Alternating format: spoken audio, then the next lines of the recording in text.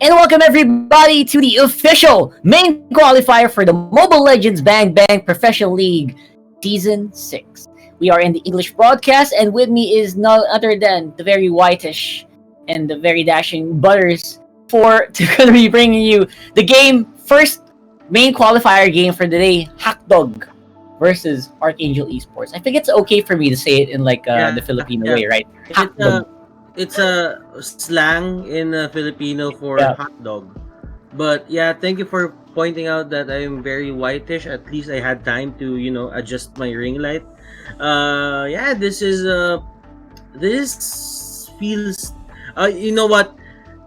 Qualifiers still feels new. Yep. Like every single time we come here, we've been doing this since season 1. I don't know. It still feels new. Yep, and it's a new season, Season 6. A lot of new faces and new teams that could be possibly joining us for Season 6. But before that, of course, we would like to thank our sponsors. Before we get started, they are the ones that allow these tournaments to happen. Presenting sponsors, Smart. Forge stronger bonds with your team as you conquer the battlefield with Smart Giga Games. Enjoy 1 gigabyte of games all day for Mobile Legends, Facebook Gaming, and more. Dial *123# now and choose Giga Games 99. Followed, of course, by our official sponsors, Realme, the ultimate gaming smartphone and A-Lot partner of MPL Season 6. Gillette, the best a man can get. Partner in eSports, Pay Maya. Don't pay cash, pay Maya. And official gaming headset partner, Logitech G. The official gaming headset partner, Logitech G. Here like a pro. So it is going to be Hackdog versus Archangel. Sorry? Remember, this is organized by Munton. Thank you for 100% organized 100%. by Munton. 100%. I got you, bro. Thank But you, what were bro. you saying? What were you saying? I was saying Hackdog versus Archangel Esports is the first one that we'll have today. It's a best of 3 in the first qualifiers round. It's going to be a long day, Butters. We have 6 best of 3s today, and I believe only one will make it out and into the main roster, the main regular season of the MPL. What can you say about that?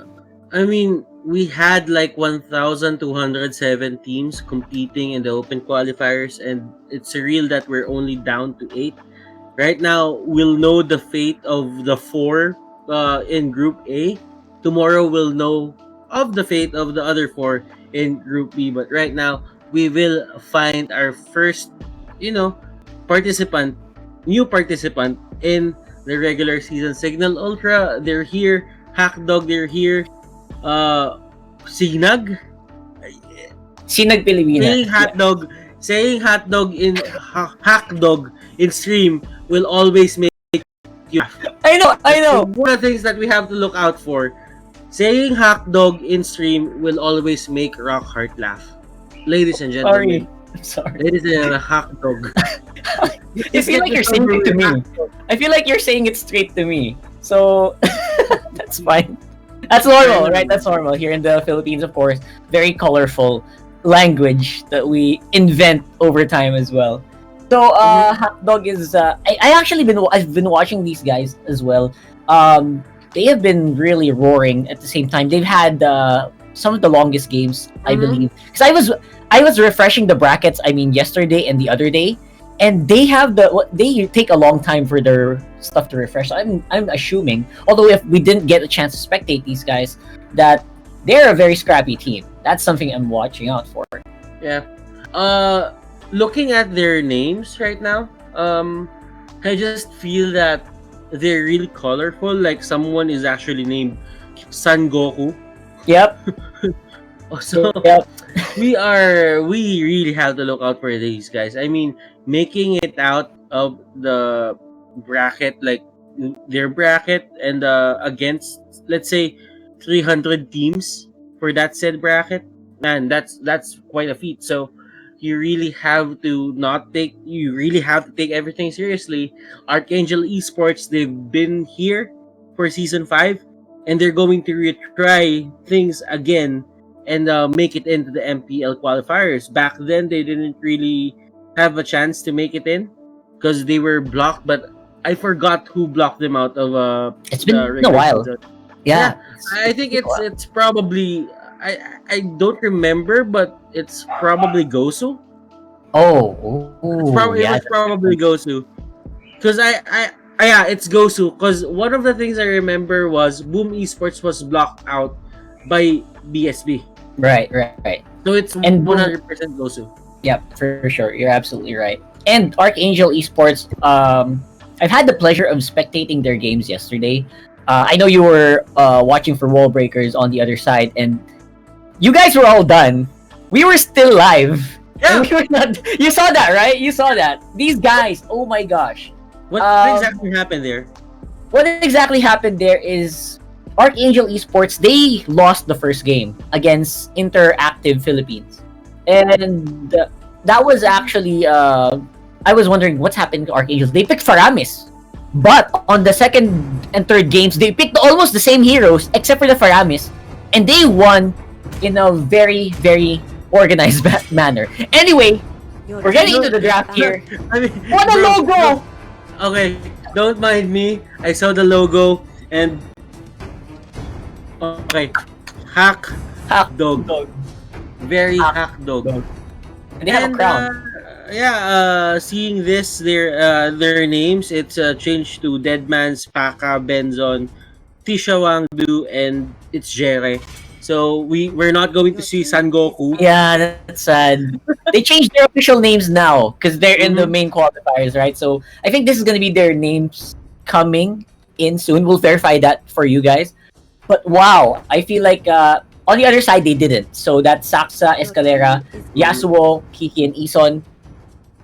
I'm not sure. I need to check the names again. But is this the same Ison that I'm thinking about? Uh, I don't think so. Ison with Yeah, an I.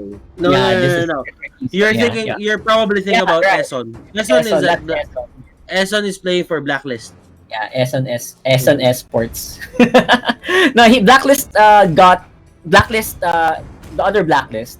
I kind of feel bad if you noticed yesterday the brackets. We didn't get to spectate the matches, but the other sister team for Blacklist it did also make the cut. I actually feel a little sad at the same time. I was looking forward to what their lineup was going to be. It was a very mysterious team, and we didn't get a chance to glimpse at it. So we are here on to the picks here. Yuzong not showing up. Did you see a lot of Yuzong on your streams yesterday? It was always banned, but when it got it was played. I think it was a bit. I think it had a 66% win rate on my Ooh, end. wow. It's Uh, still scary, right? Despite the nerf. I heard yeah. he was nerfed. I didn't get to read the full patch notes on that one. But I believe he Uh, was nerfed. these are the things that don't really matter in terms of the ability of the hero. Yeah, Because now exactly. the hero is timely. What I mean by timely is he really is strong in the current sets of heroes that we have. Yep. I mean, you can see Uranus getting picked, and that's because Uranus is strong right now. I think it's the same for Yuzong. Yuzong has a way to push back everyone, to isolate everyone by Mm-hmm. himself with his ultimate, and with that, that also means that he can go to the back line and take care of the marksman or the control mages onto the back end of the map, Right. just to even out the fight, or probably just to win the fight from there on out. And because of that, of course, Atlas is one of the highly contested tanks as well in this one, and will get picked up by Hackdog. On the other side, I'm having deja vu because these are the exact same picks that they used last night.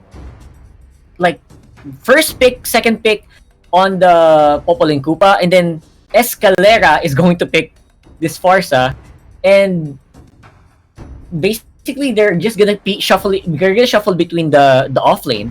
So very interesting that they haven't decided to change anything yet. Archangel Esports, maybe they're trying to give away some weird stuff so that the Hack Dog's expectations will be a little disrupted. Maybe, right? Yeah, I guess so. But looking at it, Rockhart, they do pick the Gatot. Gatot is one of those heroes that were uh, not necessarily. I don't think he was buffed. No, no. he wasn't buffed in any way. I think there were changes, but then again, just knowing the impact of this hero and how many times we see him into the picks for the open qualifiers, they see something in this hero, and this hero will make or break the side of Hackdog right now. Because the thing about it is, it's not really proven and tested in terms of these kinds of tournaments. So right now, Right. this is the first time that we're going to see Gatot in a new light, and it's probably going to be a pain for Farza, because every time Farza uses the feathered airstrike, it can be the signal of war for Gatot to just go in with the Avatar's Guardian, then Just dive in. destroy, Yeah. just destroy anyone in their path. Speaking of non-meta heroes, Azask, not as picked as I thought it would be. Same with Hayabusa, but Hackdog, they're really going. Feels like such a strong dive composition, because if you're Azask, you go for the ultimate, you fight. Like, there's no choice. You can't walk around, and you really want to fight, and they want to choose those fights, obviously, around the Atlas. Will they be able to pick it up? That's a question. Yesterday, Saksa had a great game on the carry as well, and they have a Jawhead for assist. So overall, a well-rounded lineup as well for Archangel. Yeah, I'm kind of seeing how AA wants to deal with this, considering that they all have how do I say this? They all have flickers Mhm. on their side. So Yep. they know that these tanks or these initiators from the side of Hackdog, they really need the extra time to set up for their stunts or for their initiates. So what they're gonna do is they're just gonna save up these flickers for when the time comes that there's a big team fight. They will just flicker out, then negate every initiating potential coming out here from the side of Hackdog. Hackdog, in a way, has a lot of space. If they lose one fight, they can win another fight just by waiting for their ultimates to go off cooldown rather. That only means that Hackdog needs to pick their fights, and Archangel needs to conserve their flickers as much as possible. That's right. Full flicker lineup, by the way. I mean, you don't see that every day, but maybe you will, starting now, because Archangel are picking it up. And that should be very interesting to watch. So before we get into our game, just want to welcome ourselves back here. We're back, bro. And it's going to be a long day. So it's a short reminder for us to just calm down and enjoy the first matchup that we have, Hackdog versus Archangel eSports. Okay, so this is going to be their first game of MPL Season 6. Hackdog versus Archangel Esports. Paka here trying to take down this dog, but Yasuo actually going in. This is a 1v3. I don't know why he went in. He can get out, but he really did himself up in the foot there. Yep, absolutely. And the damage output is going to be real here for Hackdog, regardless of whatever intrusions they do, unless the Koopa can take it. But yeah, that's a nice try. Yeah, very, very nice try. Still providing a little bit of pressure. It's a 1-3-1, right? It's a normal 1-3-1 that we're used to seeing. Especially if the Selena gets a lot of picks, it will be super effective. Now, no Feather Airstrike for for Escalera rather, means he does not go for the fight, but you don't need that if you got a Jawhead on your back. Beautifully done there by Archangel for the first blood. Mm-hmm. And very good play coming out here from Archangel Esports. That will gimp the Zaz capability to fight early in the game. Because, it all boils down to Zaz's capability to relocate and put all those, how do you say this? Alien spawns? Do we call them that? Nightmaric spawns, yeah. Nightmaric spawns. Once you put the Nightmaric spawns, it's all up to your mana to relocate this Nightmaric spawn, and all your pushing capability and all your isolation capability goes on that Nightmaric spawns. Absolutely. But if you think about it, they take out the blue. They take him down. They take out the blue. And that means Deadman here still needs to wait for another blue buff to get his maximum potential. Spack here just protecting this Zask from Keke. And Keke here being very aggressive. What can you say about this, Rockhart? Yeah, this is how they used to play yesterday as well, making use of the early game for the Popoling Koopa to just provide so much harassment. No damage, right? Not much damage output, but look at that. He's just doing so much work.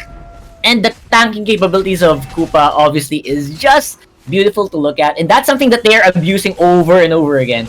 Right now, though, what's gonna happen here if they get dove in? That's a great throw into the tower. Forces Benzon to flicker out of there, and now it's the re-engage with the full Zask ultimate. Oh my god, the damage output is also very real. But again, because of just one pick, they're gonna be able to get out of there alive. And Saksa, he's not joining the team fights yet. He is still a long way to go before he can do that. He doesn't have to. Rockhart, in a way, this team is doing well without him. Yeah. Escalera here just dishing out damage. That shouldn't have been a kill on Benson if he didn't stay in that area. Feathered airstrike, just way too much damage. It literally one shot the Selena for the side of Archangel Esports. So kill after kill, and Gillette instant replay here. Escalera, look at this. Wow. If he just stayed a bit farther away from the Farsa, he could have lived. Yeah, but that's not going to be the case. And so, good decision making as well for Escalera for keeping the feathered airstrike in a good position. Look at this guy. Look at the damage this Farsa is doing with the help of Kiki on that Popoling Koopa, doing great amounts of damage. But can you out damage a full buff Nightmare spawn? That's a big question. On the bottom lane, though, it's going to be Jere with some decisions to make of his own. Does he defend or does he back off? Apparently, he can't anymore. Good damage and good push from Archangel here. Okay, so Archangel right now, they're very, very much happy with that bottom turret take on their side, because it will open up the jungle side here. It will open up the Hackdog side of jungle here, and they can actually go for invades much safely right now, rather than Hackdog going to their jungle, just because they still have their turret onto the top lane. Tisha Wangdu here getting scratched. Is that the proper term? Scratch? Yeah, scratch. Or there you go. Masha is literally just scratching everyone in the map. But look at Spaka. Spaka, that was a very good initiation. And look at this. The spawn will be thrown out, and he will be forcing it back here on their faces, but it won't really matter as they have enough damage to take it down. Rockhart, what is Hackdog gonna do for these certain fights? Oh man, they want to go for the fight, but looks like their damage output is starting to wither without the Zask ultimate, and that's Escalera unstoppable on that Farsa. Wow. So they don't. Archangel Esports doesn't even need to come near them, right? I mean, they're doing damage from a long distance. I feel like I'm getting a nuclear missile thrown at me whenever Escalera goes through feathered airstrike. So far that's all they're doing. They're keeping Hackdog behind their tail, and again, they're relying on the Zask ult, but it's not doing them a lot of work right now. Yasuo going in the middle, he's scratching everyone, like you said, Butters. And this is a mess here for Hackdog right now. And every initiation that Hackdog is doing, every initiation kit that they have skill, they're using it to get away. And this is bad for the side of Hackdog. Let's have another instant replay here brought to you by Gillette. And wow, Masha here just being at the right place at the right time, scratching the hell out of that Zack. And it will be, Yasuo having a great time just farming up the map. And there will be a time where in terms of 1v1, nobody will take him down. Nobody can take him down. Nobody can go head to head with a 1v1 on a Masha. So looking at it, Yasuo and Saksa, they're doing great. They're on the bottom lane, and they're just trying to farm as much as possible, trying to clear the waves and trying to push as much as possible. Yep. That's what they're doing very efficiently as well, because they have Eson on the front line. He can take care of anyone who comes in. Eson's even crying using the sticker just to make sure he can taunt and force the Fatal Links, which he does. And they take a tower and they just walk away, like so easily. Wow, Archangel. Yeah. What were you going to say? Yeah, I mean Archangel, they're becoming like a real boss here, walking everywhere on the map and just picking whatever they want. I mean, as long as you have the flicker, you're pretty safe. You don't So, really have to fight it. yeah. As long as you have flicker, you can get out. That's the only reason why Escalera went for the Purify is he doesn't even have to be in front. Yeah, that's Just go for it. Yeah, just wait for the proper time to use it. Then if you get hit by an arrow, then just use Purify. If you get flickered on by an Atlas, then just use Purify. It's pretty basic if you think about it. And it's all about the spells. I think the spells made all the difference here on the side of Archangel Esports. Yep, because all the engages that Hackdog is doing is just being nullified over and over again, right? Like you said, these flashes, there's flickers. Oh my god! What a damage! One feathered airstrike hit, bro. Dead man taking his name way too literally here. Seriously. He is actually dead. He is actually dead once those feathered airstrike just collapse on him. But Tisha Wangdu, look at the peel, look at the poke that Archangel Esports has. It's not even a poke, it's literally a haymaker right now for the Farsa. The damage out was just way too much. He gets hit by an arrow, but they cannot commit on that. Yeah, it's like a ballistic missile at this point, right? If you stand on the blast zone, you're gonna get serious damage. That's what's happening here for Escalera's Farsa 5-0-4 in the supportive mage role. That is beautiful. That is absolutely beautiful. Look at Spaka! Look at Spaka, my goodness. Man, that's a tank! That's a tank. Wow. You should be worried. Hackdog, you should be worried right now. Escalera is just making it rain. Damage. Literally. He has the mystery shop talent on his side. It's 504. He's gonna hit his items very fast, and KK here is the next target. But even with the ultimate getting committed, they cannot turn it into a pick-off. They cannot turn it into a kill. They're really struggling to find anything on the map right now, Rockhart. Yeah, that's just what's happening here. Absolute control from Archangel Esports. Now, Escalera, can he be defended here? He is so brave! He fought well inside that pit. He did not have anyone in the front, but he was still able to get someone, especially with the help right now of Yasuo on... Oh my gosh. This Masha is so brave, man. Everyone in Archangel knows that they can't die right away, and they're fighting like there's no tomorrow. And well, you would fight like there's no tomorrow if you know that the enemy team can't answer in any way. That's one of the things that Archangel is really holding on to right now. And Hackdog, they need to make something happen. They need to fight this. If they can't, this is going to be Archangel's win, and it will be as they take down the base. Rockhart, game number 1 goes to Archangel Esports, fast and with swag. 1-0 real quick. I mean, this is a big contrast to what I saw yesterday, where they were a little lower, a little slowed down, and they were trying to buy a lot more time for Saxa to farm. He used Carry and Claude. In the Claude game, it was super slow. But the moment Saxa went on the Carry, he didn't even need to join the team fights, as you saw, and as you mentioned earlier. Like Escalera, just going nuts on the Farsa. I like that, and I like their firmness. You know, when they make a decision, you'll notice Archangel, they really commit to it. Like Saxa, he was in the buff pit. You think maybe he should fly out of there because he's soft, right? He's in the front and he's soft. But no, he went ultimate, and I'm gonna go attack you with feathered airstrike, knowing that the rest of his team was right behind him, knowing that they had a mission in mind and they could take it. And that's beautiful to watch, right? For Archangel.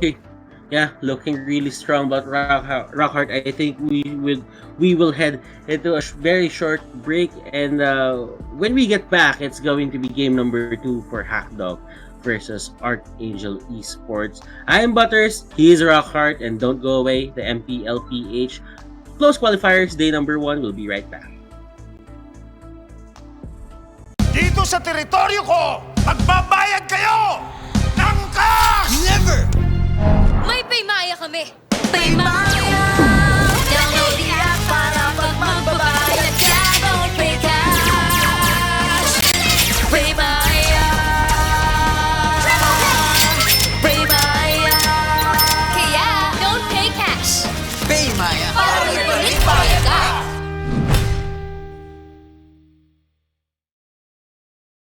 I'm your resident analyst for the first time ever for sa MPL. Mangyayari to, mga kaibigan. Siyempre, ang kailangan natin congratulate dito ay ang Archangel Esports with their first victory of the MPL Qualifier, ever so closer sa pagbalik mismo sa MPL. This time, however, iba na yung mga miyembro ng Archangel and it looks really promising. Ang kanilang Game 1 victory laban sa Hackdog ay mabibigay natin sa kanilang early game rotation at syempre sa draft.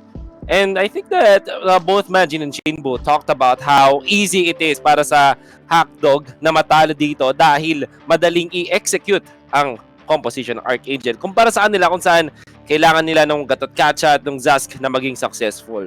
Now, ang napansin ko sa Archangel, sa kanilang draft ay kumuha sila ng isang Farsa with the Masha as well as the Popol and Koopa. At alam natin na itong dalawang hero to, itong Popol and Koopa and Masha, ay napakabilis mag-push. We know this because of the fact na yung kanilang mga innate abilities ay napakabilis mag-take ng mga Tori at mga turrets. And what we noticed with this is meron sila nung pang zone out ng kanilang mga kalaban. So this is their way para makapag-push. And I think many times in that match, nakita tayo nung ganon. But then again, ang pinaka-crucial para sa Archangel Esports ay itong early stage ng ating mga laro. Kung saan nakuha agad sila ng 2-0. Have to take note, napakaaga nung ulti ni Farsa dito. And the fact na si Ison on the joy nakapag-setup. At you know, may mga mistakes din naman na ginawa yung Hackdog eventually para dun din sila malugi. They thought that they can win this by using the Zask. Unfortunately, hindi katulad nung lineup nila, ang lineup ng Archangel Esports kung saan may pang zone out, katulad nung Farsa. Tapos meron kang carry na pang kill din ng mga heroes. Tapos, you have Yasuo na napakabilis dito on the Masha, the Turbo Masha na tinatawag natin. And then, Popol and Koopa na ang kanilang tank kapag magda-dive sila. This is the critical point kung saan masasabi mo talagang Archangel Esports ang nanalo, kung saan ginaw nila yung Farsa. Pero si Escalera, napaka-smart na kanyang ginawa dito using the Feathered Airstrike dun sa mismong heart niya. And because of that, the match MVP of the game, the smart MVP of the game is Escalera of Archangel Esports with this Farsa. Like we said, that very crucial moment na ginamit niya yung Feathered Airstrike, dun mismo siya alam niyang ida-dive siya. So that meant na talagang makapag-dish out siya ng damage with the Clock of Destiny, Truncheon, and Divine Glaive. So the Holy Crystal, super duper farmed. And yan ang aking analysis for game number 1. Again, my name is Wolf, and I think I'm gonna pass it back sa inyong paboritong duo for sure dito sa MPL. Manjinbu, back to you.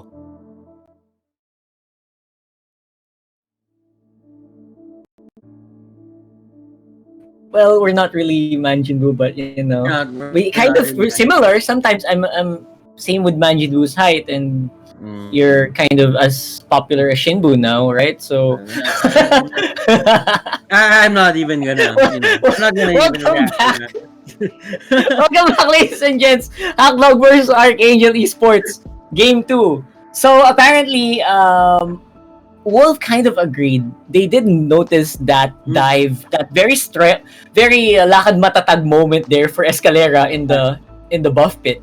They were like, okay, go at me, but then they realized it's a trap. You know, the rest of the team was just behind on the bushes, and surprises were made there because of that.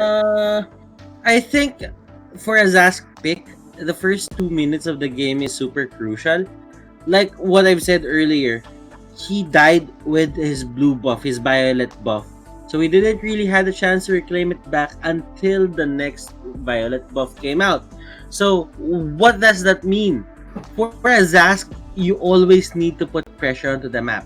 And if you don't really have enough mana, or like, let's say, the only mana that the violet buff provides, you're not going to be scary.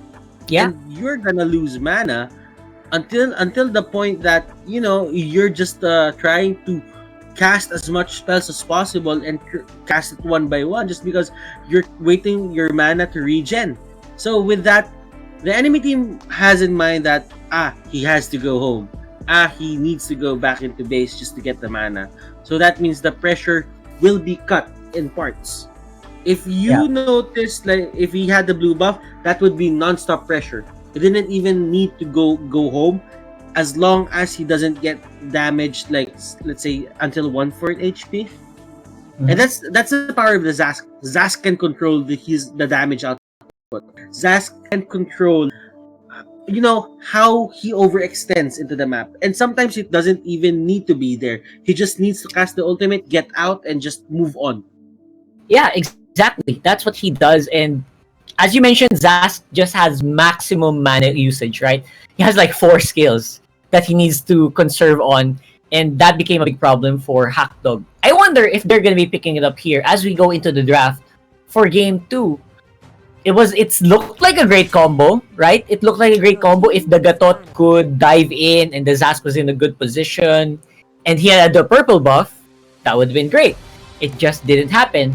And maybe that's also a reason why Archangel Esports was super decisive, right? That they knew that we know their win condition. Their Zask needs to be at this level if they want to fight. If the Zask is like half mana, GG. We're gonna go all in and they can't do anything about it. I wonder if I just want to say, Rockhard, very good product placement on the back. You have Logitech there. It's tackling up. Oh my god! Yeah. Okay. Very nice product placement. Accidents happen. As long as it's not another, we're fine. We're fine. As long as it's Logitech, it's good. But right now, we do have our game number 2 draft. Rockheart, Archangel Esports here. Esmeralda and the Yuzhong. Popol is the ban here for Hackdog. And I know that they will ban it. I kind of knew. I kind of felt that they would ban it. I didn't know. I kind of felt that they would ban it.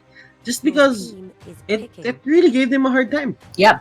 It was not the highlight, right? It was not the, I'm an MVP, I'm the boss kind of hero. But they had a hard time dealing with it over and over again. And they realized that because of just how irritating the Koopa can be.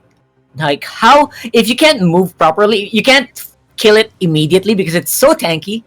What do you do about it? Apparently, just ban it out and go for a different composition this time around because they banned out Ling this time as well. What many of us don't realize is how annoying that dog can be. Yep. Like, it blocks out a lot of skills. It's like something you don't recognize until you're on the receiving end of that dog, right? If you get bitten by that over and over again for 15 minutes, you'll know what we're talking about. It's just really nuts. And it's very good that Hackdog realized Archangel Esports. They know how to play this hero very well. And now let's look for alternate picks. What are they gonna do if that's not available? Apparently, Uranus this time. Wow. That's a Uranus, and by the way, not just Uranus, so you got a very beefy front line here for Archangel. I mean, you ban out the Popol, but you gave out the Uranus. Is that a good one of? It depends on the lineup that Hackdog will be doing here, but they do get an answer. They try to get Tisha Wangdu will lock in Lunox. He's not the one who's gonna use that for sure because he was the Gatot on game number 1. But I think that it's a good pick, but it's way too reactive for the side of Hackdog because the thing is you just want to take down this Uranus and you literally just use one pick to negate him out.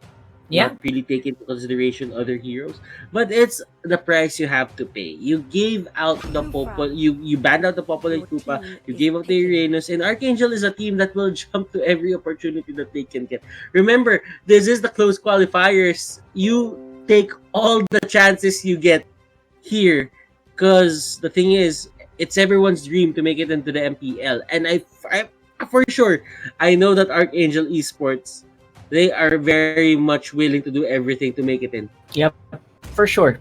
I mean, speaking of doing everything to make it into the MPL, the Archangel Esports qualifiers here for Archangel Esports, I just saw a fun fact. Escalera used to be a jeepney driver before going pro. That is such a high That is such a big salute, especially right now that we don't really have jeepneys operating in the Philippines, right? So, uh, that's talk about doing everything to get into here. That is just dedication, right there. On the other side, I'm looking for Hackdog. I'm still watching for their best picks. This should be a best pick moment for Hackdog, if there's any, because look at this. Sticking to the Hayabusa, is this a good idea? Hmm. It's kind of their how do I say this, late game insurance. We've been using this term a lot for the other coverages that we're doing, so let's just use it now. Yeah, It's for sure. it's late game insurance. It doesn't get caught out that easily. And looking at Archangel setup right now, they don't have this long stun that really holds the Hayabusa in place. So Hayabusa is probably going to not deal, but give a lot of problems onto the side of Archangel Esports. But as long as Archangel Esports can win the upcoming fights in the early game, this might be an early 2-0. But if they can hold on Hackdog, I'm pretty sure that we're gonna go to a 1-1. It's all about the late game potential for Hackdog, and they have the Lunox to protect that late game insurance by the time it actually activates. And I like that. They have a Lunox for the early to mid game, since you mentioned it's going to be Hayabusa on the late game for sure. It's going to be up to him. And in case that doesn't happen, they also have the Lunox for if they want to go for team fights. For example, if Archangel wants to go for a team fight, there is something that is ready there. There's a Lunox that doesn't always need items just to be powerful. Just need to maximize your ultimates, your darkening, your brilliance. Just use it and you can do a lot of good damage in the team fights anyway. Let's go into the game, ladies and gents, for game 2, Archangel Esports versus Hackdog. It's a 1-0 for Archangel. And let's see if Hackdog can have what it takes to close it out to a 1-1 and keep their dream alive. Okay, so right now, Rockheart, we are seeing Archangel Esports with all their accolades, with all their achievements in place.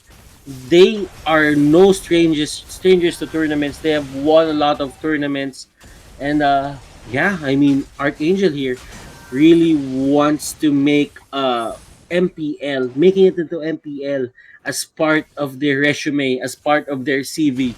If you Yeah, if you can see that.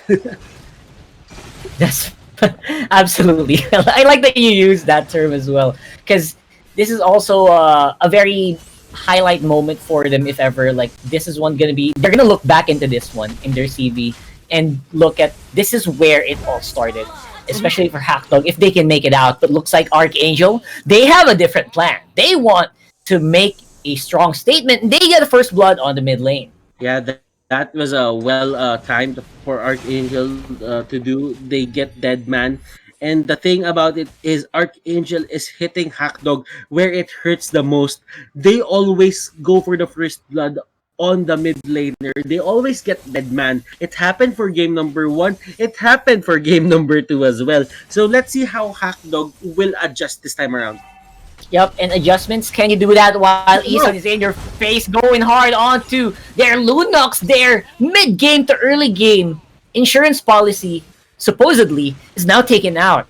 And the pressure is starting to build up here for It's Jerry. So, what do you actually do when your team gets taken out over and over again? You just hope and pray that no one actually just feeds too much, I guess. Yeah, well, you take as much as you can. It's Jerry here using that quad shadow to get away, and he will be using that very nice pick off. They will get that kill, and Lunox here will get back 1 kill for his 2 deaths here. Escalera tanking up the tower, not even gonna matter because, as we all know, your raid is just way too tanky for these tower shots. Yeah. Saksa, they're just they're just being how do you say this? They're just trying to go for their own map, and they're not trying to go for the invades. They know that as long as they're safe, they do not give kills on the side of Hackdog, because Hackdog, they are aiming to just be counter reactive here. And as long as Archangel Esports don't really force out these fights mindlessly, they're gonna win 100% of the time just because of their potential. But right now, there is the Lancelot. He will be taking down one person on the side of Dog, and Duo will take care of Spaka and Deadman as well. And Turtle has Oh been my slain. gosh. Cher here going in, not really the right choice there, and they make it to a 3-0 pick of galore. I can't even say it's an exchange. Yeah, that was not an exchange at all. I feel like it's Jerry just tried to his very best to deny the turtle buff, but really paid the price for it. And at the same time, because of that, they're gonna lose a lot of momentum, which they just gained. And now they are trying to get it back. Just as we are talking about it, Hot Dog wants to go for fights, and they get back what they lost there, getting the members of Archangel on the top side of the map. These guys, oh my gosh. Saxa here, he is he's being very conservative, not really just forcing out a lot of these fights. What he did there was, once he saw that Deadman used all of his ultimates, Order of Brilliance, and everything in between, he just went out. He just dashed out. Because the thing is, you could have killed the Lunox there, but it could have costed your life. So he just went for, I'm just gonna farm. I don't really think that Deadman is worth it right now. So Escalera Hill will be the next target, and Benson will secure that kill. And Saxa here really just trying to go for it. He gets arrowed, but the Thorn Grows will be there. Look at Kufra here. He's using the bouncing ball, but the ultimate Fatal Links will be thrown out. Spaka shaking and baking, but it won't really matter as they will get that kill. Jerry here getting pressured by Yasuo. Yasuo not really flinching onto the damage output here of Hayabusa for now, just because we do know that he doesn't really have his items right now. Yep. That's the weakness of the Hayabusa that we mentioned before the game, and it's really showing as well here. The rest of the team for Hakdog are having a difficult time in just controlling the team fights, but there are a lot of moments, right, for Hakdog where they really look dominating. But the problem is in the rest of the map, Archangel Esports are still ahead in terms of economy as well as the buff. Wow, what a dodge! that was a cute dodge right there for Saxa. You know what I noticed, Butters?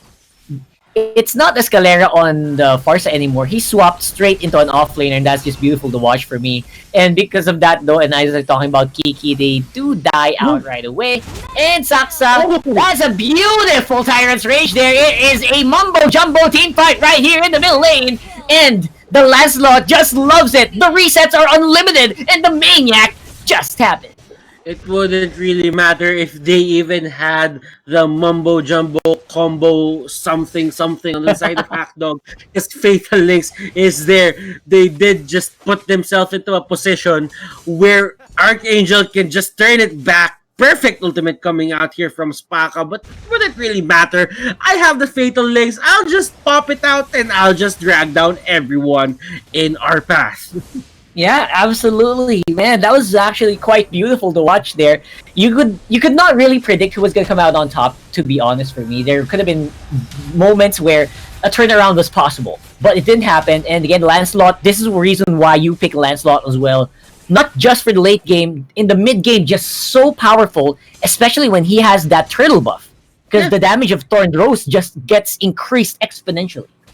The thing about Lance Rockheart is, what I like about the hero is, as long as you know how to use him efficiently, you're gonna deal the same amount of damage for all the heroes. You can deal the same amount of damage on all heroes on the other side of the map. Yep. As long as you know how to use the heroes, there's a equal amount of dash.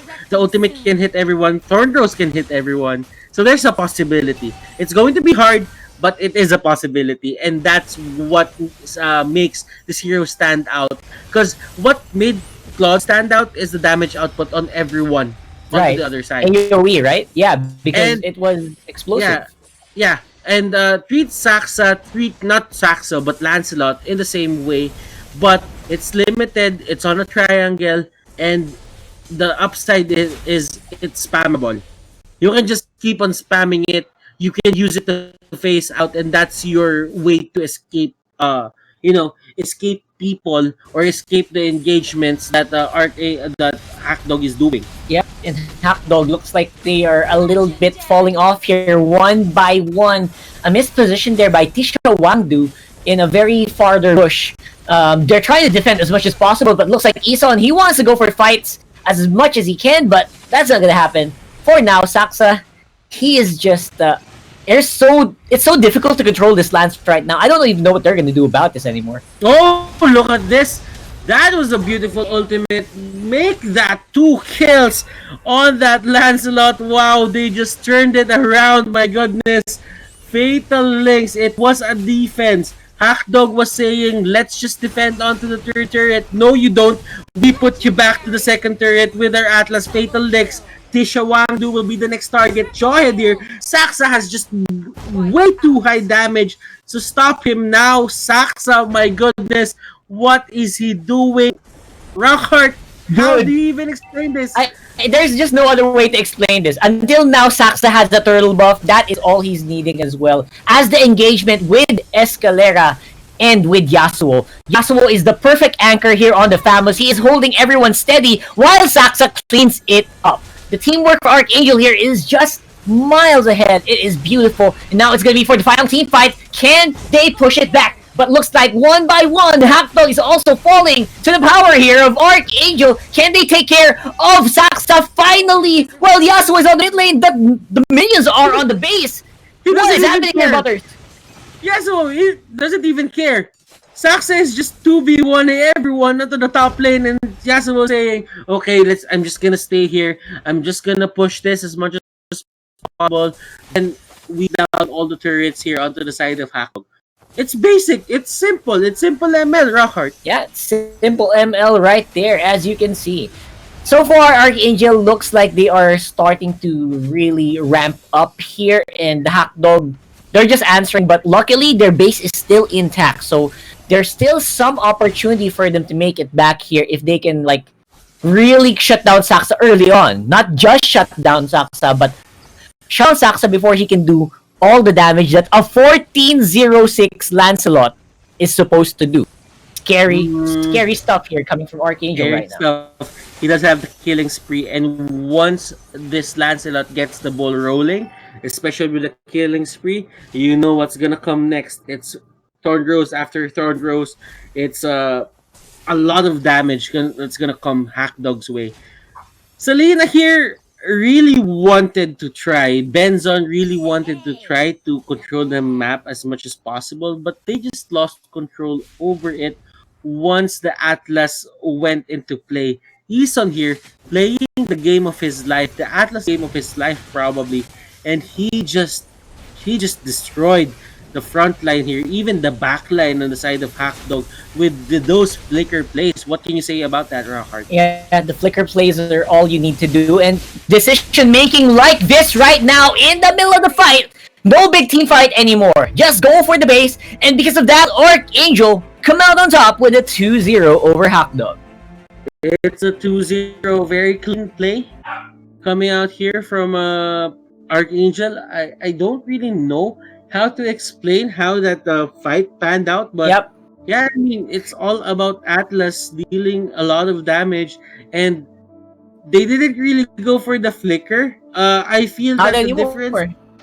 I feel that Hackdog, the difference between their Atlas play from game number 1 to Archangel's play from game number 2 is the amount of damage that they can deal in a short amount of time.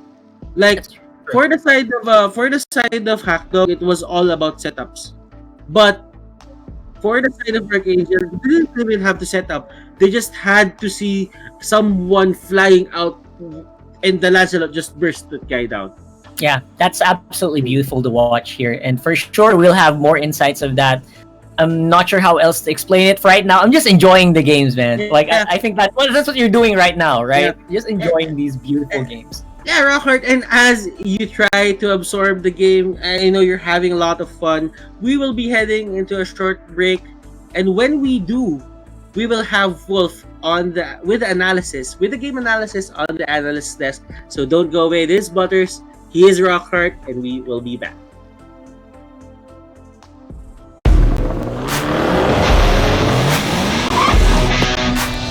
The way you live your life depends on the network you choose.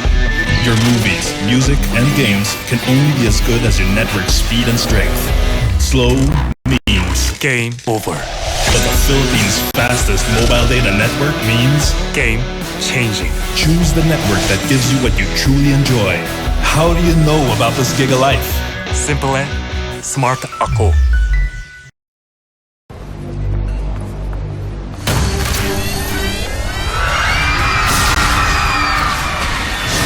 Are you game to be great? Now you can with the new Smart Giga Games 99.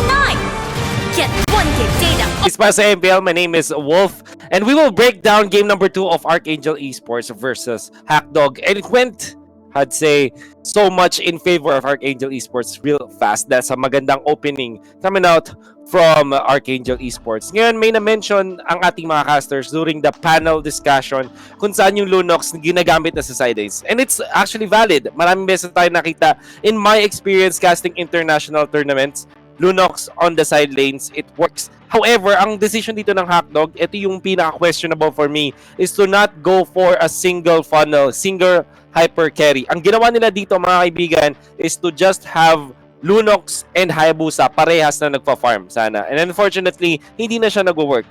Ang una kong tingin sa kanilang gagawin is imi-mid nila si Hayabusa, magpa-farm. If a-funnel nila si Hayabusa para tapatan yung Lancelot, tapos nasa side lanes yung Lunox. However, ang ginawa dito ng Hackdog, ang kanilang decision was to put the Lunox sa mid-mage, parang main mage nila to ng Hackdog. Tapos, nasa side lanes naman si Hayabusa. And obviously, hinanag-one. Kasi, basang-basa ng Archangel Esports yung gagawin. The problem with Selena-based openings, di ba? Naglalagay ng traps para makakuha ng mga buffs. Kabisado rin ng mga teams at malalaman nila yung timing kung saan nila kayang i-invade. And yun yung ginawa ng Archangel Esports. They were so aggressive. And yung fact na dalawa yung target na ipag-farm ng hack, dun sila medyo nalito kung saan nila ibibigay yung priority ng farm. At yun na yung tinake advantage ng Archangel Esports. Because ang Archangel Esports, they went for the funneled Lancelot, which by the way, sobrang ganda na ginawa dito ni Saksa. Isa siya sinabi nga nila Manjin and Shinbu during their cast na ito na yata yung career game ni Lancelot. I would say, hindi pa ito yon. Ito yung simula siguro. Ito yung way niya para i-introduce ang kanyang sarili sa MPL. Sabi niya, allow me to introduce myself. My name is Saksa and I am going to the MPL. Yan ang gusto niyang ipakita dito sa game na to. Statement game. Wala kay Saksa. And all things considered, Archangel Esports with the funneled Lancelot na meron sila, compared mo yun dun sa ginawa ng Hackdog wherein medyo greedy yung approach kung saan mas ginusto nilang magkaroon ng dalawang core. That was really punished by Archangel Esports. And honestly, even in the last few minutes, pwede nga nating sabihin na hindi na siya nagmatter. And the smart MVP of the game, definitely Saksa, this Lancelot from Archangel Esports. This might just be his career game for sure. Pero if he gets into the MPL, yan ang pwede nating abangan. Probably one of the Rookie of the Year nominees, if ever. Pero syempre, mahaba-haba pa ang journey para sa Archangel Esports. We still have plenty of games today. And katulad ng mga nasabi ng ating mga caster, we still have Sinag versus Signal Ultra. That is a series na kailangan nyo abangan, mga kaibigan. Very, I'd say, experience sa mga professional amateur tournaments or pro-am tournaments outside of MPL. And let's see kung kakayanin nila today. Now, that has been the first series, Archangel 2-0 Hackdog. At before we head into the break, we would like to thank our sponsors, our presenting sponsor, Smart. Forge stronger bonds with your team as you conquer the battlefield with Smart Giga Games. Dial nyo lang *123# in your phone and choose Giga Games 99. Also, our official sponsor, Realme, the ultimate gaming smartphone and AIoT partner of MPL Season 6. Of course, our official sponsor as well, Gillette, the best a man can get. And our partner in the esports, Paymaya. Don't pay cash, pay Maya. Of course, our official headset partner, Logitech G, here like a pro. And all this is organized by Munton.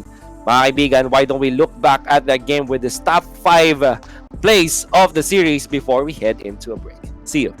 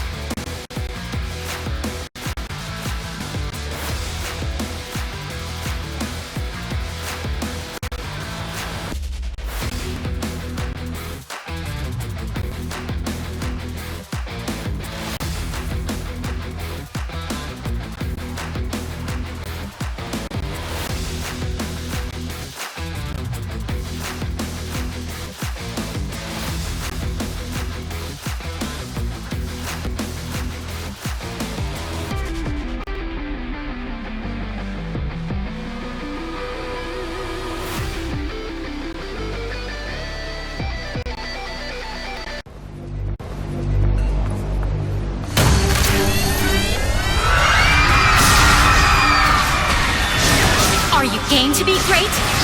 Now you can with the new Smart Giga Games 99.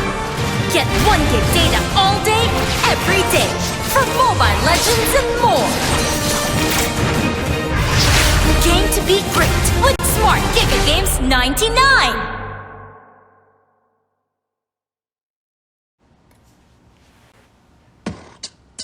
When uncertainty is our reality, we rise above with the things that matter.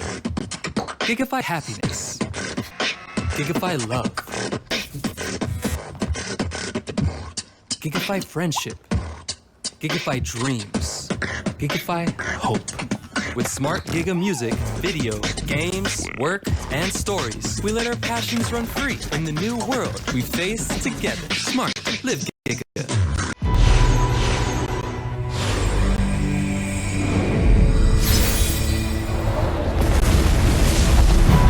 Let's get this over with.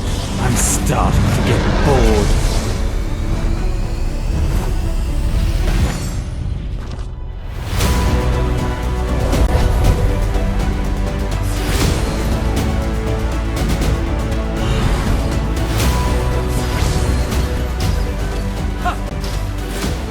Mega kill!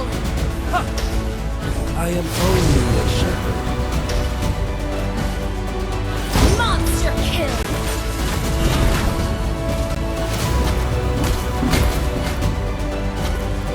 An enemy has been slain!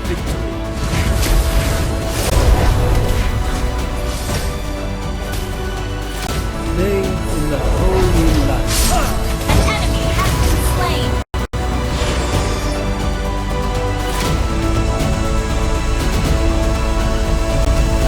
Download for free. Mobile Legends Bang Bang.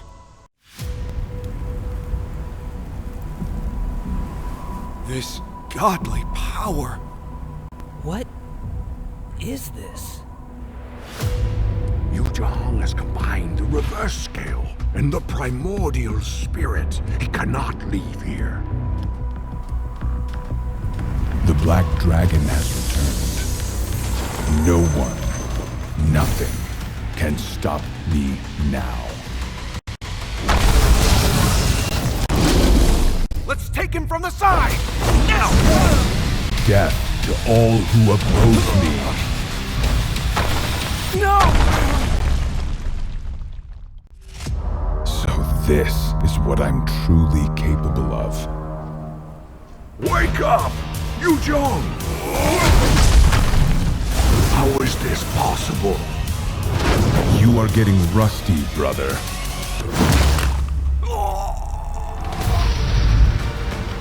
No! How did it end up like this?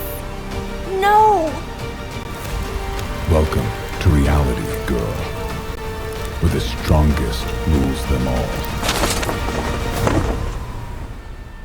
Download for free. Mobile Legends Bang Bang. In hopes of stopping the Guardian Dragons from fully regaining their strength, Kraken sent his minions to attack the Dragon Sanctuary. The shield protecting the sanctuary was growing weak.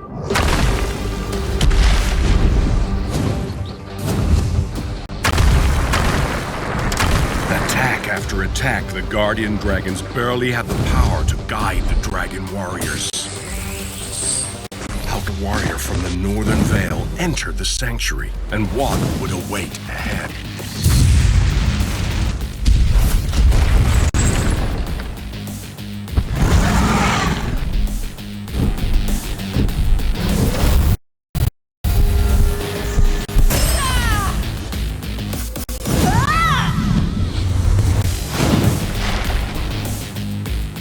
Your team destroyed a turret!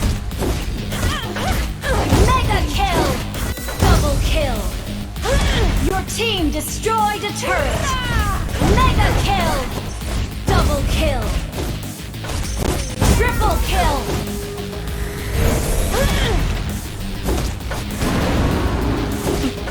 Legendary!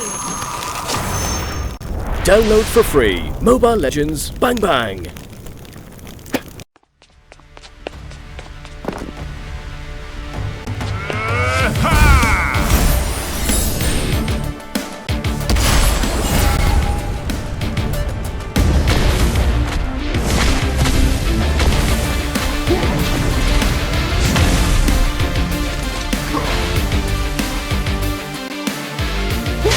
Killing spree! Double kill! Godlike! I'm perfect. Behold! Legendary! Behold! My strength! Legendary! Triple kill! Maniac!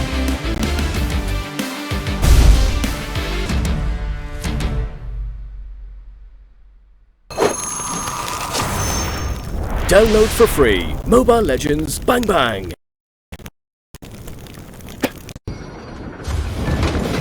Rocks need no protection from the wind.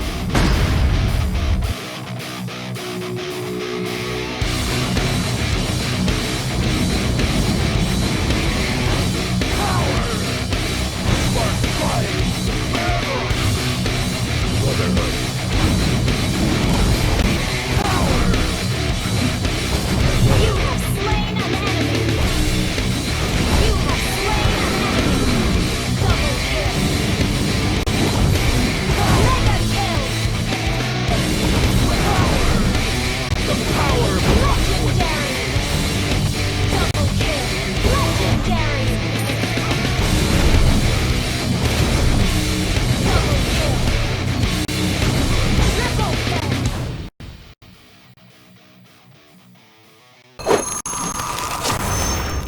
Download for free Mobile Legends Bang Bang.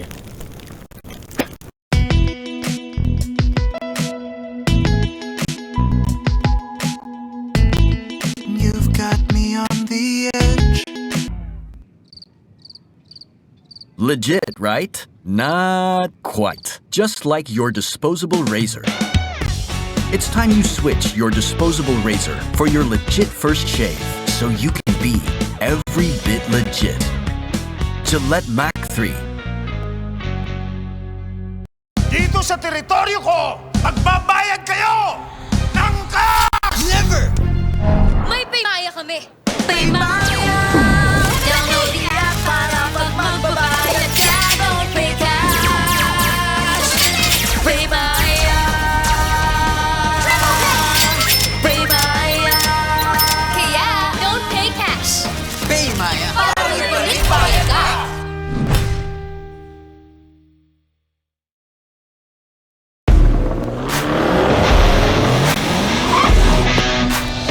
The way you live your life depends on the network you choose. Your movies, music, and games can only be as good as your network's speed and strength. Slow means Game over. but the Philippines' fastest mobile.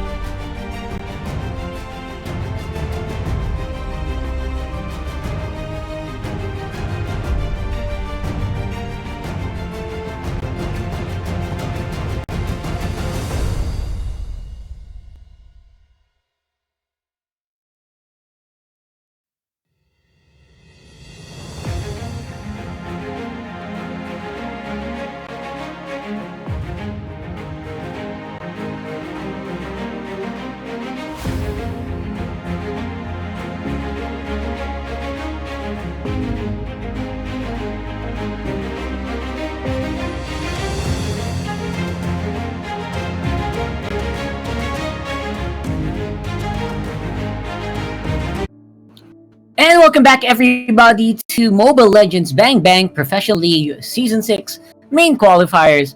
Right here for our second match of the day. It's going to be Sinag Pilipinas versus Signal Ultra. We'll be your casters for this one. Rockhart, we got Butters there in your screens. And of course, this tournament is presented to you by our sponsors, Smart. Hold on, sorry. You can check it out. I can check it out. There you go. Forge stronger bonds with your team as you conquer the battlefields with Smart Giga Games. So just dial *123# and choose Giga Games 99. Of course, official sponsors Realme, the ultimate gaming smartphone and A-Lot partner of MPL Season 6. Gillette, the best a man can get. And Pay Maya, don't pay cash, Pay Maya, our partner in eSports. And of course, our headset partner, Logitech G, the official gaming headset partner of the MPL, Logitech G, here like a pro. And of course, all of this is organized by Moonton. There you go. Thank you for that earlier, Butters. Nice catch on that one. And we are back here for Game 2. Sinag Pilipinas versus Signal Ultra. We already have a betting pool going on here, man. I mean, what's happening with us? What can you say about these teams? And I know you've been looking forward to watching these guys play as well. Probably it's the hottest game. Right. It's probably the hottest series for this group. I feel that Signal Ultra and Archangel is how do I say this? Is the match to see. But in terms of storyline, like seeing how Sinag, really struggled to get into the MPL main qualifiers for Season 5. They made it into Season 6 and they really want to prove themselves. Sinag Pilipinas, they're a staple in the amateur scene.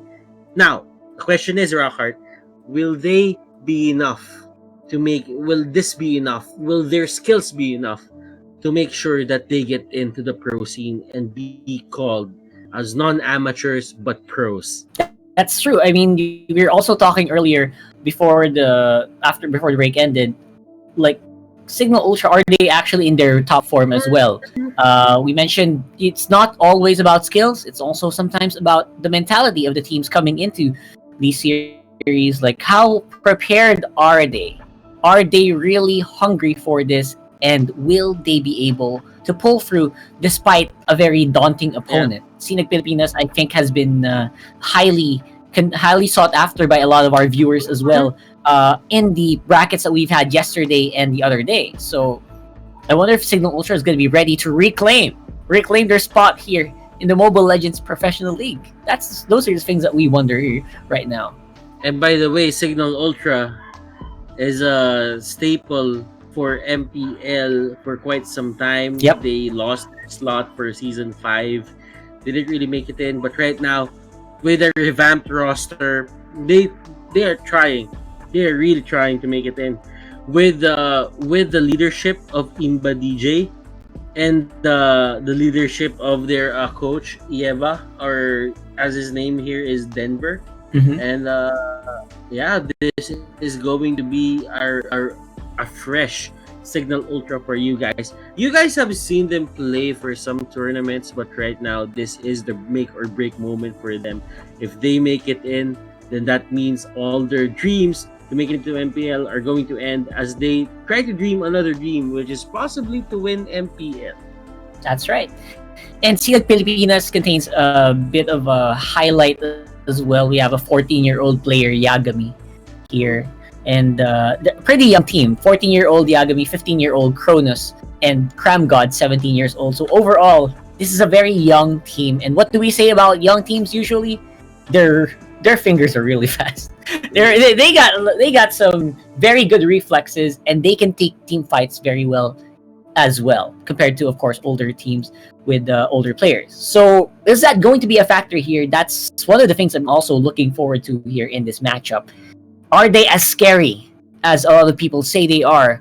Or can Signal Ultra take it out and take it back with the veteran stats they have? We'll have to find out as we start heading into the draft here for Game 1 of Sinag Pilipinas versus Signal Ultra. Once more, this is a best of 3.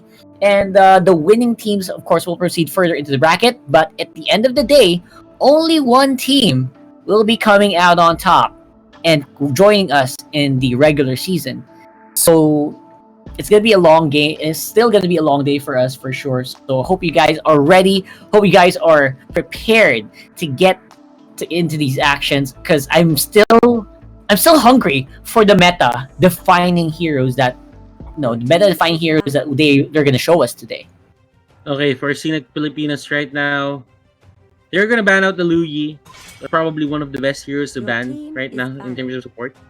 The amount of damage that the Luyi can do, especially when she snowballs, is just way too high. The control that he gives in with the balls that he's throwing out, those are balls, right? Not mistaken. Yep. Those look like balls. So Those do look like balls, my friend. They do. They really do look like flying balls. Okay. So the control, he can push people back. He can deal as much damage as possible, and her ultimate is probably one of the best ultimates in the game right now. Just having that extra mobility, putting people in one place to another in a matter of seconds is just way too good. You can flank out people. You can split push people if you want to, or you can just use it as an escape mechanic for your team or yourself. That's right. And those are some things that we are looking forward to here for this Loyi, supposedly. Some heroes like this Yuzong could have maybe utilized that. We didn't remember the experiment we did with the flying dragon into the Loyi ultimate. I mean, I feel that felt like I kind of missed that. I hope some teams do that. Maybe not now, but maybe next time. But of course, because of the Loyi ban, they will not be able to utilize Popol and Koopa. These are some of the heroes that can take care of the Yuzong very efficiently. It's also banned out here, so the Yuzong might have a fun time here in this one. And I guess Yuzong here is not really a problem for Signal Ultra, because as we all know, some of the teams here just try to figure out how to beat certain heroes. That's right. Because I just feel that certain heroes don't really deserve to be banned just because they got released and they're very overpowered for their first iterations or first versions. But most of them just ban it out because they don't want the stress of handling it. But for seasoned teams like Signal Ultra with their coaches, for Sinag Pilipinas with their coaches as well, they will be aiming to pick it, and if they don't get a chance to pick it, then they're probably just gonna let it slide, and they have a way to deal with it. And that's one of the things that that separates the men from the boys. The men try to just counter it straight up and just fight against it, while the boys would just ban it and not deal with it. Because if there's a way to counter it, I feel that Signal Ultra, they really have to man up. But still, Sinag Pilipinas, they do have the upper hand here because they got the Yuzong. If Signal Ultra's formula doesn't really work, then manning up is worthless in a sense. Wow. I will be super surprised. Yeah, I mean, that's true. If they get this, I feel like they're happy with this lineup, right? The way they're locking it in, they look like they got what they wanted. I wonder if that's true, because who's the core hero here? Is this core Yuzong that we're gonna see? I think it's definitely Yuzong. Yeah, that's interesting. Or I did hear a funnel Jawhead was prominent for quite some time. It could be a funnel Jawhead. It could be a funnel Yuzong. It's a possibility. Still a coin toss, right? It's still a coin toss for sure. Yeah, it's how Sinag Pilipinas is going to make sense of this lineup that they made. They have a lot of control. They can take down the Ling as much as possible, and it's not going to be a problem for them. But Signal Ultra here is just gonna go for a very straightforward lineup. Just control the map, get the pick off, and get the tanky hero, and protect the Farsa. Yeah, that is how they are going to deal with this Sinag Pilipinas lineup. Yep. Overall, I think there's not much fragile heroes in this game, right? Just the Farsa, and we also have maybe, I don't know. I feel like everyone's such a solid pickup here, so I can't make a prediction off of this. Although I feel like Sinag Pilipinas, and we did make a an Etna bet. So we'll talk about that later. Signal Ultra feels like I feel like they are picking up the strong heroes right off the bat. Right, these look like heroes that they're used to, and Imba DJ, he has a good reputation. He has a reputation for pushing this team to its limits, and I'm super excited to see that right now, though. Right here. So, let's see what Signal Ultra has to offer. Because Sina Filipinas, they're scary as well, right? You can't say anything about these guys. Again, as I mentioned, a very young roster with very mechanically reliant heroes as well. This is gonna be a big fight. Okay, so I guess Scenic Pilipinas Signal Ultra is probably one of my top picks here to give us a good to give us a good series. They can prove me wrong, they can prove me right, but right now let's head in to the battlefield. Scenic Pilipinas versus Signal Ultra. Rockhart, how are we gonna see this through? What are the expectations for this fight, and what are the things that both teams will try to do? Yep. First, well, my expectation is maybe it's gonna be the Farsa carrying this for Signal, right? I mean, if they have a huge damage dealer that they need, this is Imba DJ, and they put Imba DJ on that hero for a reason. Because the Yuzong on the other side, the Ling is also gonna be one to look forward to, but Imba DJ is gonna be controlling that mid lane almost all by himself. Because you need a lot of backup for this Ling to be able to take team fights, considering almost everyone from Sinag Pilipinas is a techie hero. So you can't 1v1 with the Ling most of the time. You have to have that Kufra close by. So control in the mid lane is going to be super crucial on the red side. And on the blue side, I'm still wondering what this Yuzong carry is going to be like. And I wonder if that Jawhead funnel is a real thing. Yeah, it's something we have to see. It's something we have to see. The Jawhead funnel was a thing. I didn't really see it, but people were telling me that Jawhead funnel was a thing for some teams, and they made it happen. But it wasn't for everyone. That means we didn't really see it as much. But Kronos here, he is the funnel. Yuzong is the funnel. He has all the buffs. And he's gonna make sure that he utilizes that for sure. If you want Sinag Pilipinas to have a fight here against Signal Ultra, because what if Cronus goes down? Who will they rely on? Cronus should not die in this game. That's what I'm thinking, and that's probably a reason why he has Tiki camping on this side as well. If you think about it, the Ling here will have a great time, and look at this. They will try to go for the first blood. Cram God here using the second skill to just zoom out of trouble, while Yagami is just being the proactive Jawhead that he is. He just tries to see if he can go for a pick-off probably, or a turnaround rather. And Signal Ultra is just fast on their feet. They just move out of the way. Right, exactly. Fast on their feet, moving out of the way. That's what they want. That's what they want right now. They want to buy more time as well. Want to buy more time for Cronus to be stronger and for him to be that huge juggernaut, that huge monster in the middle of the fights, right? And that's going to take a while. I'll be honest. It's not going to happen anytime soon. Ray, on the other hand, is cutting the waves just like a Thamos, just like Thamos would do, even if he isn't playing, or even if he isn't like the tanky hero or the tanky build Thamos that we see every time. He's just gonna cut the waves, and that is one of the things that you would like about the Thams. The Thams here is just one hero that can just clear out the wave with the slaughtering sites without any problems, and he can just get away. He can just keep on jumping back and forth, and he does have the Purify on his side. So it's much easier for him to be aggressive. But right now there is an engage going on Cram God. Cram God here, will he get away? No, he won't, as that Ling will swipe him and will just saber him down. That's called a saber, right? Yeah. Is it saber? For the Ling? For the Ling, is that a saber? That's the Tempest of Blades, I think. No, sorry. All this. Yeah, we'll check.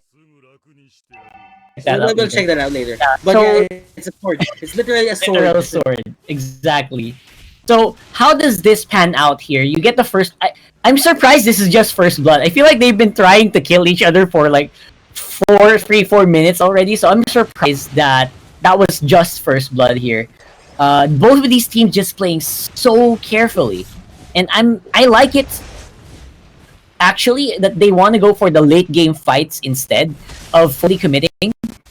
But who is at advantage because of that? Do we have an advantage for Signal because of the link, or is it for Cronus in the late game because of that Yuzong? No, he has a killing spree, but look at this. They didn't even let him slide as he will use the avatar of the Guardian to just get away, but the kick is well timed. To Shin, he is just. Is this Justin? Backwards. Yes, I think it is. He's trying to. He's Justin. That's what the first thing that I thought about when I saw his name was like, is this Justin? It doesn't seem right, but it feels like it, right? It does kind of feel like it. So we can probably ask him if after these games, but before that, he's also doing a pretty good job as well in just controlling the lanes for the meantime. He's not fighting. He's not ready for the fight yet, but they're controlling the lanes so far. But there is an engage onto the top lane. They will take down this Gatot. Gatot will go down. Cram God will be the next target if it doesn't bail out, and yes, he will. Signal Ultra play this conservatively because they know if they overextend, the Atlas could punish with a perfect Fatal Links initiation. And that's how Sinag Pilipinas will roll. I think Signal Ultra in a way is just trying to push all the pressure points here of Sinag Pilipinas. If you think about it, onto the middle lane, there is not much pressure going on there, but onto the side lanes, there is almost one kill or one kill take if you see Signal Ultra camping out there. Yeah, for sure. They're always on something. There's always a reason, right? They're not just walking around the map. They're really looking for these big ticket targets. It's either a turtle or a tower, or maybe someone who is off position. But the good thing about Sinag Pilipinas is they're only like, this is a very minimal suffering unless they can get something big here. Oh my god, look at that. We were talking about just I don't know how to pronounce it anymore now. Let's call him Justin. Because of Justin's play there, very smart on that Cho. Wow, they got a tower and a kill.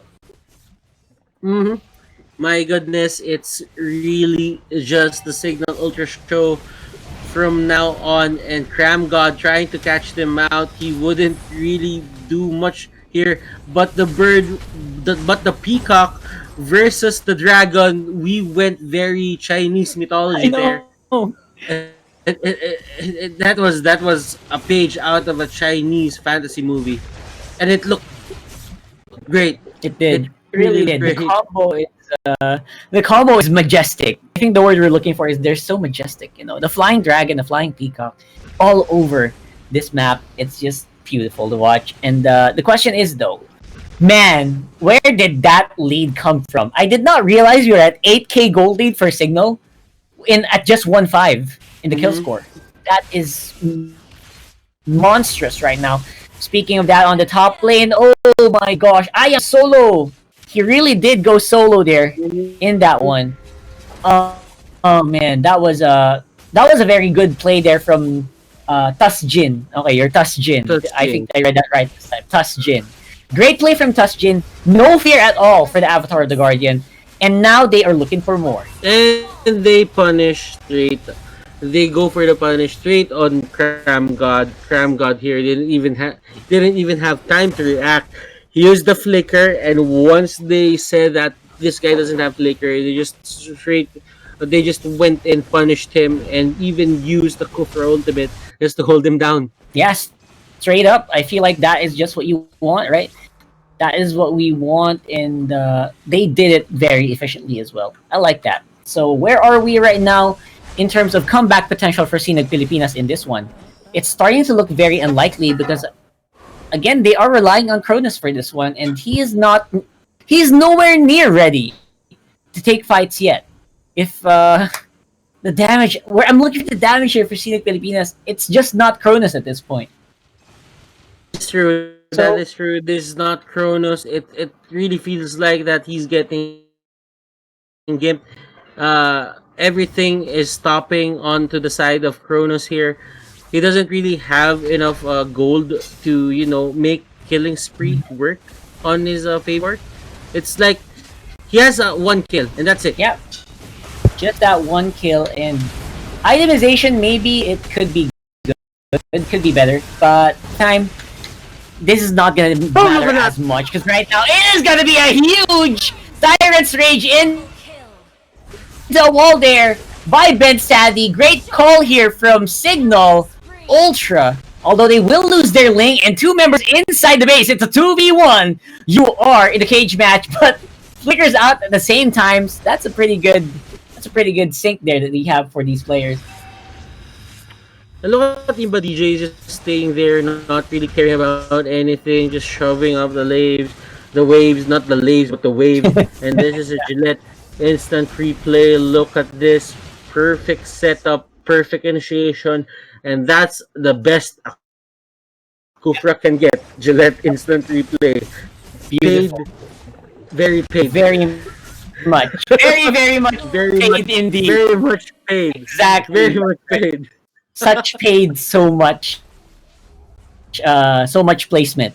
So what we're seeing right now is again Sinag Pilipinas. They're on a deficit, 10,000 gold still. At least the deficit in economy didn't grow as much, but in that exchange, the problem with Signal is Hades died. Imagine if he didn't die in that tower take, if he was just 1 HP more careful, there would have been a lot of damage. There would have been a big push possibility. So right now, we are going to see if this is going to be the comeback play here for Sinag Pilipinas. The Dragon is real here for that Yuzong going crazy on the back line. He gets the mega kill on the back, and that's going to be Rhea out of that fight. But on the back foot, Ling is also doing some good damage. What a chase! They are so mad at Ben Sandy. Onto the top lane. There is a push happening here. Hades, Chujin, they go straight for the tower. I am solo here getting caught out, and this is going to be his death. But right now, Ling will go down in the process. They actually turn this around. They make this worthwhile. Yagami is gonna go down. Yeah, absolutely. That's gonna be Yagami. Another dragon. Another dragon play. Cronus, can he find anyone? Apparently not for the meantime. Signal Ultra, they know that they should not fight straight up. And I like it. I like that they're doing that as well because they have to realize that a lot of the things that the advantages that they have rely on just picks. In the team fights, there's still a good chance that Sinag Pilipinas can lose, I think. That Signal Ultra can lose if Cronus can get the passive onto more members of Signal Ultra at the same time. Yeah, and with that dragon form, it's going to be really easy. They shouldn't really take this.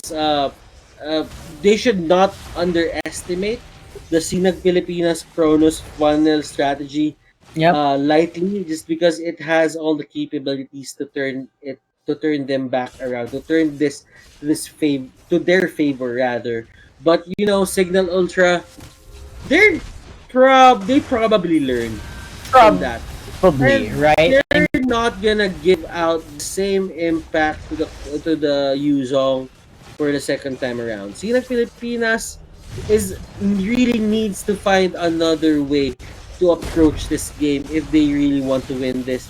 It's not impossible, as you've said, but there should be a variety of things that they should be doing in terms of catching Signal Ultra off guard. Yeah, for sure. Catching Signal Ultra off guard, and of course, looking for that big decision-making play. Like, can I Am Solo catch a lot of people with their ultimates? That's my question as well. That's running through my mind, because that's the big difference maker here as well. If he can set up Cronus for a huge dragon form into that skill span that we know from Yuzong, that could be the end of Signal Ultra, no matter how big of a lead you have, because that's percent HP damage being done to you by that Yuzong. So you have to be still very, very careful in this one. And here comes the push coming out, Rockhart. this is very much going to be a slow siege coming out from Signal Ultra. Just seeing that the Lord is there, they were just waiting for the minions to come out.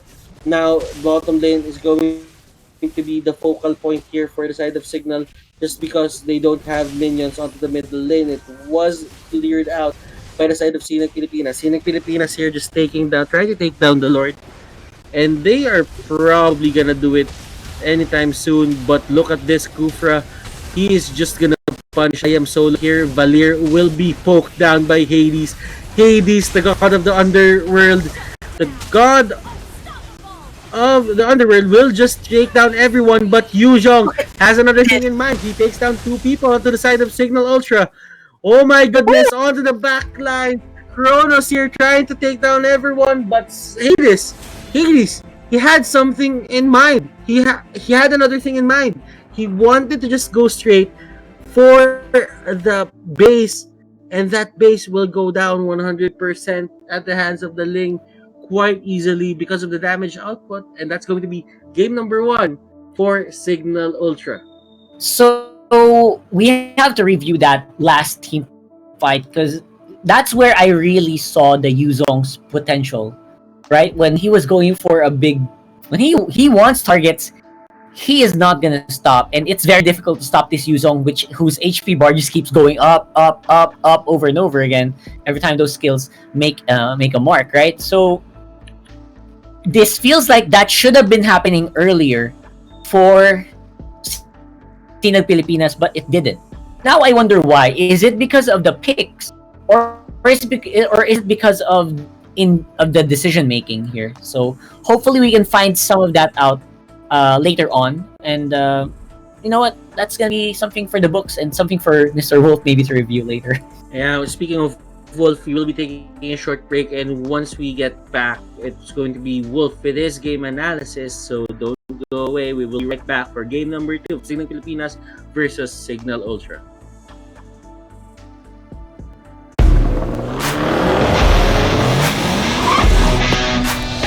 The way you live your life depends on the network you choose. Your movies, music, and games can only be as good as your network speed and strength. Slow means game over. But the Philippines' fastest mobile data network means game changing. Choose the network that gives you what you truly enjoy. How do you know about this Giga Life? Simple and smart ako.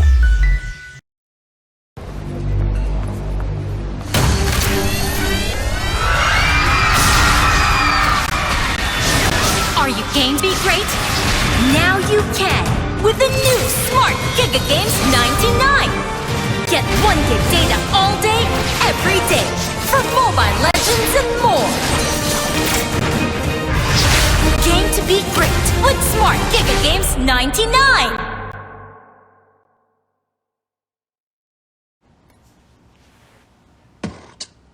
When uncertainty is our reality, we rise above with the things that matter. Gigify happiness. Gigify love. Gigify friendship. Gigify dreams. Gigify hope. Nangyari dun sa ating one-sided match ng Signal Ultra going up against Sinag Pilipinas.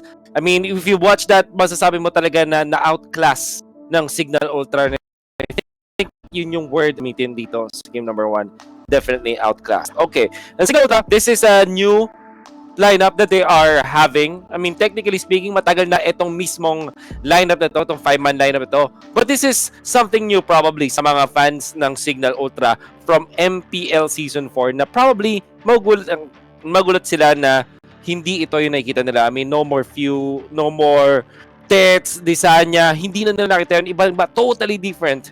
One thing na pwede natin sabihin dito na pinamatagal na nalalaro para sa Signal Ultra is si Imba DJ. Back in January of 2020, drafted for Signal Ultra, and everybody was surprised. Imba DJ was playing a different PC MOBA before, at kitang-kita natin kung gaano kalupit yung ambag ng kanyang vast amount of MOBA knowledge on Signal Ultra, being this captain for the team. And you can say na ito yung pinaka-comfortable spot ni Imba DJ for anyone who's watching Signal Ultra for the rest of the year ng 2020. Masasabi mo ng paboritong gawin ni Ima DJ is to have these support heroes, and ang dami na nga nagko-comment na isa siya sa mga pinaka-mechanically skilled na player dito sa ating liga when it comes to playing the support. Mechanically speaking, alam nila yung mechanics ng laro, which means na kabisado niya kung paano gagamitin yung kanyang hero at kung paano niya i-abuse yung kalaban. Also, nagagamit niya yun bilang isang total leader para Signal Ultra. Kung mapapansin niyo sa early stages ng Signal Ultra, hindi siya go-focus sa kills. Gusto nila mangharas, mag-take ng sarili nilang objectives, get their own buffs, get their own farm, at kapag tama na yung mga items nila, dun sila lalaban. That's exactly what happened here. Kaya masasabi nating outclassed yung Sinag Pilipinas because from the draft pa lang ng Signal Ultra, may plano na agad sila. They want to get the farm onto Hades, the Ling, and not have any problem getting the push afterwards. This is your smart MVP of the game, Hades, para sa Signal Ultra 11, 2, and 5. But honestly say na itong buong laro na to, pwede mo ma-attribute sa buong team ng Signal Ultra. Very solid side lanes, very solid movements on funneling Hades. Walang nag-overextend whatsoever. I think na yun yung isang bagay na pwede nating sabihin about Signal Ultra. Sobrang calculated. Ang bago nilang style of playing is all about the mechanics, and pwede natin yung i-expect sa kanila. They might not have the most explosive players or explosive plays, pero kung usapang strategies lang, kung usapang understanding lang ng Mobile Legends, nako, sila yung maaasahan mo dito para sa MPL Open Qualifier. That has been it for my post-game analysis of that one-sided game para sa Signal Ultra Game 1. Tingnan natin kung mai-inspire ba sila sa sinabi ni Shinbu or tuluyan na ba silang ma-overcome ng Signal Ultra. Sinag Pilipinas versus Signal Ultra. Once again, for Game 2, ibabalik na natin sa ating paboritong tandem, Manjin Booth. Back to you. And we are back here, ladies and gents, for MPL Season 6's Open Qualifier, main qualifier. Sinag Pilipinas versus Signal Ultra. Game 2 naman, right there. So, I'm Bottom Rockhart. We got Butters right here. You mentioned... Sorry, I can see you. Okay, don't need to. What do you think? I think Wolf just got it on point there, and man, I still looking forward to Sinag Pilipinas as Yuzong. I feel like that could have worked for some reason. I am what's the Tagalog? What's the English term for bitten? I feel it's kind of lacking a little bit. Lacking. Bitten is lacking. I'd say that the Yuzong is still a good idea in terms of funnel. Like, we've seen what he can do. Like, there were glimpses of it, especially on the last clash when they lost and the base just got, bursted down. But the thing is,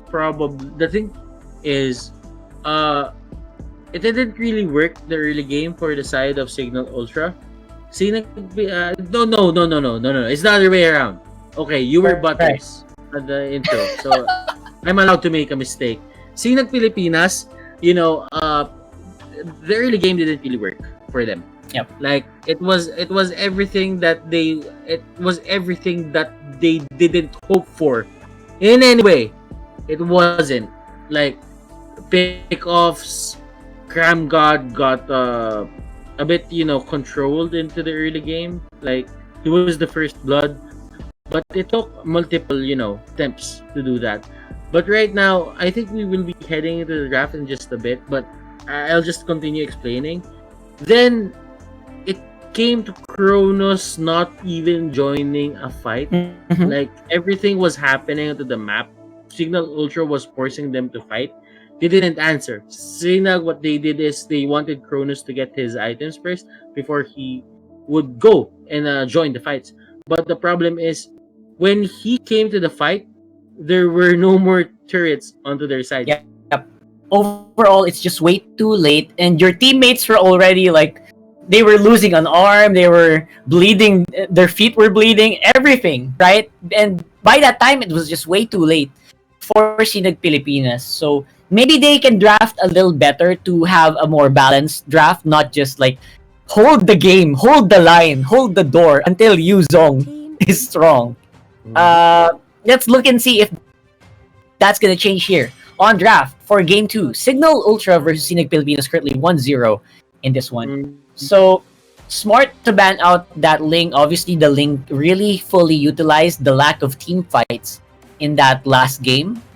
Less team fights means, there's more chances for him to also farm, right? Because I don't need to respond to any team fights, so I don't need my farm route, the jungle route, is not disturbed. I really like that for Scenic Pilipinas recognizing that. No more free farming. Your team is Okay. So, yeah, I think it was one of the main problems here. Like, Kronos on the Yuzong was a good candidate for a funnel. The only thing that the Yuzong lacked was, I think, the mobility. I right now I'm realizing that Yuzong, that's the only thing that's stopping him from just being at the certain team fight at a certain time, is probably its mobility. Like, Right. if he uses the dragon way too early, there might be a time that the dragon will just go down once he arrives to the fight.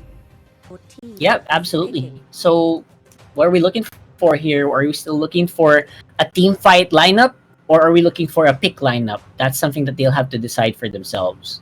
Right now, though, picking up Popol and Koopa, that's what I like to see. I like to see the Popol and Koopa here. Then with the Yuzong, there you go. So you removed one of the big counters to the Yuzong as well. One of the big problems to your mobility. That's very smart. But is this a reaction to what they saw last game? I feel like it's starting to look like it. It could be. It could be. Like, they still pick the Yuzong. I love the idea that they still trust it, but Signal Ultra, they seem unfazed. They just go straight for the Popol now. And I think Imba DJ is the one who's going to be using this. Just seeing the repertoire of heroes that he has. I think he will be the one who goes this. And the thing about it, Imba DJ was the one who controlled the side of Scenic Pilipinas in game number 1. I'm pretty sure that they will be trying to control Scenic Pilipinas for game number 2. There is the Farza though, so it can go to Imba DJ as well. And you would pick Farza for Imba DJ just because of the sheer positioning prowess of this person.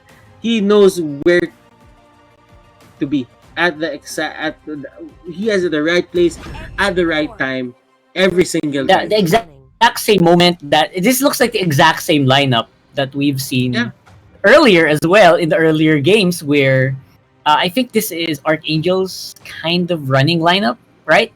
Where you have the Popol and Koopa as a front line, a very pesterous front line, where if Koopa locks someone down, that's almost an instant dead hero, right? If Imba DJ is nearby.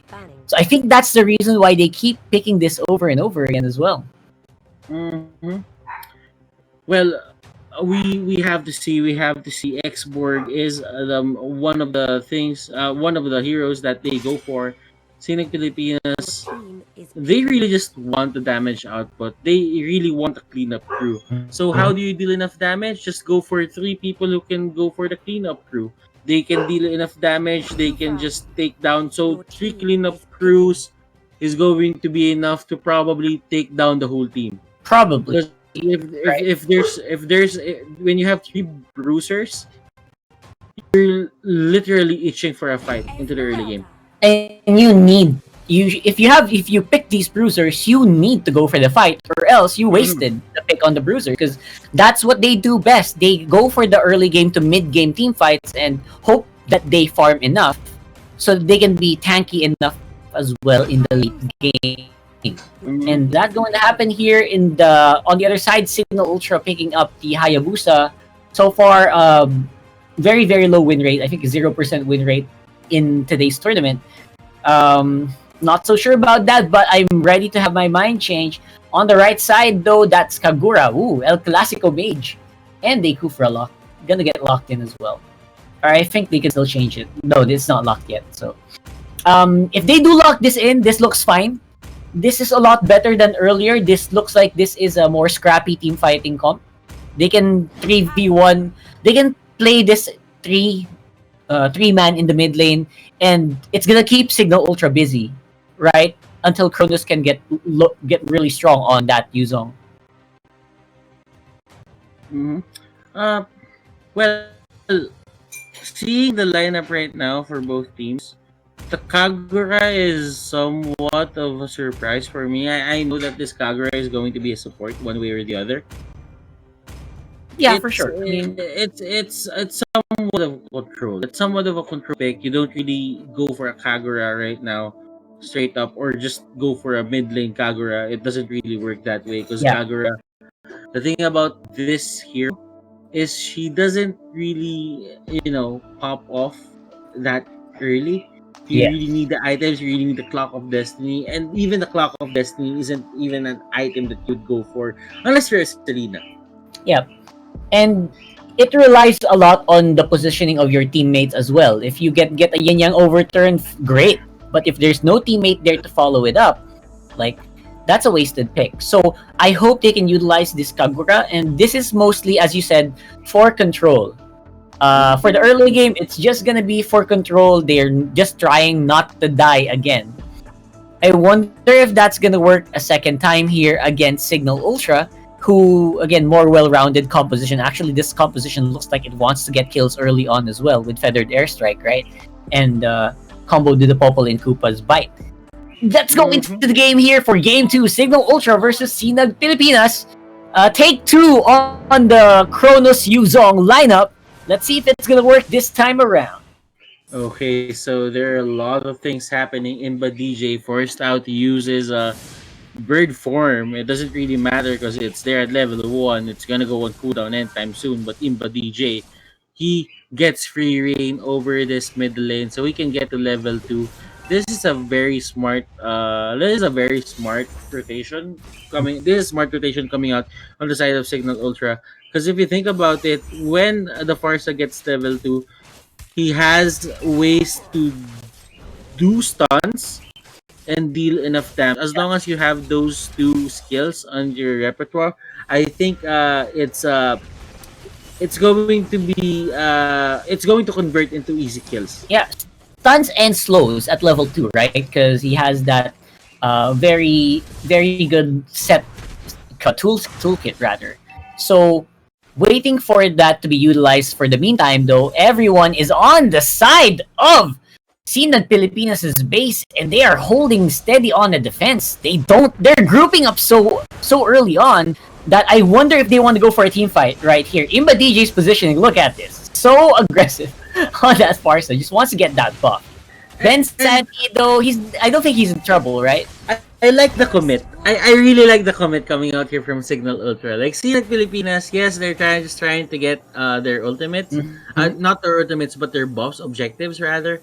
But the thing about it is, Signal Ultra, they're just putting fear in the hearts here of Sinag Pilipinas in a way that, okay, we're not really aiming to steal it, but we're just going to force you to use a lot of your resources just to secure it. Right, exactly.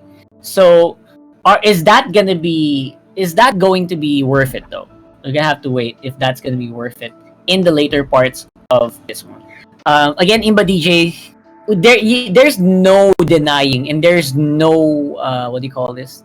There's no denying the amount of game sense this guy has. So the decisions he makes are definitely there for a reason, and it happens.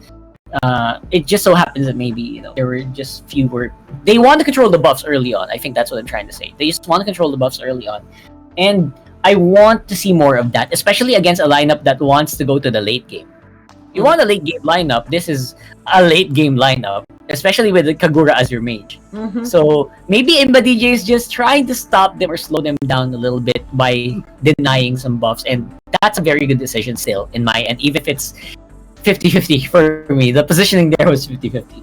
Okay. So we get back into the game. Kronos here at level 4. He has the dragon form. Hades has the same thing in mind, but look at that bite. The dog bites the dragon. Wow, Ben Sanity, Yin Yang overturn gets out of range just in time. Hades is on the middle lane, just trying to clear everything out, but look at that. The burst down coming out here from Kronos, and the damage isn't joking in any way. He disappeared, man. Like, where did Popaling Koopa go? He's back in base. That was so quick. And now they want to go for more on the bottom lane. And this is exactly what you said, right? If you pick a lineup with a lot of bruisers, a lot of fighters, you want to go for the team fight early on. That's what they're trying to do. Yin Yang overturn for Tiki as well on the bot lane. Not going to be enough. Like we mentioned, just that ultimate alone is not enough. The follow-up is the more important part. And here it is. Ben Sanity will be the target here. Flicker out. He gets out of harm's way, but the dragon is chasing the boy. The boy here will go down. Esmeralda wants to fight at the bottom lane. That is a 3v1. And let's see if Rhea can manage this. No, he won't.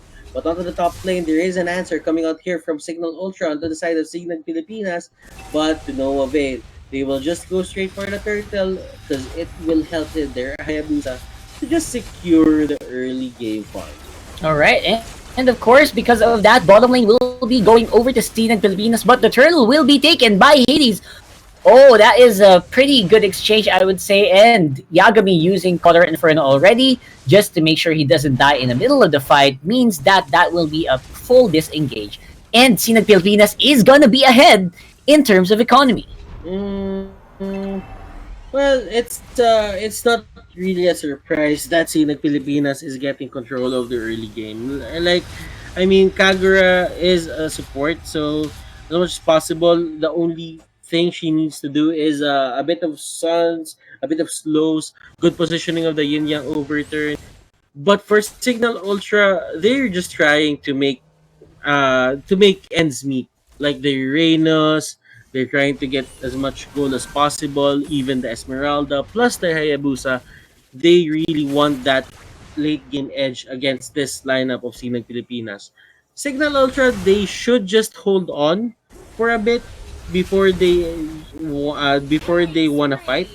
But Yuzong here, he was very passive in game number 1. Game number 2, he's just carrying his team on his back. Yep, they're gonna keep that up. It's gonna be a little difficult to keep that up because all the focus is gonna be on you. But if your team is doing very well in disrupting your enemies, stuff like that happens. And now Signal Ultra, this starting to look 50-50 for these guys. What is gonna be their answer to those big plays that's coming out of Sinag Pilipinas right now? Sinag Pilipinas in a way is just putting or just using all of their resources, using all of their skills and prowess into one basin. That's literally it. They're not even doing anything special. As long as they can go for the pick of Signal Ultra here, they really look like they're not gonna force a fight. They know their capabilities and they know when to push. As long as their turrets don't get pushed that easily, I don't think Signal Ultra is out.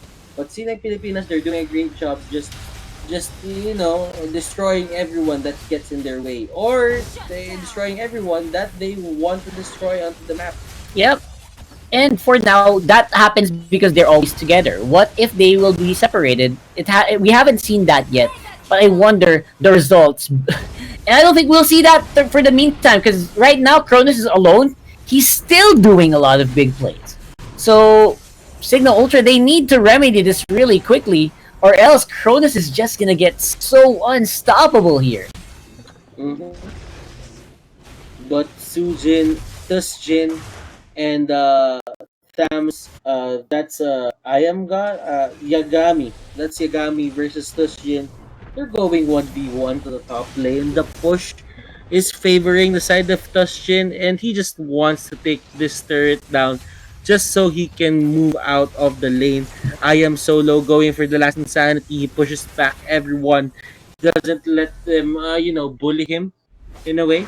So Ben Sanity, really just forcing out the map control. He's just dropping out those traps as to not give Signal Pilipinas free reign over their objectives. And that's one of the things that I like about Signal Ultra is they're not forgetting. Oh my goodness, that is a kill on Yuzong. That is big. That is Rocker, big. That is big. I know. I mean, like, I was like stunned. How did they pull that off like that?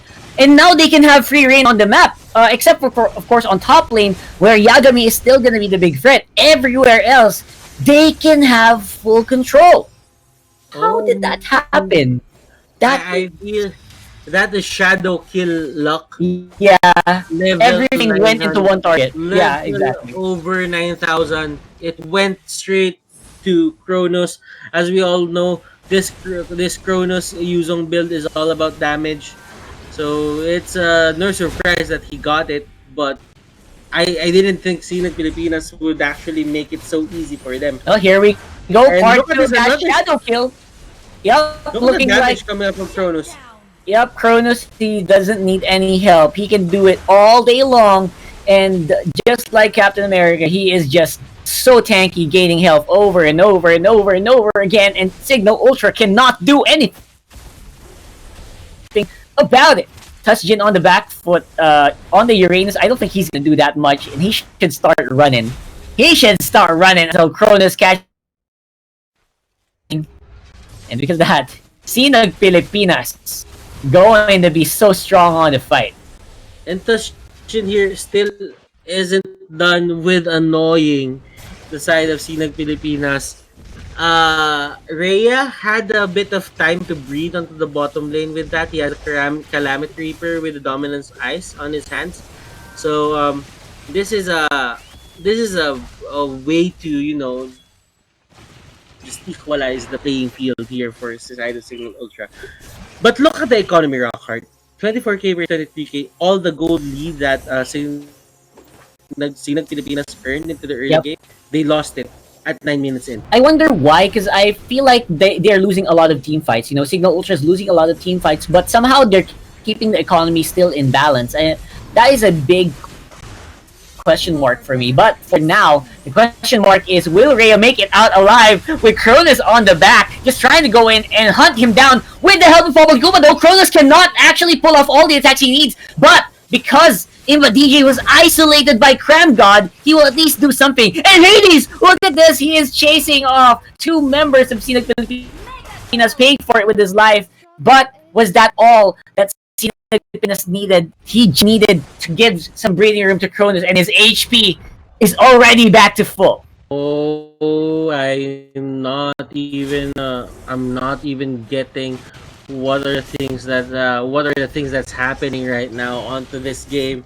There are so many intricacies that is happening, in the sense that Signal Ultra is doing the right things, Sinag Pilipinas doing the right thing. It's all about the farm right now. Kronos here, they're not really trying to go for the pursue. They're not going for the chase, just because they know at the back of their minds that if Kronos gets one kill, he's going to snowball and kill them all. Yeah. And that's how the killing spree works. Yep. Once that burst of HP gets back to you and you don't have any time to just like kill him in one blow, in one straight blow, that is going to be big for the side of Sinag Pilipinas. And Signal Ultra, they might lose the game just because of that. Yeah, I think they might, and especially if Imba DJ keeps getting disrupted by Cram God. Don't forget that's already the third airstrike on cooldown, so there's a small opening for Sinag Pilipinas to maybe take a fight. But Sinag Pilipinas is going to be losing one member. That's Cram God out. No more Tyrant Stage that they need to be worried about. That is starting to become a big problem here for Sinag Pilipinas. The single man pickups, like, they should be more careful, I think. And because of that, Signal Ultra, they take this lore without a contest.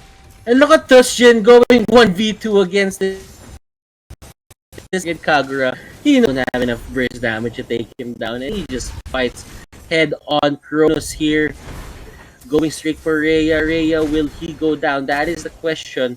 Does he have enough armor to escape the hands of this Dragon Lord? Yes, he will get away. But, you know, they get what they can. Signal Ultra, they got a lot. Yeah, absolutely. I mean, this Yuzong funnel is definitely working out well for them already. And I'm a little surprised that, you know, using up individual members, maybe if they stick there more, this could be more for Sinag Pilipinas. But you know what? Signal Ultra, they look like they know how to play around it. And they're just splitting up all over the map right now. Kronos here getting caught out, and look at that ultimate coming out from the Kufra. But to no avail, Kronos will still go down. Cram God here with the next target, taking out to the back lines. Kagura, he has a way for the same umbrella open to bail him out. But Hades says no. Hades, he says no. He just goes straight for the kill. One hit. I'm losing words. But right now the hype is real. Ladies and gentlemen, one hit. My goodness, the Lord is just taking everyone down. The turret is at half HP. Top lane is pushing. Oh, man. Ladies and gentlemen, this turret will go down. The second inner turret for the side of Sinag Pilipinas is gonna go down as well. Will they make it 3? That is the question. Signal Ultra here. Will this be enough? Well, Signal Ultra with one fast push, with one fell push, they just turn things around. Kronos here trying his best to control this. Signal Ultra, will this be game number 2 on their hands? Series number 2, will this be another 2-0? That is the question. Cram God Hades going straight for the base, and that is going to be it. Game number 2 goes to the side of Signal Ultra. So I will say I did not completely expect that. That was I was losing words just because there were a lot of things going onto the map. Top is pushing, mid is pushing, bot is pushing. How do you keep track of that? I know.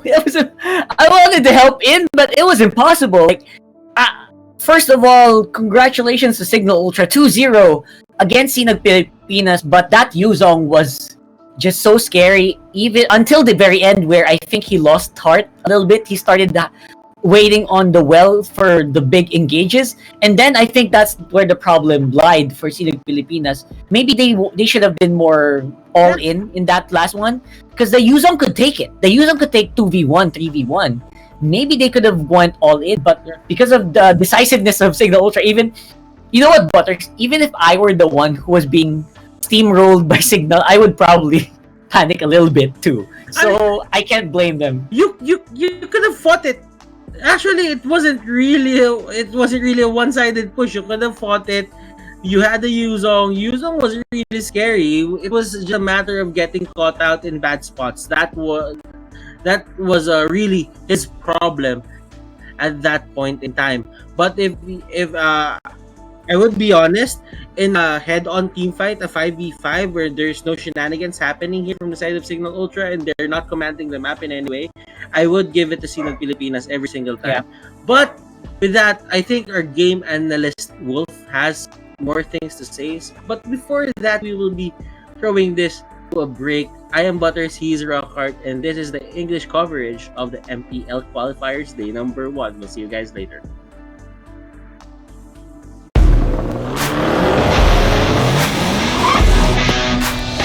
The way you live your life depends on the network you choose. Your movies, music, and games can only be as good as your network's speed and strength. Slow means game over. But the Philippines' fastest mobile data network means game changing. Choose the network that gives you what you truly enjoy. How do you know about this Giga Life? Simple and smart ako. Your analyst Wolf once again para i-dissect ang nangyaring laban ng Game 2 of Signal Ultra going up against Sinag Pilipinas. It's very weird kung sasabihin natin na naging outclass ulit ito mula sa Signal Ultra. Pero i-explain natin unti-unti kung paano nangyari yon. It started with the draft. Obviously, first pick mula sa Signal Ultra ay ang Uranus. And may pwersa dito ng Sinag Pilipinas na mag-react, get the Yuzong na be available. And unfortunately, hindi nila nagawa ng paraan yung Uranus. Kung isipin, pwede sila mag-Esmeralda sana or Yuzong. Or, I mean, honestly, merong X-Borg naman na pwede makapatay dun sa Uranus. Pero hindi natin nakita yun sa game. Kinulang sila dito ng damage output laban sa Uranus. And obviously, naging problema siya all throughout the match. Now, the development of the draft, we can see na secure ulit ng Signal Ultra yung kanilang Farsa to go with their own Esmeralda. Then they closed it out with the Hayabusa, which is good. Ngayon, yung nakakapagtaka dito para sa Sinag Pilipinas is they're getting the early kills, pero bakit hindi sila nanalo dun sa laban? Kasi hindi nila napigilan si Hayabusa sa pag-farm. In Signal Ultra, kahit namatayan sila ng 7 times in the early game, hindi kasama doon yung kill doon sa ating core. In fact, ang mga namamatay lang is yung mga utility heroes para sa Signal Ultra. Kaya naman, even when the Signal Ultra lose their heroes, they're not losing turrets. In fact, nauubusan agad dito ang Sinig Pilipinas ng kanilang mga tore. Even the turtle takes are always on the side of Signal Ultra. Kaya hindi rin lumaki ever yung lamang ng Sinag Pilipinas even when they're getting the kills. And nangyari na nga itong mga clash na to kung saan enough yung farm ng Signal Ultra, which also meant na yung damage output nila ay nandun pa rin even when they don't have that amount of kills in the early stages of the game. Kaya pantay yung farm almost, at lumalamang pa nga yung Signal Ultra kahit wala silang kills. And hindi napigilan yung Hayabusa. Imba DJ is our smart MVP of the game. 3, 1, and 6 for the KDA. At nakita nyo yung items prioritizing the Durance as well as the Clock of Destiny, which is very important dun sa kanilang mga kalaban kanina. At gusto ko lang din i-take note na hindi man ganun ka-impressive yung stats kung titingnan si Imba DJ dahil dun lang sa KDA. Pero tingnan nyo naman yung damage dealt on this support. This is the support. You can see how much value yung nilalagay sa kanyang positioning. Only dying once, tapos yung damage received niya sobrang baba. Kasi nga, maganda yung positioning niya when it comes to the Farsa. And siya yung nag-alleviate ng pressure para sa Signal Ultra na makapag-push. Dahil ang ginagawa lang niya is siya yung nang-pressure sa kalaban with the feathered airstrike. And from long distance, nakikita natin yung damage output ni Imba DJ at hindi makaporma yung side ng Sinag Pilipinas when it comes to teamfights in the mid-game. And can see that after nilang ma-secure yung farm dun sa Hayabusa, ang Signal Ultra ay nag-transition lang sa pag-take ng mga objectives. And even when they're not winning the fights, kahit hindi sila nakakapanalo straight up nung laban, napapadugo nila yung Sinag Pilipinas. Kaya naman, hindi na rin mapag-defend ang Sinag Pilipinas dun sa laban na yon. And this is an outclass para sa Signal Ultra that we're saying from the draft and the execution, knowing na kahit logi sila sa kills, alam nila yung innate advantage nila dun sa game. At yun yung bagay na hindi kinaya ng Pilipinas. Then again, madami pa naman tayong chance na makita parehas na Sinag Pilipinas at Signal Ultra. Malay natin, magkita ulit sila as well as this open qualifiers, as the main qualifiers, goes by. But nevertheless, that will be after this. Pasalamatan natin ang mga organization that made this MPL qualifier possible. Our presenting sponsors, Smart. Forge stronger bonds with your team and conquer the battlefield with Smart Giga Games. Enjoy 1 gigabyte of games all day by dialing *123# and choosing Smart Giga Games 99. MPL Season 6 is also brought to us by our official sponsor, Me, the ultimate gaming smartphone and the AIoT partner of MPL Season 6. Our official sponsor then, Gillette, the best a man can get. And our partner in eSports, Pay Maya. Don't pay cash, pay Maya.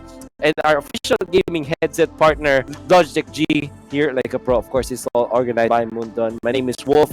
Bakit hindi natin panoorin yung top 5 plays of that series before we head into the break? Kita-kits mamaya.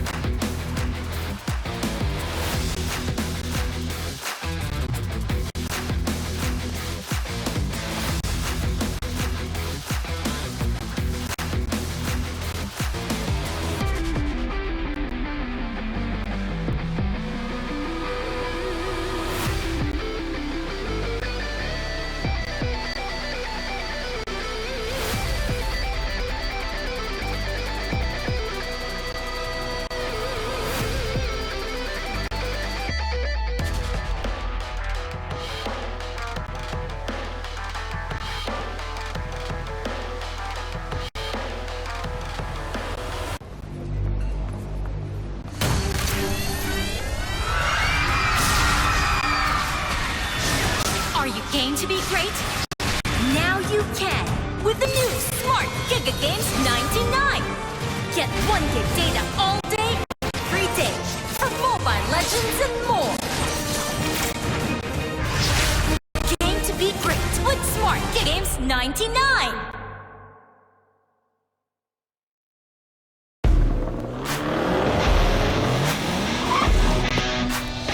The way you live your life depends on the network you choose. Your movies, music, and games can only be as good as your network speed and strength. Slow means game over. But the Philippines' fastest mobile data network means game changing. Choose the network that gives you what you truly enjoy. How do you know about this gig? Simple and smart ako.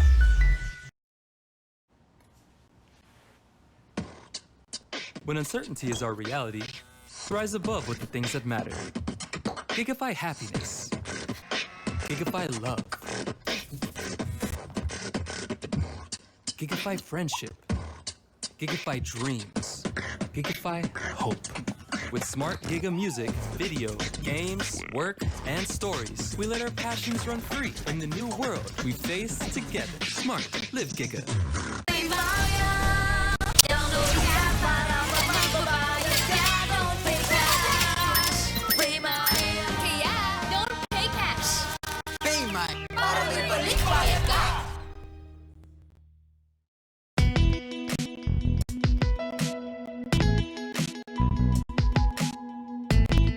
You've got me on the edge. Legit, right? Not quite. Just like your disposable razor. It's time you switch your disposable razor for your legit first shave, so you can be every bit legit. Gillette Mac 3. For a closer shave, less irritation, switch to Gillette Mac 3.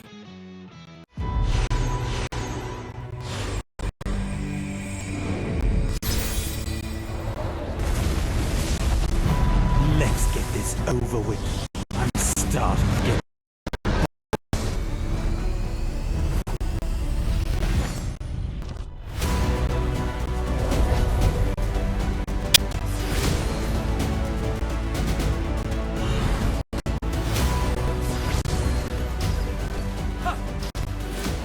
Mega kill! I am only a shepherd.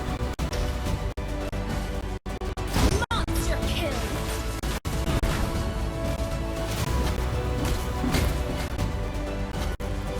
An enemy has been slain.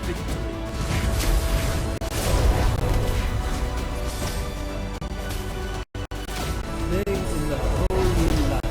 An enemy has been slain.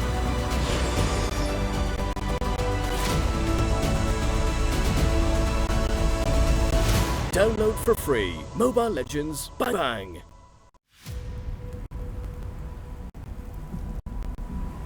This godly power. What is this? Yu Zhang has combined the reverse scale and the primordial spirit. Not leave here.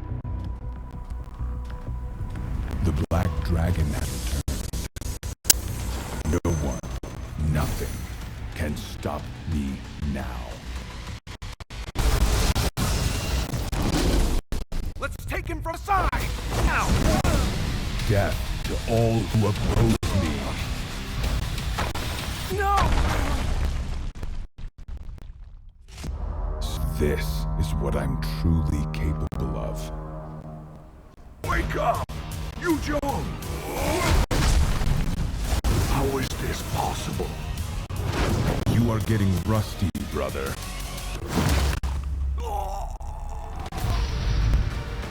No! How did it end up like this? No! Welcome to reality, girl. Where the strongest rules them all. Download for free Mobile Legends Bang Bang. In hopes of stopping the Guardian Dragons from fully regaining their strength, Kraken sent his minions to attack the Dragon Sanctuary. The shield protecting the sanctuary was growing weak.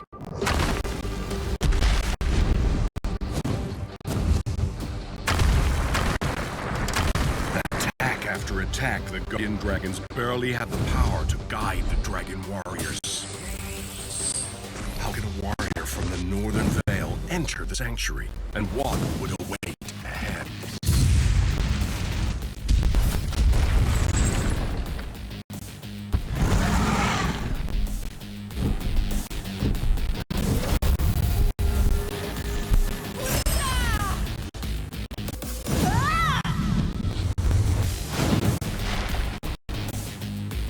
Your team destroyed a turret! The kill! Double kill! Your team destroyed a turret! Mega kill! Double kill! Triple kill!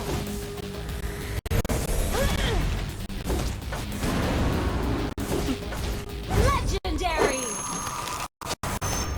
Download for free. Mobile Legends Bang Bang.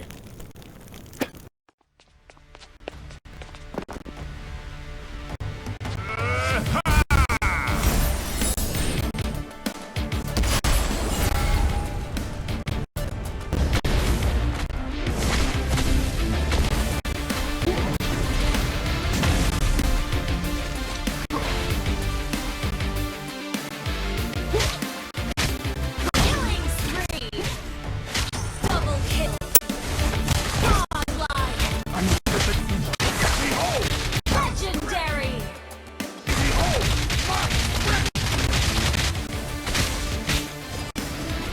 Legendary! Triple kill! Maniac!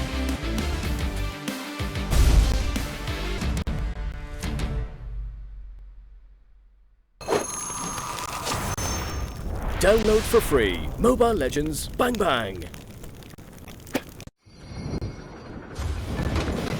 Rocks need no protection from the wind.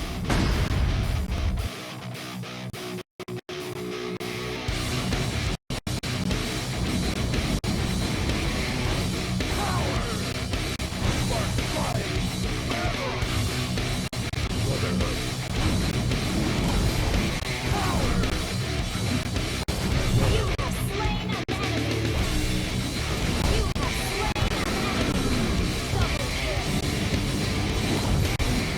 Mega kill! Legendary! Double kill! Legendary! Double kill! Triple kill!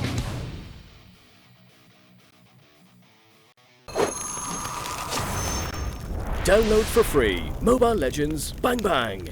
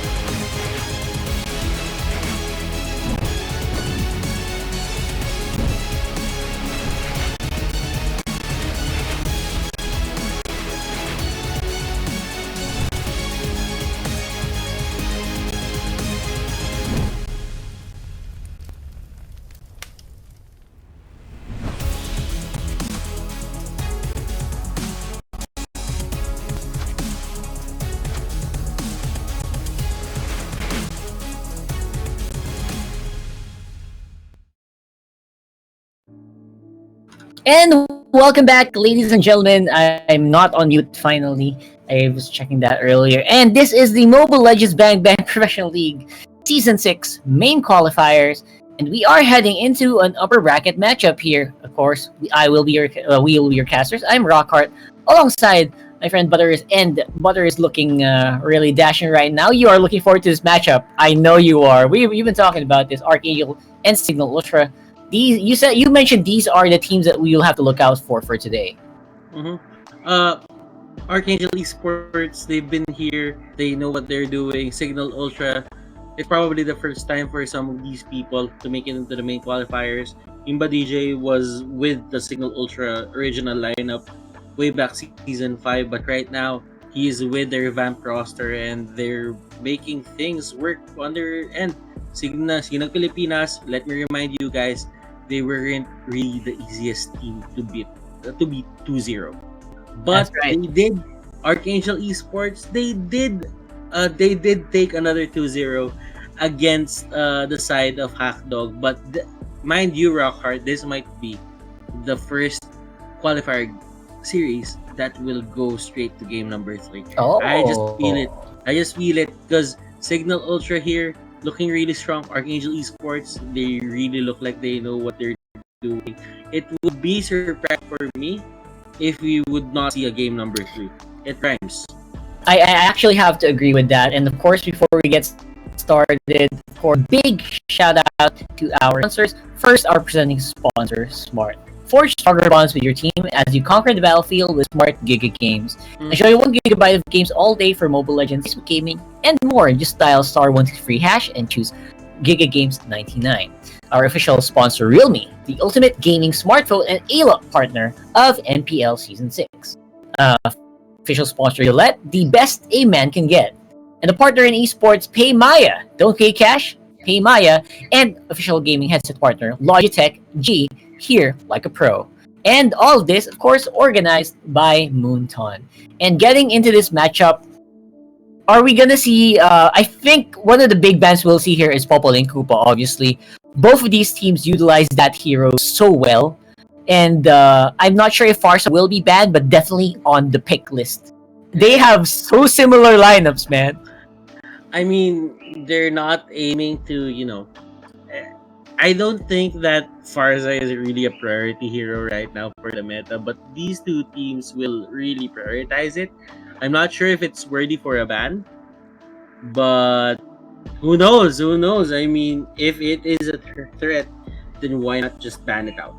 Yeah, exactly. So I feel like the bans are gonna be a big thing to watch out for. So that's what I'm looking forward to right now. So hoping best here still for these teams, and these are teams that we've been seeing. Again, these are old names. They're not.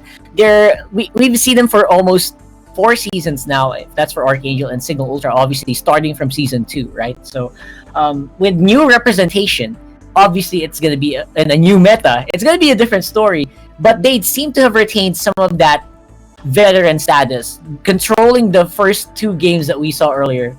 Very decisive 2-0s, and it makes me wonder, what's the big difference between a team that has a big sponsor on its back, between a team mostly made of friends who just joined in and is trying to be hopeful for the MPL? It seems like it's a night and day difference, but this time around, again, there's no excuses. Whoever loses on this one. I think the difference is the stability. Like, if you get paid or if you get a salary for playing Mobile Legends, you don't really have to think about anything else. But when you're with friends, you need to make a living. That's what really separates these teams that are sponsored from teams that are with friends or with family members who really need to work after and can only play after hours or in their breaks. Your team is So maybe that's going to be something to watch out for later on, because we'll have another set of matches later on, right? And tomorrow. But for now, it's the Signal Ultra versus Archangel eSports. We're still seeing the Uranus band still very reluctant to give that away, because I feel like aside from the Famous, there's very few counters to Uranus, and also of course that Yuzong that we saw last game. I'm still trying to get over that game, to be honest. I feel like the Yuzong was almost there in that game too. Almost there, but not quite. So the control that Signal Ultra showed us in that game was phenomenal. I wonder if they can do that again. If they leave the Yuzong open, there's a big chance it's gonna get picked. Yeah, I mean, one of the most scariest heroes in the meta right now is turned into a plaything when in the hands of Signal Ultra. Right. But Archangel Esports, I don't really think that they're planning to go for Yu Zhong. Signal Ultra still just opting to ban it out. Yeah. Not really sure why they didn't go for the Ling ban, but they went for the Yu Zhong ban. I feel that Signal Ultra thinks that this is going to be a 50-50. Yeah, They're not confident. They don't want to give any advantage to the side of Archangel Esports. Because Archangel looks like they're gonna go for a bit more of a classic Saksa kind of game where Saksa's just on a super carry, a hyper carry, and then he's just gonna pop off. We saw that yesterday. We saw that earlier as well. And I think Signal has to be ready for like really strong crowd control because Saksa on a hard carry just is so difficult to take down. Oh, but what I noticed about Saksa, the early part of the game, he really doesn't join the team fights. Like, absolutely ignores everyone. I don't know if that's the actual game plan here of Archangel, but it's contrary to some hyper carries, like the usual. Remember when we had Marksman? Remember when Marksman existed in Mobile Legends? Usually they'd still join the team fight. They would still join the team fight even if they're farming at level 4, level 3. But Saksa just plays it a lot differently, and it's giving a lot of good results for Archangel, right? In the previous matches. I'd say that Saksa was able to not join the team fights, especially on that Hackdog series. It's because everybody was winning on their lanes. Oh yeah, And if you see everyone winning on their lanes, that just means that they can fend up for themselves. So let them be. Just farm. Just be the best version of yourself in that game and just destroy people afterwards. Yeah, I guess that's true. And if you're under no pressure, your teammates are not calling you. Like, for example, you're in a big team fight and your teammates are like saying, "Yeah, we got this. Just get gold." You know. Is this going to be a Balmond? Dude, come on. That's gonna be.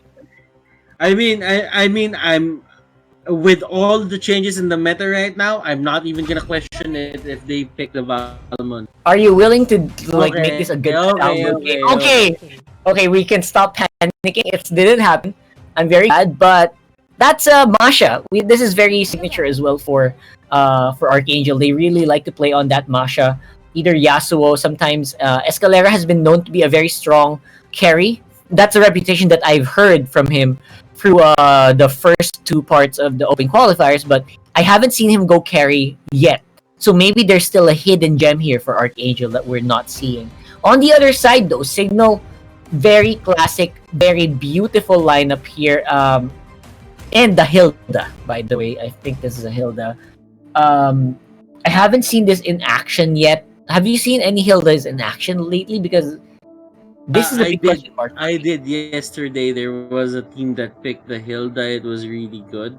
Oh. It was really good in a way that it could hug out these supports that are really how do I say this? Soft. They don't have enough HP on their pools. Like she steamrolls over them, and it's either she kills them or she forces them out of the fight and back to the base. That's how strong a Hilda is. The only problem for the Hilda is he can only do it to one person. Oh, that's true. Yeah, exactly. Because and the cooldown is a little ridiculous, I'll be honest, with the Hilda. That's probably a reason why fewer teams have picked it up. But I think it is still a pretty good contender. If we're talking about bruisers, I mean, Hilda is one of the top tier bruisers, way back then. You'd see a lot of Hildas. But maybe now, because of the love of Marksman that can kite the Hilda for days, maybe that's the reason why it's making a comeback here as well. So let's have a look and see what's gonna happen here. Archangel Esports versus Signal Ultra here for game 1. You know what? I just realized that escalera actually means stairs. Oh. Escalera actually means stairs in Spanish. So that means, is this Archangel's sign that they would actually climb up the stairs of the amateur scene up to the pro scene, which is MPL? That is the question right now. Everyone wants to know, who are we going to watch coming into MPL? We know of the 8 teams, the 2 teams right now. We don't have a clue who they are. Yeah, exactly. This is actually a big question mark. But is that going to matter as much? I mean, I'm not sure.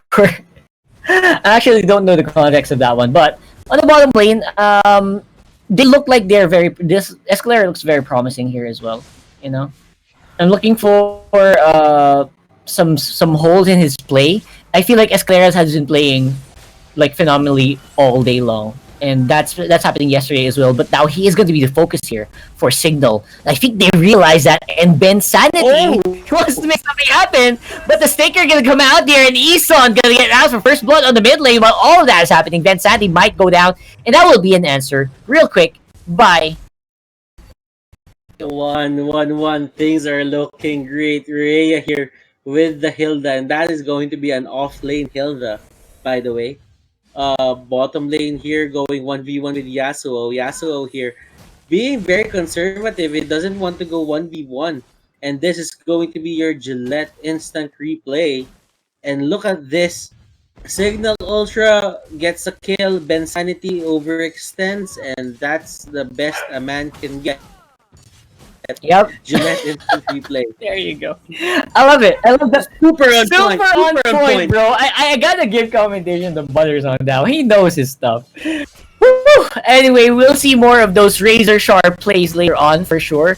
But for now, it's gonna be Yasuo going nuts on that beautiful Masha, and he's doing some good damage. Rhea might have a big problem against Yasuo later on, so we'll have to watch out for that. Tempest Blaze going down under the tower, but that does not matter. Again, Saxa here, this time around playing more of a team play style. A big difference from what we saw from him in the previous games. So that's a big change up, and he works really well with his teammates when he wants to.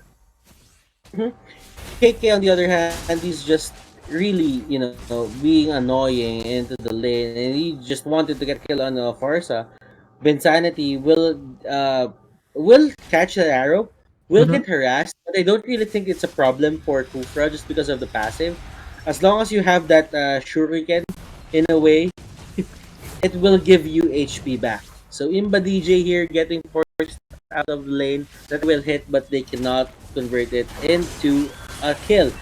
KK will get caught out, and that is another kill for Hades. Hades is probably gonna get punished here. Tempest of Blades, and that trade is going to side with Archangel Esports. Onto the bottom lane, there is a fight happening. Onto the top lane, Saxa not letting Export do what he pleases. Yasuo look at this, running for his life. Bottom lane, come on, we gotta see that. Oh my god. But yeah, it's gonna be the bigger turtle objective here, going to Saxa. But that bottom lane could have been really big. Yasuo versus Rhea all day long. Here's Escalera for the backup. This could slow down this Hilda very hard, but backup is also on the way for Signal Ultra. Ben Sanity just gonna break up that fight. Again, this is gonna be the focus for me. I like this. Oh! He actually gets it. He actually gets it. He gets it. Oh man! It's a battle of back and forth, and we just got ourselves a winner. And you can't beat that, man. You can't beat that. This is quality MPL gameplay. Oh! Did you just? He used the flicker at the last moment to get out. Yeah, that was beautiful. Oh my god, the high level mechanics there being shown by our players. Absolute top caliber, like Wolf said earlier. But an off-cam kill here on the bottom lane takes down the split push potential of Archangel. That Yasuo down is a big chink in the armor here for Archangel Esports. this guy Escalera is just something else, man. I'm telling you.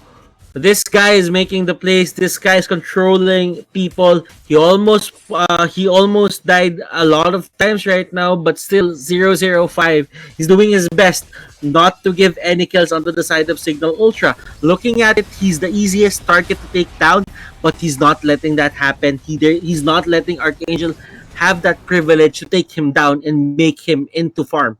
Turn him into farm, rather. Yeah. Turning him into farm will be a big problem as well. So, Archangel, I think they are doing a good job controlling the fights, but Signal Ultra, they can still go for a big wombo combo. They have the damage output from Hades as well. He's a 2-1-1 Lancelot. And if Rhea decides to join, the team fights are just gonna go crazier and crazier. So what Archangel is doing is they're trying to split it up, going for turtle and top lane maybe and mid lane. But there's actually a push coming out on top. Escalera here. He should be getting healed by X-Board. That's fire versus fire, and that's Oh my god! How? What did I just see? Escalera, my goodness! Using that pixel of safety just to get out. Escalera, my goodness, playing out of his mind, pulling all the stops to win his Archangel to win this series. Look at that pixel perfect dodge, using the cone to his advantage. Escalera. That's the stairs, bro. That's the stairs, bro. That's the stairs. You're going up. You gotta go through Escalera, bro. And the answer here for Signal Ultra is let's look for other members because we can't kill Escalera. Let's kill other people, and that's what they did right there. Yasuo. He goes for the back. Hey, but DJ, one more swipe will be it for that. But again, will be answered by the rest of the team. Man, and I will go down. But Escalera's still alive. Alive. Round 2 here. Ready? Getting hit. He gets cut down. That was a little too much. KK, is that worth it? That is the question. And Xborg here will be the next target, and that is going to be a kill for Saxa. Saxa here will probably get the kill on Rhea as well, and that's going to be the double kill on the Link side. Wow. Kill after kill after kill. Hades here going straight for Eson. Eson here trying his best to dodge as much as possible. Better airstrike is there. Saxa will just back out. As soon as he saw that Farsa used the feather airstrike, he just went straight down. Nope. Straight up, no way, no how. And wow. Whew, this game, I'll be honest, this is a little how do you say? It's really it's still a coin toss for me. There's still so many factors we haven't even talked about yet. Like, how well is Hades farming? How well is Saxa farming? Because right now, they're not showing us their full potential, I think. I think we're still barely looking at it. And Escalera, how do you kill this guy properly? Even on a support mage. Like, so many things that can still go wrong for either team. So I'm gonna reserve judgment still for this, especially since right now the goal score even looks super similar as we speak. Wala. I was talking to some other there, but right now this is some other guy there. But right now, Rhea, he's the target. He's the target actually. I didn't really mute my mic. Yeah, I'm sorry. That's fine.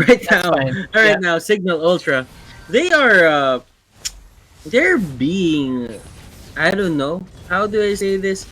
They're being controlled in some way or the other. I can't say that they're fully mapped, the full map control is on the side of Archangel Esports, because the gold is saying something else. Signal Ultra has free reign over their farm. And I feel that Archangel Esports is they're just pushing their luck. They're trying to get as much kills as possible, not really giving importance to the jungle. And look at this. If you would see Archangel's jungle, there are some monsters there that are still up. They're not absolutely. It's Signal not fully Ultra, commit. Yeah. Yes, it's not fully commit. But Signal Ultra, they are getting everything that they can. And I think that's the difference between them. other side, Archangel, they're just getting team fights, right? They're winning on the team fights so often, and even Saxa on that lane doesn't even need backup. He's just doing it under tower all alone, while the rest of the team is dealing with a different threat on the map, and because of that, they are kind of getting ahead in team fights, but they're still behind on gold. I think that's the part you're saying is a little confusing, right? Yeah. They're winning team fights, but the gold is still in favor of the red. Except now, of course, because they got the Lord. Ling has his items. He has the Endless Battle. He has the Berserker's Fury. You would kinda, favor them right now just because the Heptasis is up for the Lancelot, but he doesn't have the Endless Battle yet. So in terms of damage output, I would favor still the Ling. But the amount of pressure that these supports are putting on for, let's say, uh Escalera, putting pressure on Imba DJ and the Kufra, he's just taking them down one by one. And it's not even about dealing damage. It's about protecting his course. And with the one push, he just puts everyone back. Even the Hilda can't do anything when she gets pushed back. And that's all you need to do in that position, right? You don't even need to do kills, exactly like you said. You just need to make sure that your team is enabled. And this is what they're doing now on the mid lane as well. They're scared. Signal Ultra's scared to go out on the map and even defend that tower. Yasuo is on a different single player mode, and no one can stop him as well. Yeah, I mean, he's gonna scratch everything that itches at this point. Probably Archangel Esports is just gonna scratch the base down. So, as long as Signal Ultra doesn't have a way to win a team fight clean, and they cannot force out, they cannot pick off the Masha fast, there is bound to be one or two objectives that's gonna go down on the side of Signal Ultra. Yeah. And that's the truth. Escalera here with the flicker out. He still gets hit by that. Ultimate Tempest of Blades will bail him out. And it doesn't even matter because onto the mid lane, it's the scratching Masha. Man, That's pressure never stops for Archangel Esports. That's not even the main focus, right? The focus that you should be doing is on the Masha. He's getting all that he can get on the map while you're so busy dealing with the 4-man squad. The Masha is just going nuts as well. But will this be a different story? Can they find another pick? So I'm waiting for here on in this part of the map. I feel like Archangel, they want that pick, but at the same time they know that I don't need to make a pick. I just need to make noise. Like, make noise on top lane, make noise in mid lane, and then, maybe Yasuo can get a tower on the bottom while Hilda is required, while the rest of the team is like calling the Hilda like, hey, we back up here. Where's Hilda? Stop defending bot. And that's what they're waiting for. And KK, he's really good at controlling the wave. He's hitting a lot of those arrows, and he is hitting the Farsa way too much. Yeah, I mean, in for the sure. BJ, not as impactful as the other Farsa game that we saw of him this qualifier, but he still has 8 assists. It's still a testament on how good this Imba DJ guy is into playing this Farsa.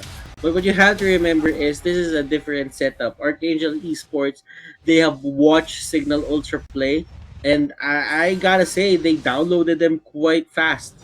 Yeah, absolutely. Like, the download is super quick when you think about it. Like, they got the game style, they got the picks, they knew how to counterplay, and they knew which picks to remove from Escalera as well. They got the Farsa already, and I don't know, Imba DJ also plays the Farsa really well. So they know that they just need to pick it up first, and they already did a counter pick. But now it's gonna be the question of whether or not they will have the decision-making capabilities to take the Lord in here in this game. So will they try to go for a contest, and will Escalera pull off another miracle here? Let's find out. Escalera getting caught out. There is no miracle if he goes down. Tutsjin, they will secure that Lord, but look at Rhea still trying to go for Escalera. Rhea will just go back and sit down even, but that's the only thing they will take from the side of Archangel Esports. They couldn't even steal that Archangel Esports Lord take, Signal Ultra, wow, wow, they're really getting controlled. I do not like what I'm seeing here from the side of Signal Ultra. This is different from the dominating Signal Ultra that we've seen on their first series. Yeah, that's also because maybe they're doing a bit good amount of spacing, and we have Rhea on Hilda. Like you mentioned before the game started, right? Does not have that much AoE. You can only focus on a single target, and there's just so many moving parts here for Archangel that you need to focus on that it's not reaching maximum efficiency. Like you can't utilize the Hilda 100% because you have to focus, look for your targets. Who do I pick? Do I go hunt down Kiki? Do I hunt down Escalera, which is super difficult? Saxa's always on the wall. Like, and Ison has a dog. So Yeah. Izon has a dog. Wow. Ison has a dog. So many questions that need to be answered before you can find a target for Hilda, and because of that, Rhea is having a hard time. That is true. But yeah, I mean, I think that's the thing that's stopping them from doing the things that they want to. I mean, Rhea here is just getting kited. He might have 5-3-3 on the scoreline, but it doesn't really show on the amount of pressure that he's putting Angel. Archangel doesn't really care. He might have 5 kills right now, but if he gets pushed out, he gets pushed out. And that's the thing.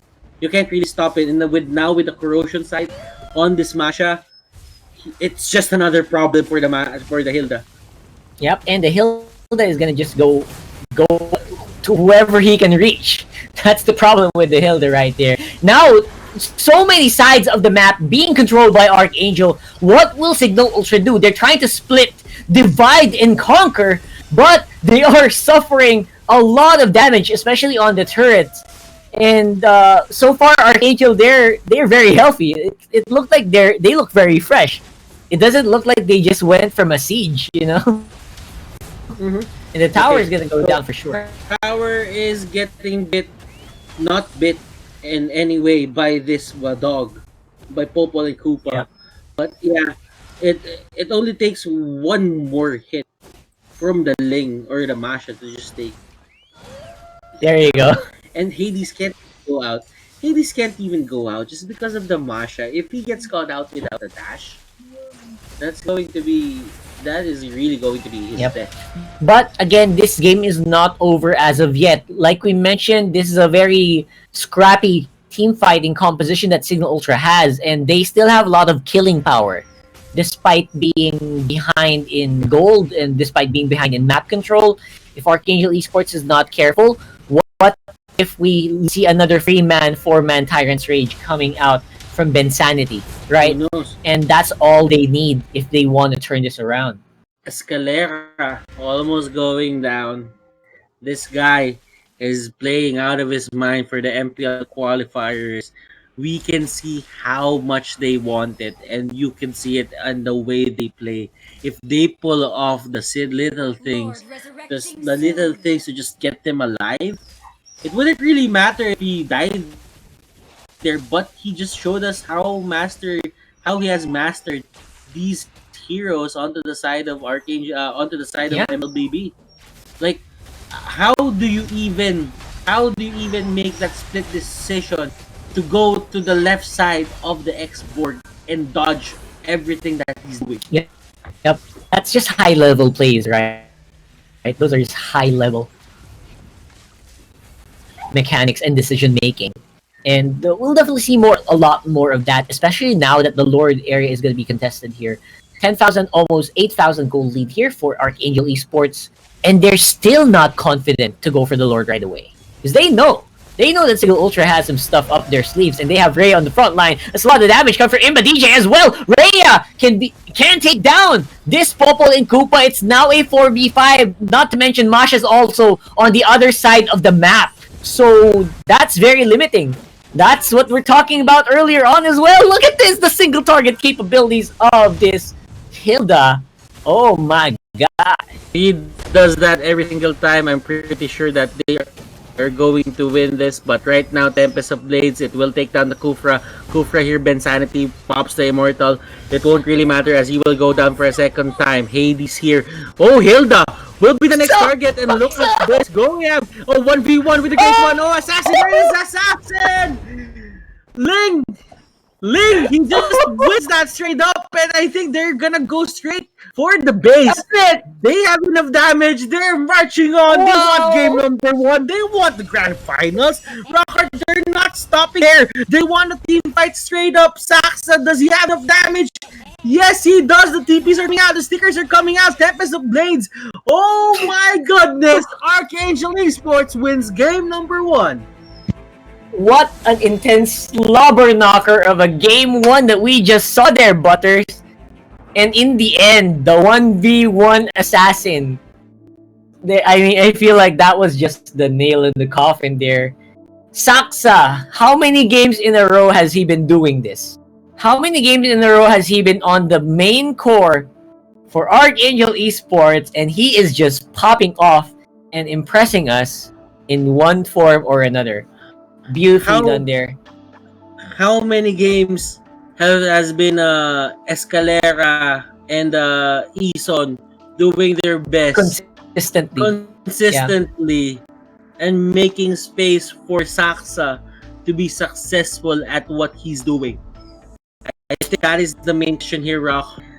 This support duo, my goodness, I gotta say, if this is the future of MPL, then that means we have ourselves a great future ahead of us.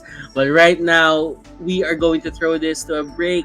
But when we come back, it's going to be Wolf with his game analysis. We will take you through the intricacies of the game. But before that, we're going to head on to a short break. I am Butters, he's Rockhart, and this is the MPL Close Qualifiers, day number 1. Don't go away. We'll be right back for game number 2.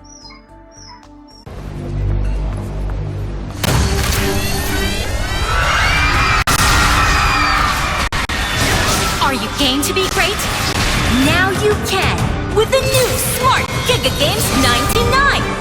Get 1 gig data all day, every day for Mobile Legends and more. Game to be great with Smart Giga Games 99.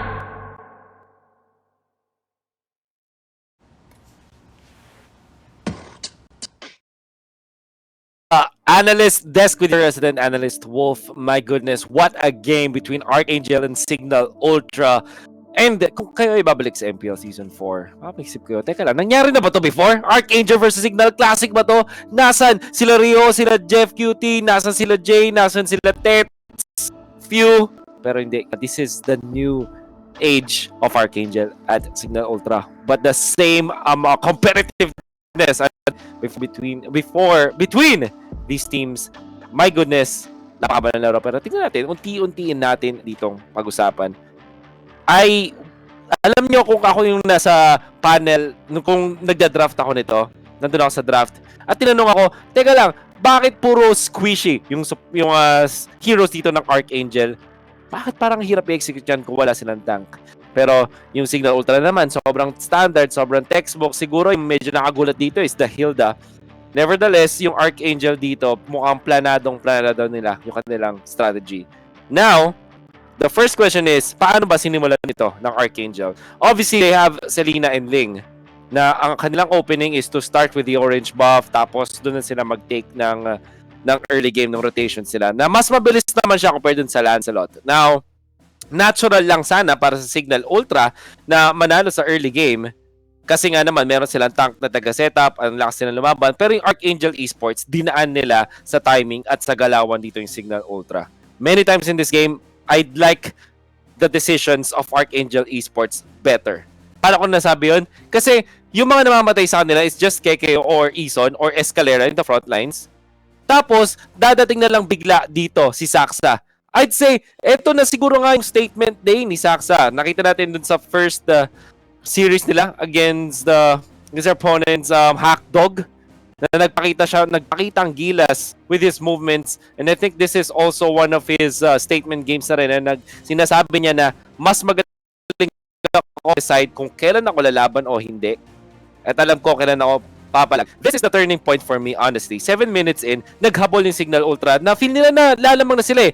Sa sobrang haba ng laban, tumagal siya enough na nag-respawn na si Saksa and the timing couldn't be more perfect. Nakita mo dito yung, tignan mo mula just 1 second or 2 seconds, nandun na siya sa laban at napush niya yung overextension ng Ultra, putting him into more kills. Na-shutdown niya yung important heroes at hindi lang yan yung moment na ginawa niya to. Eventually, sa mga susunod na laban, nakukuha niya yung tamang heroes. Like this. He went for the Lancelot, kung saan tapos na yung gulo. And again, yung Signal Ultra, even when they have the better team fight, bakit sila natatalo? Because they don't have the timing. Timing for Archangel Esports ang napaka-importante. Escalera, napakagandang galawan din mula sa Valier na to. Tamang searing torrents, tamang flicker, tamang positioning. And in this last team fight, it is again Saksa with the right timing. Imagine kung hindi nauna si Saksa dito, hindi sila mananalo. By the way, Yasuo tagged the Hilda with his Masha. Very well done. And this is also yung espadahan na nakita natin na medyo lugi na rin talaga yung Lancelot. Honestly speaking, who is the MVP of this game? It's gonna be Saksa, the smart MVP of the game. And hindi ako magrereklamo. For sure, napakaganda no kanyang performance. Hindi lang kasi sa paggamit niya dun sa Ling, dun sa timing kung kailan siya papasok sa laban. Only that once in a game na sobrang close. Kung saan yung makakalaban niya, may Kufra na dapat kontra kanya. Merong Farsa na pwede mang burst sa kanya. Hilda that can destroy him in one fell swoop. Pero hindi, isang beses lang siyang namatay. That is how you know that a Ling player is good.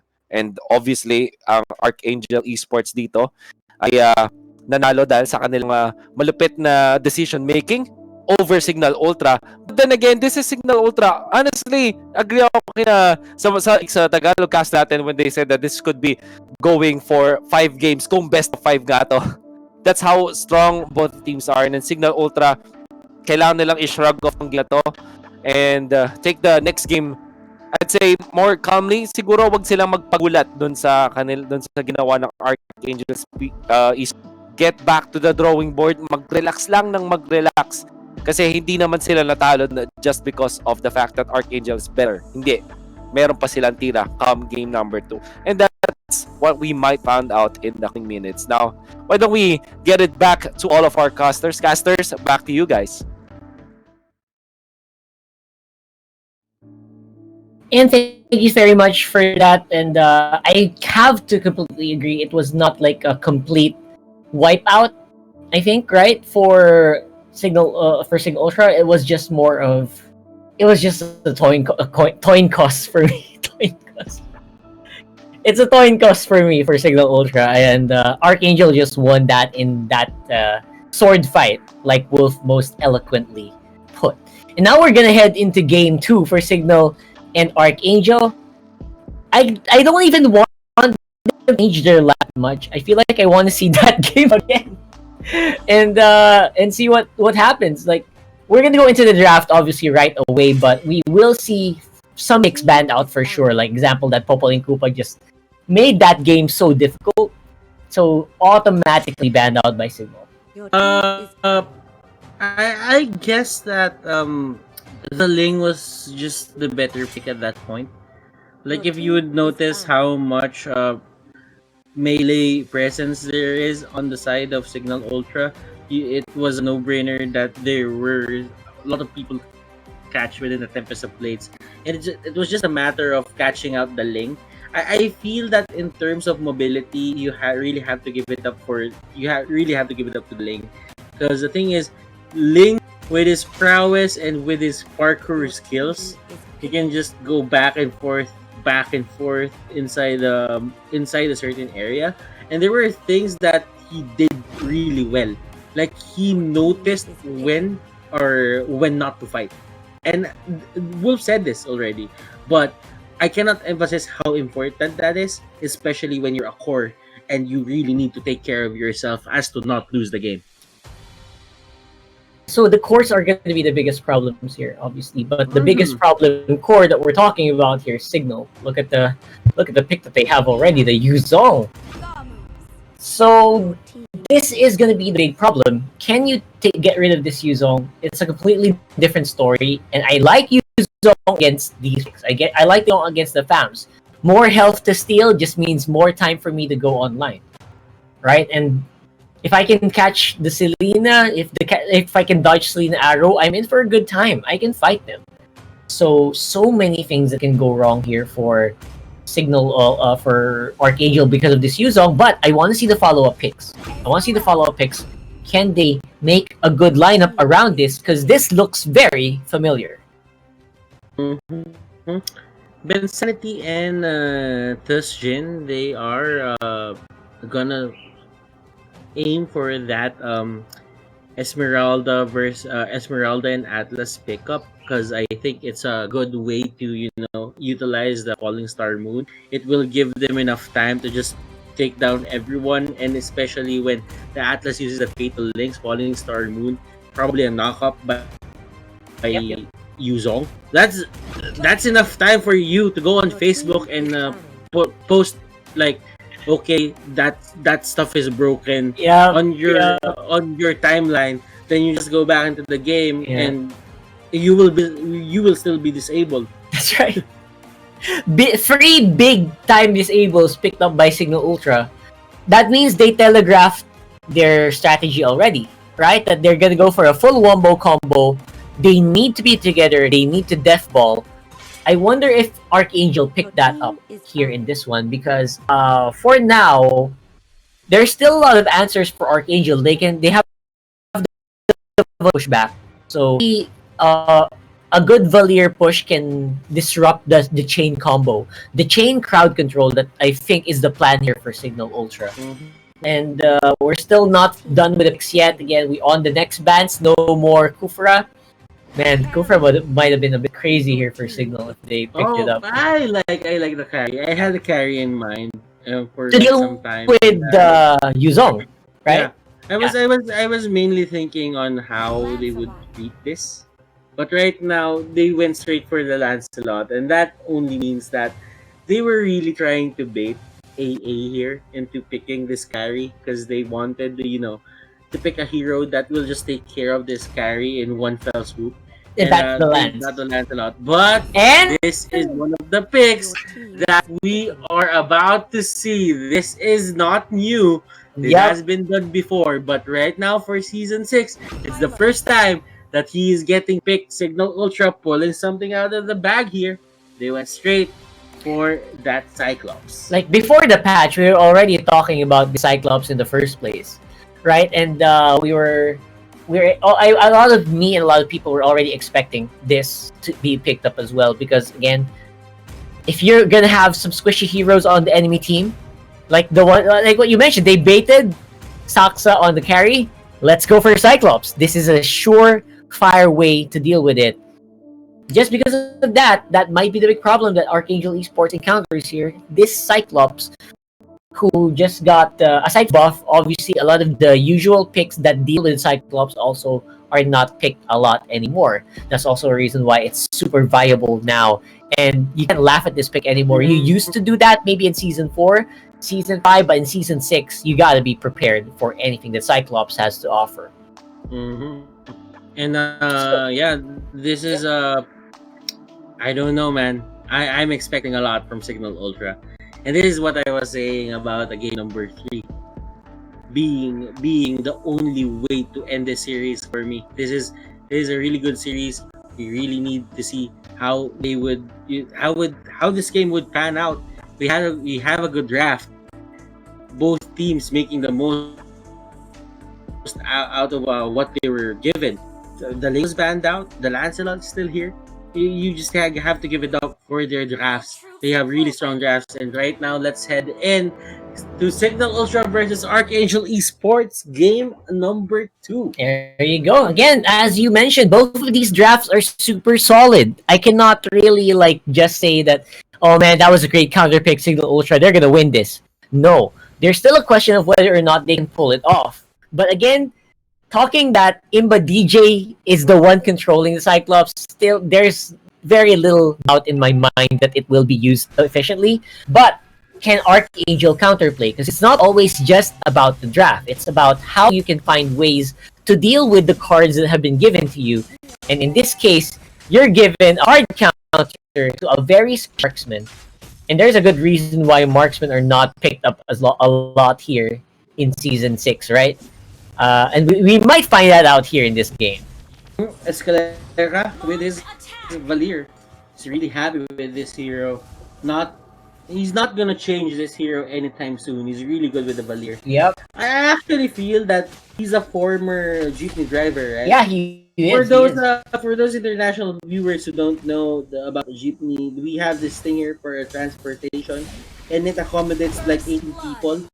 It's like public utility jeep that we have, and Escalera was a driver of that. And this just goes to show that Mobile Legends is really for everyone. Yeah, absolutely. He's doing really good, man. He's doing really good. Like you cannot differentiate this guy from the usual pro players that we have in the previous seasons, right? He plays like a boss, and there's no that just goes to show, right? Mobile Legends doesn't matter who you are, what you do. You, as long as you perform well, there is gonna be a spot for you, and that's what's happening here right now. Oh my goodness, Hades there, dropping the ball a bit. Escalera showed us the cone technique from game number 1. It was actually was that Ison who showed us the cone technique for game number 2, or Yasuo? I don't really remember. All I can remember there was some cone action there. Yeah. I think that was Yasuo on that what do you call that? That Thumbs. Yeah, exactly. I think he was the one who got played there with the cone technique that you mentioned. And that's just knowing each pixel of your skill and how do you use it, the timing on the use it, and whether or not you can survive. That is just pure game sense that you mentioned. I would have to say that Group A is actually the group of death for this qualifier. Like, you have Signal Ultra, you have Sinag, you have Hackdog, then you have the Sinag. Right. Archangel too. So the thing is, this really looks like the group of death. A lot of promising amateur teams are here trying to make it into MPL. And tomorrow we do have our crowd favorites, NXP Solid playing. What's the other teams? Ifios and the others. We will update you about that later. Yeah. Before we end the stream. But Yasuo here is the target. Imba DJ really just using this Cyclops in a very convincing fashion. Yep, and that's what I mentioned before. I mean, he's not even hunting Saksa at this point. He's just letting Saksa be himself. But what he's doing, he's trying to enable the rest of the team. You can go for Escalera. He's also a bit squishy your target. But since the ultimates are on cooldown right now, they just don't want to go for fights. And now that's something Archangel is trying to take advantage of with KK and, of course, Ison. A lot of things to consider. Archangel Esports just one game away from securing the grand finals, the final slot, not the grand finals, but the final slot for this qualifiers. And if they make it in, they will just wait for their enemies on the top, and they would actually just head straight to the qualifying match of the MPL Season 6. Imba DJ here almost getting caught out. That could have been a stun. That could have been a kill on the Cyclops. Oh, that pick-off, that proper timing, that position coming out here from Hades, just showing us how it's done on the Lancelot. So far so good here. I think Signal Ultra, despite being a little bit behind in terms of tempo here, I feel like they're getting each and every important target. Like, if you're gonna get this turtle, that's also just all you need. Give Hades that turtle. He can do a lot. Doesn't even need too many items. He can just spam the skills, and the turtle buff will do the rest.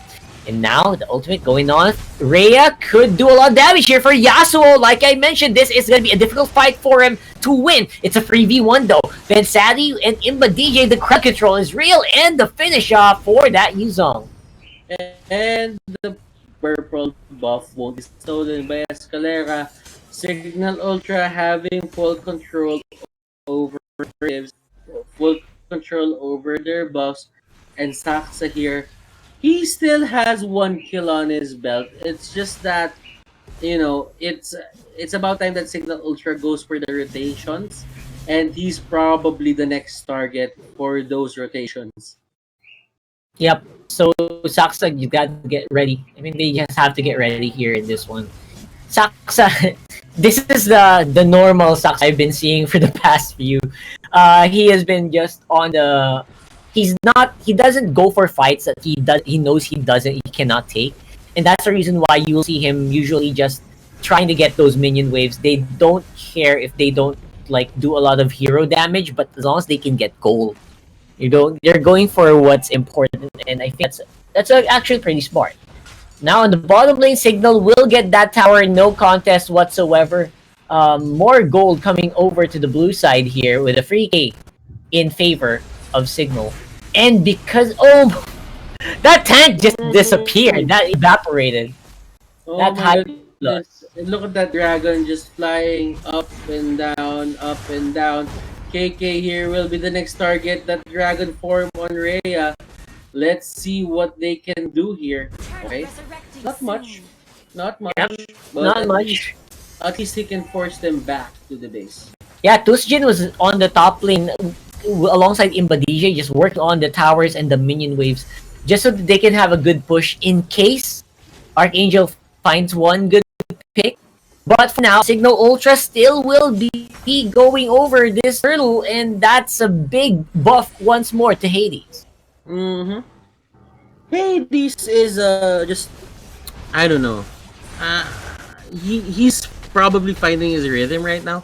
I didn't see his rhythm like on game number 1. It was just the one-sided Archangel show. But right now, Signal Ultra here, they're just showing you how it's done. They've done this time and again. But right now, look at this. Our drone view is here. Ison and the others, Imba DJ just trying to run for his life. Saksa here just being the hunter that he is. He doesn't have the killing spree, but look at this. The damage output actually pushing Saksa back. And Saksa, will he get the kill? That is the question. He pops the ultimate to get out, and with that Phantom Step, that's going to be enough damage. Yep, and the damage on the top lane is already done as well. The super split push Esmeralda. Oh man, the ionization of the Yuzong is actually way done. Hades hunting down Saksa, nothing to do. He just needed to dish and dive left and right. But apparently we will go on a pause. So many things falling apart here for Archangel Esports. What is happening? The top lane got demolished really quickly, and Saksa just was outplayed there by Hades, maybe because he got surprised. Maybe he wasn't expecting Hades to be there. But yeah, that's what's happening here, man. So far, Signal Ultra, what you guys are saying, what you guys have been saying all day is starting to come true. This might be a surefire best of 3 here that we're going to see here. I don't know. I still see a ray of hope here for the side of Archangel Esports. I mean, this is not over yet for their side, at least, because Saksa still has one death on his belt, and that was the kill that came from Hades, the most recent kill that we had. I think if ever they could just protect Saksa and he gets a 1v1 victory against Hades, that's going to change a lot of stuff. Like, to be honest, seeing Cyclops deal so much damage was so refreshing. The amount of pressure that they were trying to run for Cyclops, that he was just throwing out kills all the way to the side of Carry. Then Carry was forced to go back. That was something new, because the old Cyclops won't be able to do that. That's true. And because of the buffs to Cyclops and the lack of any big counters, has really given us a lot of hope that this will be picked in Season 6. And yeah, we were not disappointed. And it's a 10-5 on the kill score. Not that far ahead, but Signal Ultra is 6,000 gold leading. And that is something that they can definitely use, considering they want to go for the big Yuzong play. That is not the Yuzong funnel this time, but it will be a bit the shared a little bit with Hades and as well as Tusjin, right? So it's a bit of a more non-funnel lineup, but it's definitely showing to be effective here in this one, Butters. Mm-hmm. And Rhea just spearheading this Lord take Hades. They have enough damage. I don't think that they could go for the steal. The players from side of Archangel here are just way too far from that Lord Pit. Yuzong trying to go for Valir, but Valir just running away from the dragon. What a gold spike coming here from Signal Ultra as well. They're just on a roll, and kind of makes you wonder what's going on in the minds of Archangel right now. Like, are they gonna try to go head to head on the Lord take, while the Lord is going for their towers? Are they gonna try to pick off Imba DJ or Hades? Like, I hope Ben Sandy has his mind made up already, because they need to make that decision in the blink of an eye, and they have a very small window to do it. Mm-hmm. You know what? Just seeing how they're trying to win this, the Lord is pushing into the bottom lane. Nobody's pushing with the Lord, and they're just trying to take as much turrets as possible. Okay, that is a good move. But right now, I don't think that this Lord is going to be a problem just because they have the carry. And as we all know, carry is a good Lord. It doesn't really matter for a carry if you have a Lord on your side. You can just shred it down fast. And look at this. They might not even be able to this third turret onto the bottom lane, but onto the backside. They actually go straight for carry, and carry here still alive. Escalera with the pushback. Hades here with the help, and thus Jin trying to catch out this carry. Carry will go down, and this is going to be it. Game number 2. Going to the side of Signal Ultra, our first best of 3. Our first game 3 of the series will happen. Signal Ultra, man, forcing this to a game number 3. Rockhart, I gotta say, I expected no less from these two teams. Signal Ultra, they're really good.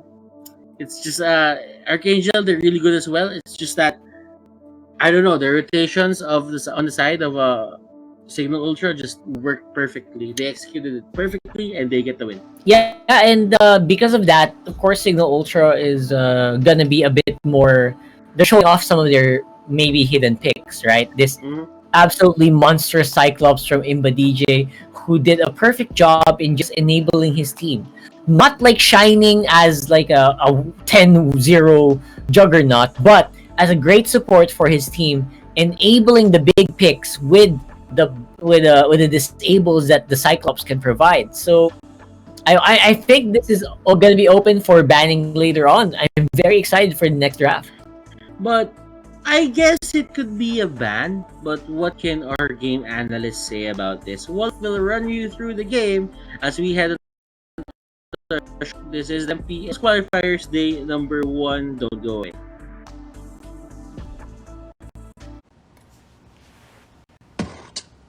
When uncertainty is our reality, we rise above with the things that matter. Gigify happiness. Gigify love. Gigify friendship. Gigify dreams. Gigify hope.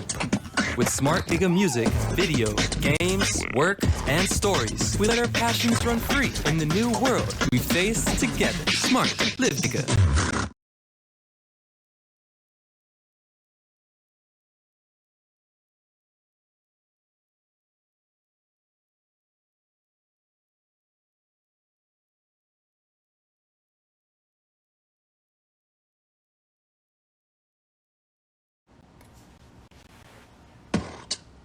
When uncertainty is our reality, And we have ourselves a series, guys. 1-1 ang Archangel laban sa Signal Ultra. After that, very standard victory ang masasabi ko sa Signal Ultra. And when we break it down, game number 2 went in favor of Signal Ultra over Archangel eSports because of many things. And I think kailangan natin siyang simulan doon sa draft.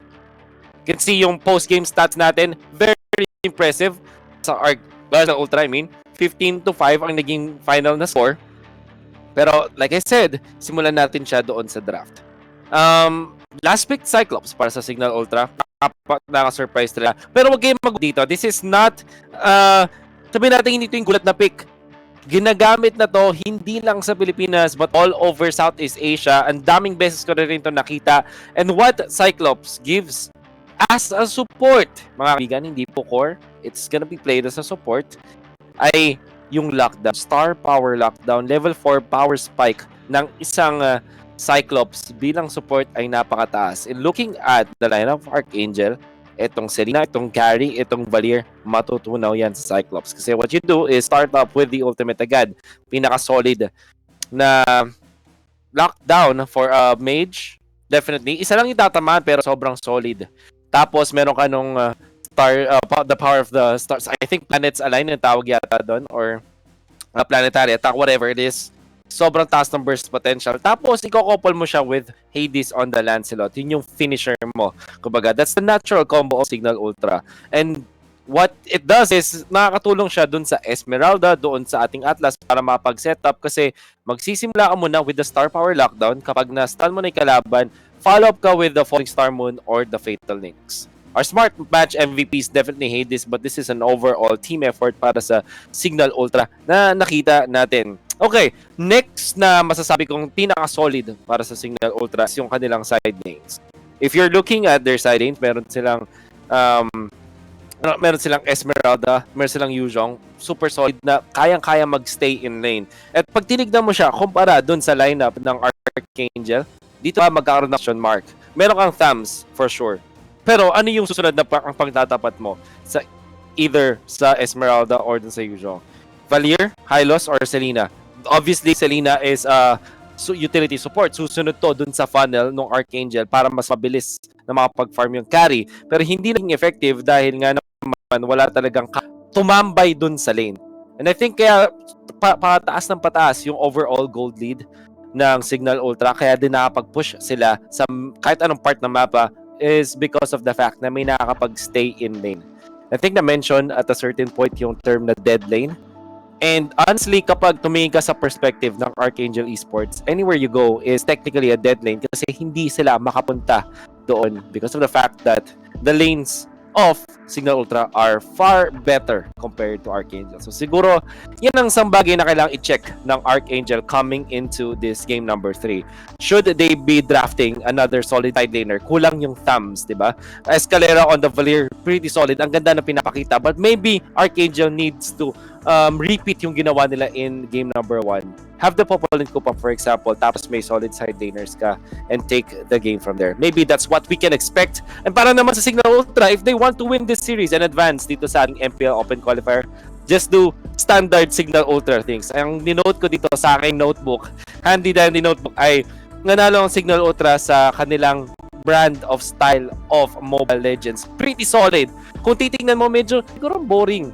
Pero systematic kasi ang approach ng Signal Ultra. And I guess that this is what they should be using moving forward dito sa ating MPL Qualifiers. That has been my analysis of that game. Maybe our casters feel differently. Tingnan natin kung anong masasabi nila para sa game number 3 ng ating Best of 3 series. Back to you guys. Welcome back here, Mobile Legends Bang Bang Professional League Season 6. Main qualifiers. I'm Rockhart alongside Butters, and the Wolf is just going crazy on the handy dandy notebook as well. Yeah. I feel like we should have one of those as well. You know, he took his time. He took his time. Like he was passing it. He was passing it to us from the previous games for like with like 3 minutes in, but right now he just went ham and sent it back to us at like 30 seconds. So. Yeah, good job, Wolf.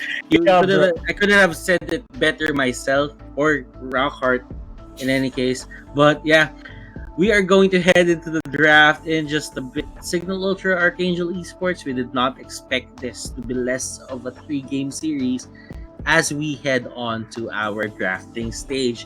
Now, how important is this match? The match is really important because it will dictate your slot in the finals. It will lock it in. You don't have to face certain elimination on the lower bracket, and you don't have to face one more team just to make it into the grand finals. And that's how important it is. Not the grand finals, but the finals. I'm always correcting myself here. Exactly. So final stages of this will be later on. And of course, to secure that spot, one of these teams will have to win it out. We are going into the draft here. Finally, no more Farsa no more Farsa. Farsa being banned out means Imba DJ is gonna have to go for a different approach here in terms of being a supportive mage. If you'll notice, that's all that Imba DJ has been playing recently.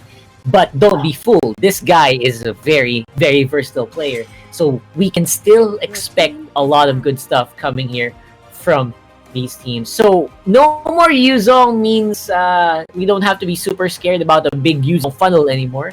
And we can expect a more standard game. I think that's usually what happens when you ban out the Yuzong in the first place. Your team is picking. And yeah, it's no link onto the other side. I mean, Signal Ultra, are they gonna still go for a Lancelot? It could be a possibility. I mean, it didn't work for game number 1. It did work for game number 2. Big time. It really worked so well. Because maybe he didn't have someone to sword fight with. I don't know. Maybe he wants someone to sword fight with before he meets his match. Yeah. And that's gonna be banned, obviously. And okay, so I like the opening here for the Popoling Koopa. Both teams obviously we really want to get that. Every time it's not banned, it's automatically picked up. Popoling Koopa is just such a good support hero. And now, we are still going to be waiting for the big pick. I highly expect Lancelot to be picked up here. If not this rotation, in the next. Because the Lancelot is just so good right now. Mm-hmm. And there you go. It is. Take 2 on Lancelot. Let's see if we can make it the best of 3. No more Atlas though. For the side of Signal Ultra, they cannot make those same Lancelot Atlas like on game 2. Yeah, right. Like on game number 2, it's going to be a standalone Lancelot where you have to just line up every skill that you have, and you don't have the training wheels on like with the Atlas. So I don't know, picking 4 seconds, they go for the Masha. You just go straight for it. I mean, it's really good against the Popol and Koopa. It could be probably good against the Hades as well. It could gimp the Hades for 1 or 2 hits. That could be a possibility, like in a duel. But yeah, I mean, just having that Masha will. Everyone is accountable for the Masha. Everyone has to take accountability for the Masha once it hits to the mid game, especially when it doesn't die for like 3 times into the early game. Everyone has to take accountability for that, because when the time comes that you don't really look at the Masha anymore, that's the time where you lose all your turrets. Yep. And that's a mistake that has been done a lot in the open qualifiers. We gotta tell you guys. This Masha has been locked and loaded and has been stealing turrets for the whole of the qualifiers, and this is gonna be no different for sure. I think the Masha was stopped was earlier. There was a game where the Masha was just completely nullified. I completely forgot which team did that, but it seems very familiar. I feel like it's very rare to see a Masha get stopped in its tracks, because somehow the Masha just finds a way. The Masha, if they lose the team fight, he jumps to the back using the ultimate and just bites the softest target. So yeah, I'm looking forward to whether or not they can make the Masha work, and whether or not that's going to be a match against the Lancelot of Hades. Okay, question here. Imba DJ going for that Luyi. Do it! That this Luyi is their emergency button. It's an emergency button, Rockhart. And Escalera, what will he go for? What will he go for? That is the question. Is he gonna go core? Is he gonna go core? It is a possibility that he's gonna go for an Atlas. It's a possibility that Eson will be going for the Atlas as well. It could be he could be the Selena, or it could be Escalera going for core right now, because you did say earlier that Escalera is actually a core, not a support. Yep. So this is a good possibility. And is that a dive lock-in? Was that locked in? It is locked in. Oh, dire off, my friends. Oh my goodness, this is Oh something boy. else. This is something else. Go for that Dairoth pick. Oh my goodness. So, I'm not sure how I'm gonna predict this, but the big problem with Archangel Esports obviously is gonna be front end damage. They can be nullified by armor completely. Like, that's gonna be the big question. But this Dairoth, we haven't seen any big weird builds of it yet, so this will be a first for us as well. It's hard to predict it on this one as well, so I think it's weird for us to make predictions like this, but I would say Signal Ultra drafted a pretty bang for the buck lineup as well with all they have. But again, Escalera, this guy is a mystery for a lot of us. And for the first few games, obviously he's doing so well. I wonder if he's just hiding something for that clutch game free. We'll have to find out for that one. All right.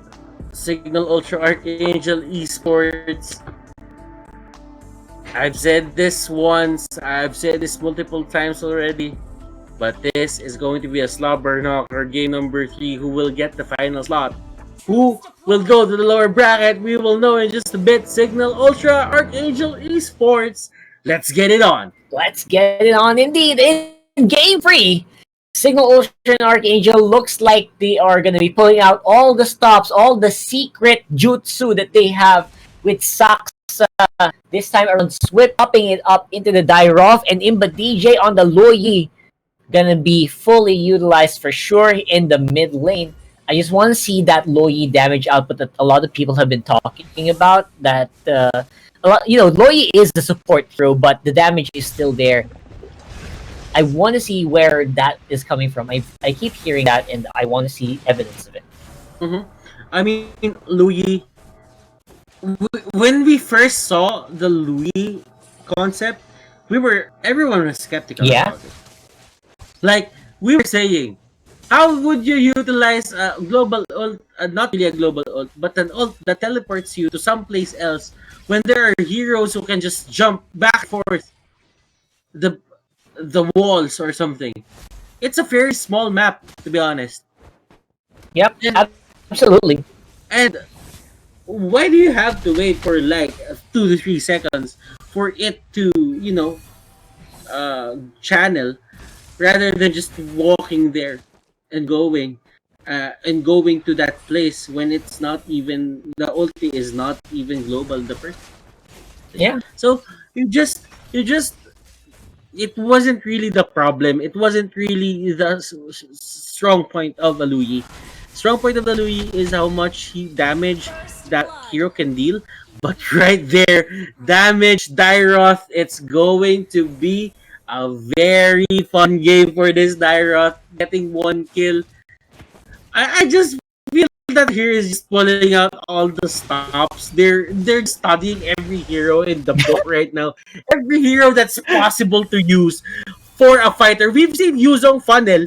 Now we're seeing Dairoth funnel. It's not. I don't really know if they're funneling this Dairoth, but it sure seems to me that they're trying to put all of the kills into Saksa. Yeah. Absolutely, and that's what you want in this one, because Dairoth has a good AoE damage. If you can farm, you are gonna be in a good position. But this time around, it's gonna be Yasuo forcing and showing up here with the sticker. One more hit would have done it, but the counterplay is real here for Hades. Hello, what are you doing with the sticker? You're not out of the woods just yet. KK, on the other hand, he's just annoying everyone. Like, the thing about KK is, if you don't see him in the map, you will be pressured to try to find him. If you don't see him, you're 100% trying to find him, or you're 100% pressured to just see it, but they will steal the Lord. Oh my goodness! Archangel Esports, Saksa, Yasuo, everyone else, Popo and Koopa, they're trying to run away. The arrow will be thrown out, but it will not hit Popo and Koopa. And wow, Rockhart, Archangel Esports, Dude. there's doing something else here. This is a completely different level, especially in that last team fight. Look at the beauty of this lineup. Everyone is super self-sufficient. They rely on their teammates to do damage. They just dish it out. And it is working out very, very well for Archangel, at least in the early game. So I'm wondering later on, how are they going to look in the big wombo combo team fights? I think Signal Ultra might have something to say about that when we get to that point. Mm-hmm. Is this the fighter fun meta, Rockhart? That's right. This is almost a full brawler fighter meta that we are experiencing, because I haven't seen a marksman in ages except for Just Carry. That's the only Because that guy. only means, okay, hear me out. That means if the marksmen are out, then we have the assassins. Then we have the fighters who are actually kind of sturdy in terms of assassin takedown. Dairoth, oh my, are you seeing this damage? Yeah, that's Are you seeing this? that's Are you sure? destructive, man. We're watching the same game, right? We're watching the same game. Yeah. You're seeing a Dairoth in the game. This is I'm getting my mind blown. Look at, he has 4 knives and just a raptor's machete. You know what? I'm actually against those kinds of builds where you get 4 Pure of those damage. Yeah. I'm actually against it because you get more damage by building a Legion sword straight. Right. Like combining it, making it a Legion sword will grant you more damage. It's more efficient in terms of gold. It doesn't really put you in a bad spot. But at the same time, yeah, that those are the ingredient. A Blade of Despair needs like 4 of these, so maybe that's what he's going for. But I want to do another item check later on, just to be sure. But yeah, you're absolutely right. Efficiency is a big deal for these kinds of matchups, but so far they're surviving even without it, which is pretty impressive. Hades right now, they are just having fun with everything. They're just having fun with their own side of the map. They cannot join the fun on the other side. If they do that, they die. Straight out. Exactly. Yeah, they die. Like, there's no other way of explaining it. You just die. But on the other hand, Archangel Esports want the party. They want to go to the other side of the map. They want to steal as much as possible. Hades here using the dashes to get out, and that was the perfect timing to bail out as Dairoth and the others were there in the vicinity. Yep. And again, this Dairoth is just gonna keep getting stronger and stronger with very limited counterplay. I think the only counterplay that they will have for this will be Ben's sanity on the Popol and Koopa, and he already has so much job. He has a lot of jobs being given to him already by the team, and adding up another one is just so difficult, especially with Yasuo constantly threatening a split push on other sides of the map. So can they actually just sustain until we get to a point that Hades is such a monster on this Lancelot? I think that's the win condition here for Signal Ultra. But then, if you think about it, Dairoth is kind of a early to mid game hero. That's true. I mean, he has the late game capability, but you would see him more in an early to mid game based spike rather than a late game spike, because it's easier to control a Dairoth when you all have items. True. And the attack animation of Dairoth makes him very, very bad for late game, but they will get the turtle here on the pit, and they can go for a fight if they want to, if Eason can find a good target. But apparently not. Everyone from Signal Ultra will be going back for the meantime, and Archangel, they're just happy with the lead that they have, I think. They're just chilling. So it makes sense. Like, if you think about it, Rockhart, Hades here, he has the Lancelot. They've been doing this with the Atlas, the Thorn Rose, all the project, the ultimate, which is actually an AOE, a straight line AOE. It's the same as Dairoth. Dairoth will just throw the ulti, and everyone will be in range if they get multiple enemies inside the Fatal Links. Yep, absolutely. And oh my god, that's it. That's these are the things that you want to happen if you're Archangel, right? They don't need, if you don't want to group up, okay, that's fine. You don't want to get fatal links, stay separated. But if you're separated, you have a Selena as well, and they are doing a phenomenal job of that. They just got Tusjin, and now they are looking for more. Archangel Esports, they got a lot from that rock hard. You cannot deny that. Even the show went for the flicker, so they didn't just get a kill. They got a flicker to go on cooldown as well. Yep, absolutely. And now we are gonna go. Oh, look at that! Want to see if they can make a pick off. I think they want to make sure that some of the damage of Archangel can be isolated, and that's what they're trying to do here.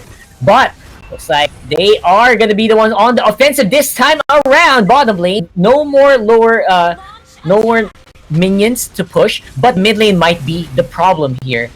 They are gonna go in, no minions again, the minions, and that's still what happens when you have good control as well. In Signal Ultra, I think they planned this out very, very well so far, but they can only hold off Angel Esports for so long. And right now, innately, they have better Lord takers on the side of Archangel Esports. The only thing that's going to save Signal Ultra from this is the fact that they have a Retribution on that Lancelot. If ever Lancelot finds a way to get in range of this Lord, they could just steal it and probably go for the cleanup, and KK gets knocked up. Oh my goodness.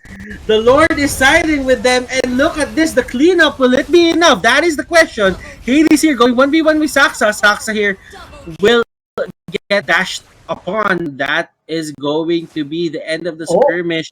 It's still a 2v2, Rockhart. It's still a 2v2. Right, and split push being done by Tusjin actually got some gold back for Signal Ultra. So instead of being ahead, they are now actually catching up a little bit. Wave the Dragon slows down Saksa, but Saksa's flying everywhere, destroying that Cho. Let's have a look at replay and see how that broke down.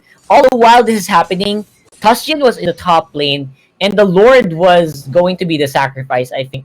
They knew that they were going to lose it, but I think getting the Lord is already a bonus for Signal Ultra. They got the lucky last hit. They lost some of the team fights, and now it's going to be a problem on the bot lane.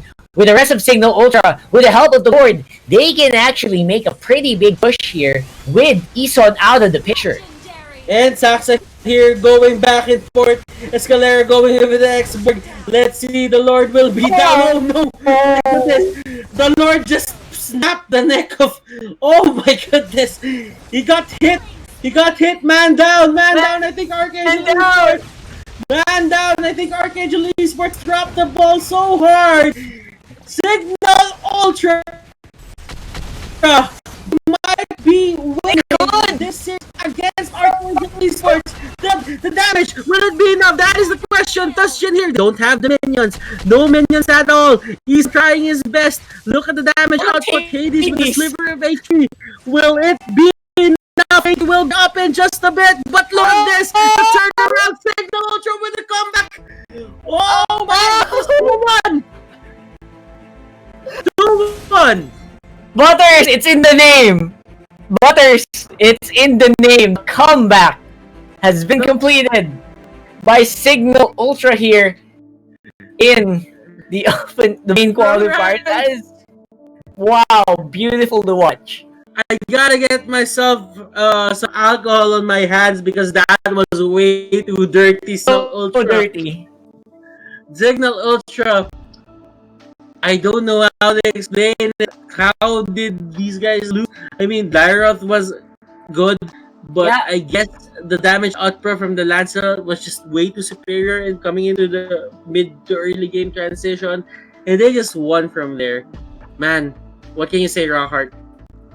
Well, the comeback case might be starting to come back here. Now it's too early to say that, but it's just from a 1-0 Archangel victory to 2-1 Signal victory. It's what you remember, right? It's so nostalgic from the name. And like you said, that was dirty. Where did that come from? At the end of that, Hades didn't even want to go back. They knew that they could win. and it was beautiful to watch. And that will be, unfortunately, the end of Archangel Esports' journey here in the qualifiers. But no. They're gonna go to lower bracket. Lower bracket. Yeah, lower bracket. We'll see later on. Gonna go to lower bracket. Lower bracket. I completely forgot. So, Signal Ultra just proves to us that, don't click surrender yet. It's not done. It's not over. 1-0, we don't care. We can make a comeback really easily. And I'm looking forward to seeing these guys more. My goodness, Imba DJ with the plays, but we'll be throwing it to our game analyst, Wolf, when we come back from this break. I am Butters, he is Rockhart, and we'll be taking a break just because that was way too intense for us. We'll see you guys later. Gigafy love. Gigafy friendship. Gigafy dreams. Gigafy hope. With smart Giga music, video, games, work, and stories, we let our passions run free in the new world we face together. Smart, live Giga. What a game, what a series we had between Signal Ultra as well as Archangel Esports. Napakaganda, napaka-close fight. And we have a lot to break down for sure. My name is Wolf, your resident analyst para sa MPL Season 6. Now the Open Qualifier, direkta na sa ating finals actually. Ang Signal Ultra after 2-1 victory against Archangel Esports. Pero hindi naging ganun kadali. In fact, itong game number 3, you can feel na nasa Archangel na yung ating laban. But why don't we break it down? What happened in that game, the specific match, kung paano nga naman nanalo ang Signal Ultra. Simulan natin mula dun sa ating early game. Weird draft, obviously, mula sa Arcane. Pero naging weird lang naman yun dahil doon sa Tyroth. It's just like, kung papalitan mo tong hero na to, kahit sino naman pwede dyan eh. Pwede naman yung Link, pwede yung Lancelot, pwede yung Hayabusa. Pero bakit Tyroth? Well, I guess because of the fact na nga naman na nakaw na yung Lancelot. Priority definitely para sa Signal Ultra. Tapos, hindi naman din sila pwedeng basta-basta mag-Hayabusa, carry. Your Claude is also banned out. Naubusan din talaga ng mga cores dito. Pero, hindi at all mahina ang pick na tong Tyroth na to. In fact, ang ganda nung idea wala sa side ng Archangel Esports, which we will explain maybe later. Yung Signal Ultra, nagsimula sila sa ating laban pretty quiet. Honestly, ang slow na kanilang ginagawa.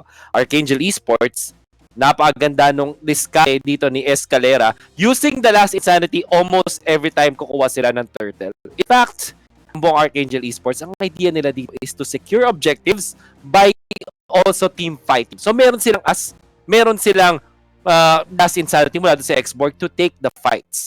This is the Lord Steel na napunta talaga sa Signal Ultra, which we'll talk about later perhaps. Pero ang gusto lang explain dito is yung Archangel Esports tinipid yung Fatal Link, yung Last Insanity para lumaban. By the way, yung Diversion Ultimate mula doon kay Imba DJ on this Louis and overall decision making mula sa side ng Signal Ultra ang nagpapanalo talaga nito. And this is why you can see them prioritizing the Popol and Kupa as well as the Louis, and to great effect. Hades, smart EP of the game.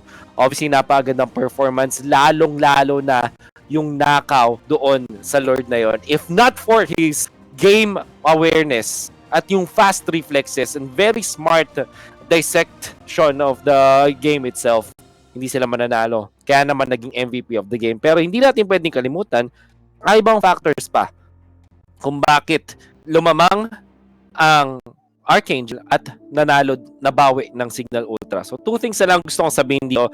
Yung ginawa ng Archangel is to focus on heroes that are, sabihin na masochista, yung mas malakas sila kapag nadadamage sila, and to a certain degree, nanalo sila dahil Masha as well as Tyroth, meron silang advantage kapag sila yung naunahan ng kalaban, at yun yung valuable laban dun sa mga burst mula sa Signal Ultra. Imagine merong Louis na nagpababa ng buhay mo, meron kang ikipag-duel sa'yo na Cho, pero ito turn around mo yung laban with your passives. That's what you get from Tyroth as well as Masha.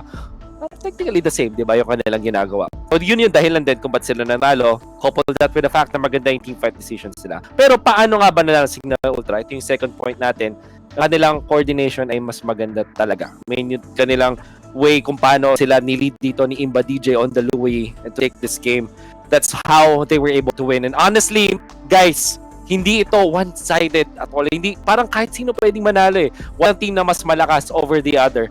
And ito yung beauty ng MPL Season 6 Open Qualifiers. Men, wasakan talaga ng pangarap. Hindi natin malalaman kung mag-advance. Nevertheless, we'll now be heading into our lower bracket matches. But that is after this break. We would like to thank the sponsors of MPL Season 6. Forge stronger bonds with your team as you conquer the battlefield with smart Giga Games. Enjoy 1 gigabyte of games all day for Mobile Legends, Facebook Gaming, and more. Just dial *123# now and choose Giga Games 99. MPL Season 6 is also brought to us by our official sponsor, Realme, the ultimate gaming smartphone and AIoT partner of the MPL Season 6. We also like to thank Gillette, the best a man can get. Our partner in eSports, Maya. Don't pay cash, pay Maya. Our official gaming headset partner, Logitech G, here like a pro. And of course, our MPL Season 6 is organized by Munton. Let's all look back at the top 5 plays of the series, and we'll see you after the break. Kita-kits!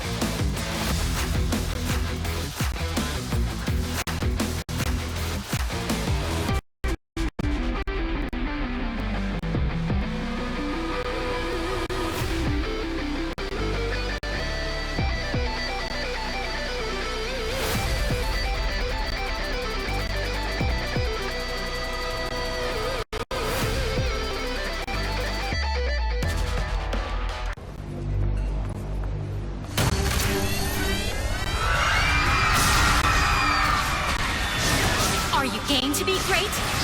Now you can with the new Smart Giga Games 99. Get 1 data all day, every day for Mobile Legends and more. Game to be great with Smart Giga Games 99.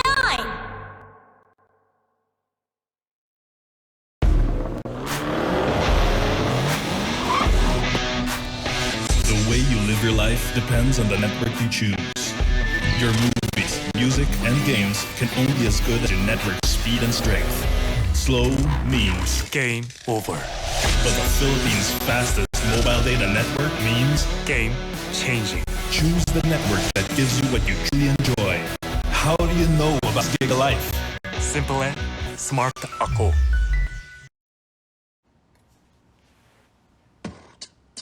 When uncertainty is our reality, we rise above with the things that matter. Gigify happiness.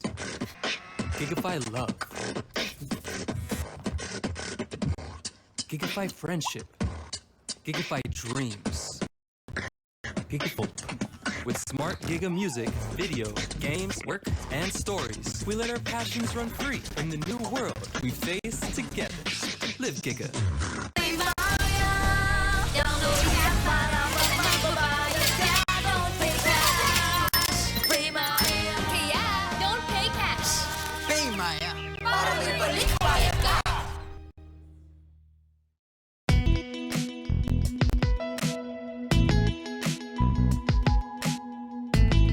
You've got me on the edge.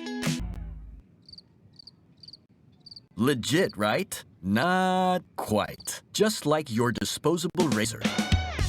It's time you switch your disposable razor for your legit first shave so you can be every bit legit. Gillette Mac 3. For a closer shave, less irritation, switch to Gillette Mac 3.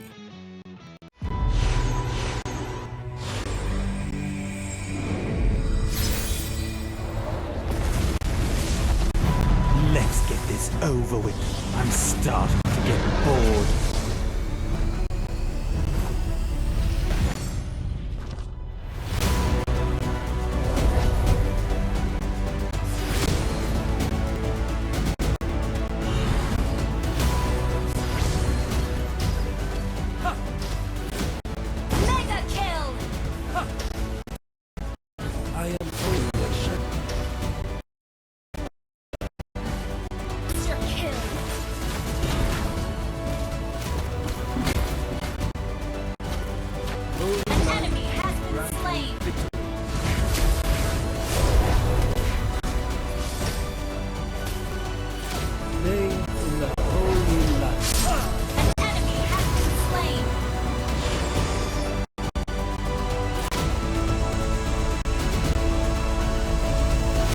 Download for free. Mobile Legends Bang Bang.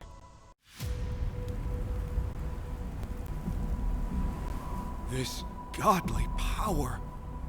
What is this? Yu Zhang has combined the reverse scale and the primordial spirit. He cannot leave here. The Black Dragon has returned. No one, nothing, can stop me now. Let's take him from the side! Now! Death to all who oppose me. No!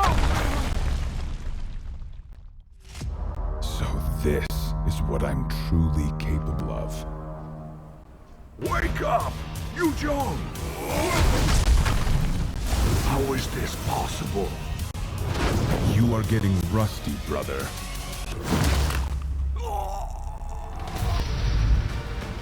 No! How did it end up like this? No! Welcome to reality, girl. Where the strongest rules them all. Download for free. Mobile Legends Bang Bang.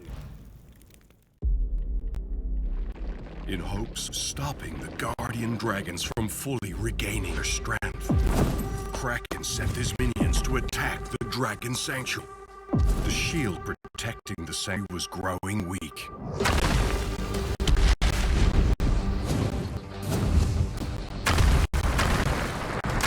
Attack after attack, the Guardian Dragons barely have the power to guide the Dragon Warriors.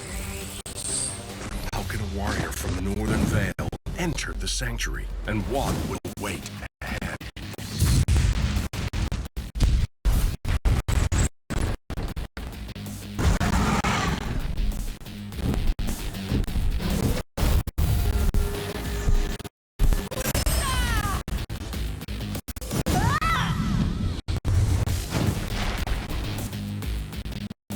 Your team destroyed! Mega kill! Double kill! Your team destroyed a turret! Mega kill! Double kill! Triple kill!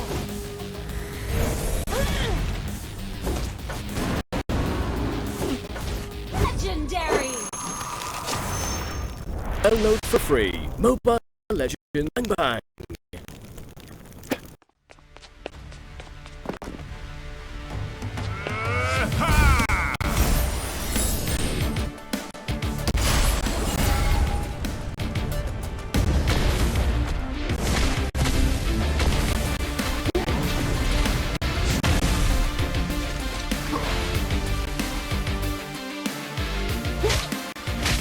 Killing spree! Double kill! Godlike! I'm perfect. Behold! Legendary! Behold! My strength! Legendary! Triple kill! Maniac!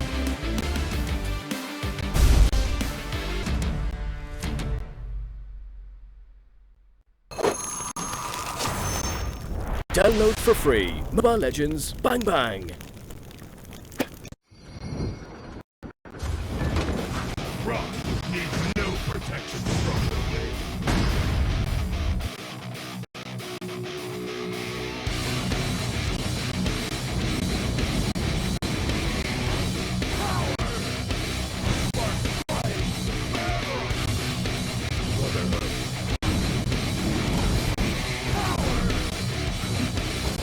You have slain an enemy! You have slain an enemy! Mega kill! The power of rock. Legendary! Double kill! Legendary! No kill! Triple kill!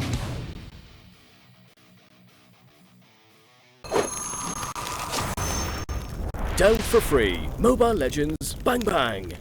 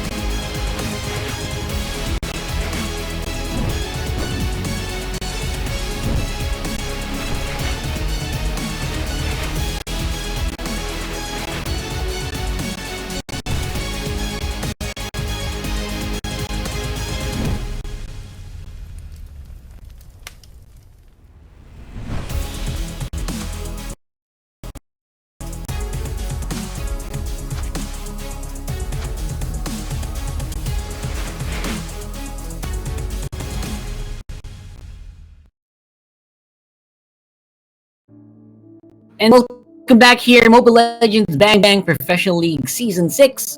Main qualifiers, it is going to be the lower brackets this time around, and it is a big monster of a fight. It's Sinag Pilipinas versus Hack Dog.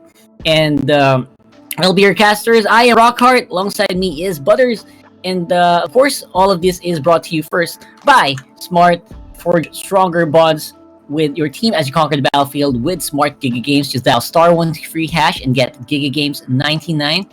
And of course, Realme, the ultimate gaming smartphone partner and A-Lot partner of MPL Season 6. Alongside Gillette, the best a man can get. Our partner in eSports, Pay Maya. Don't pay cash, pay Maya. And official gaming headset partner, Logitech G. Here, like a pro. And all of this, of course, organized by Moonton. Butters, we are back here with Sinag Pilipinas again. So looking forward to what these guys can offer us. What are your inputs about this team? Sinag Pilipinas, they really had something in mind for the Yuzong funnel, but it didn't really work out for them. So it's great that they had problems here in the main qualifiers as compared to the open qualifiers. Because if they did have problems in the main open qualifiers, then that could have meant tournament death at that point on. Right now, this is one of the perks of being in the main qualifiers. You have 2 lives. You don't have that single life like in the open qualifiers that you make a mistake, you just disappear and wait for another season. So now they can try to find another strategy. If they think that they can win game number 1 with it, go for it.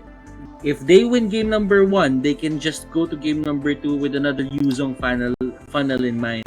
So Hackdog here needs to prepare for that. I'm not really saying that Sinag Pilipinas is gonna win it up, but Hackdog, they need to give Sinag Pilipinas a run for their money. Yep, I feel like the Yuzong funnel is just going to be a staple here for Sinag Pilipinas, and Hackdog might already have read that, seeing that the matches that we saw earlier for these teams. Obviously, you want to get rid of that Yuzong as early as possible, but you cannot always focus ban it, because if you do, so many other options will be left open. And Sinag Pilipinas isn't a team that strikes me as a one-trick pony.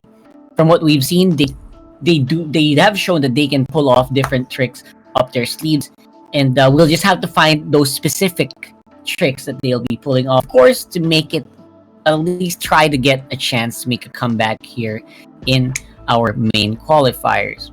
So now, Hackdog on the other side, still one of the best named teams in the FPL so far, in my opinion. It's just gonna be on the ropes, obviously, for the meantime.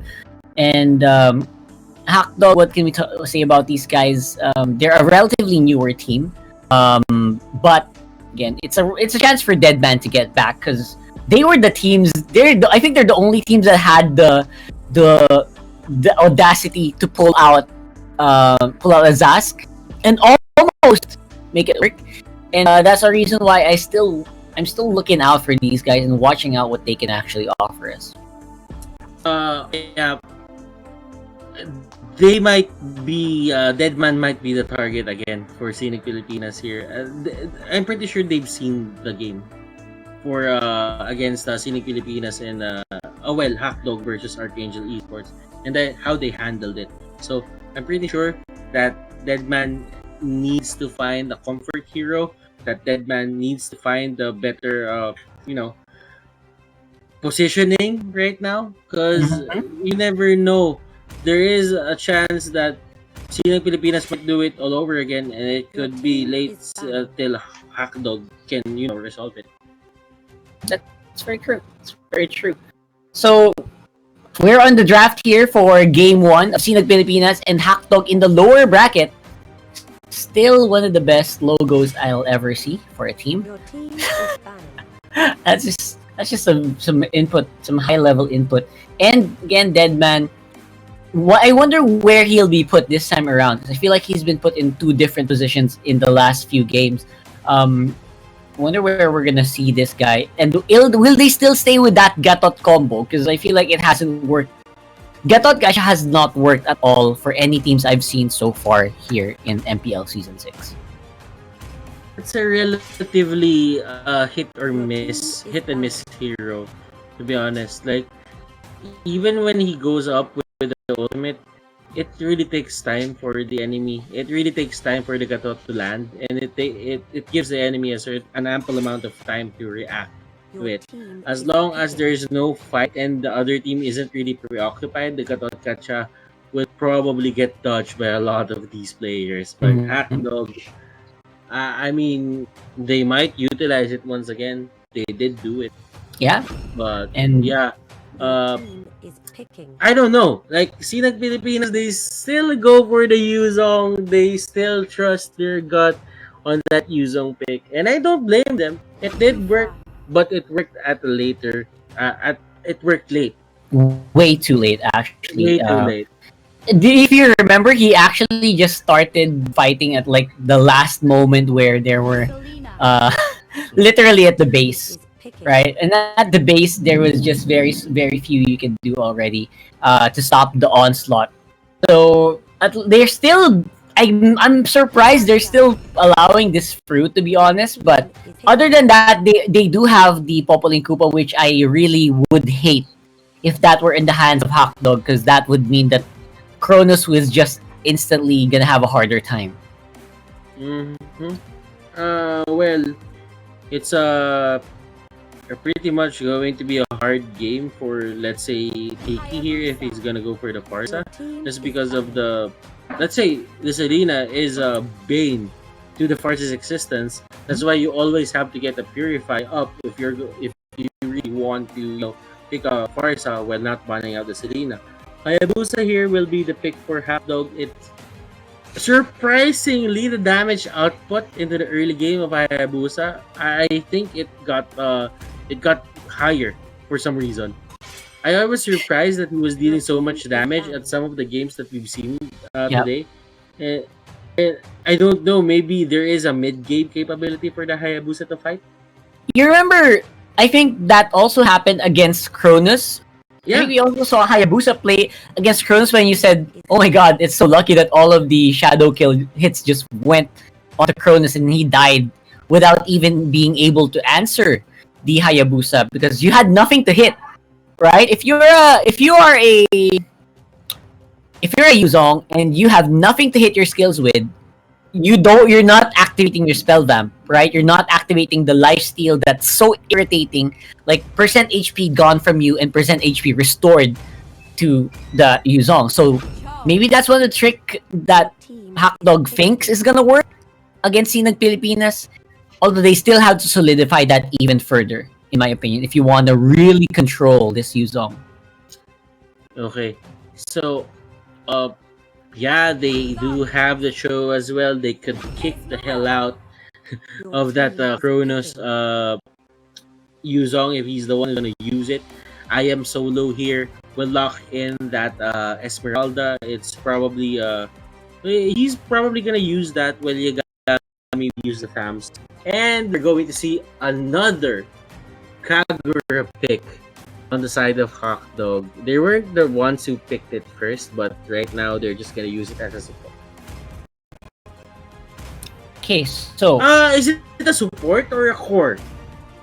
That's what I'm picking as well. It's a little difficult to distinguish, especially at this point.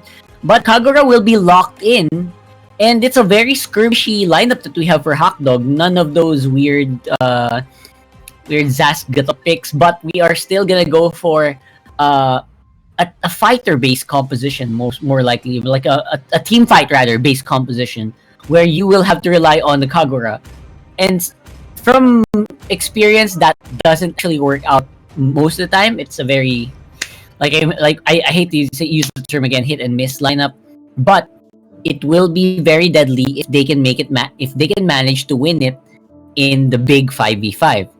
On the other side, though, you gotta remember, Sinag Pilipinas, they still have that Yuzong. So it's still very scary to group up as 5 against this team because you're just giving the Yuzong more targets to get that passive activated. Okay, so I'd say that this is the 4th BO3 series that we're having. And after this, guys, we still have 2 more. this day won't end till we find out who will be the first of the 8 to join the hour. Well, it's still another wow. Who will join our current roster of teams coming to the MPL regular season? There, I said it. Now, I don't know, man. It seems to me like there's no clear winner for this. Sinag Pilipinas, I'm pretty sure that they're gonna make a comeback.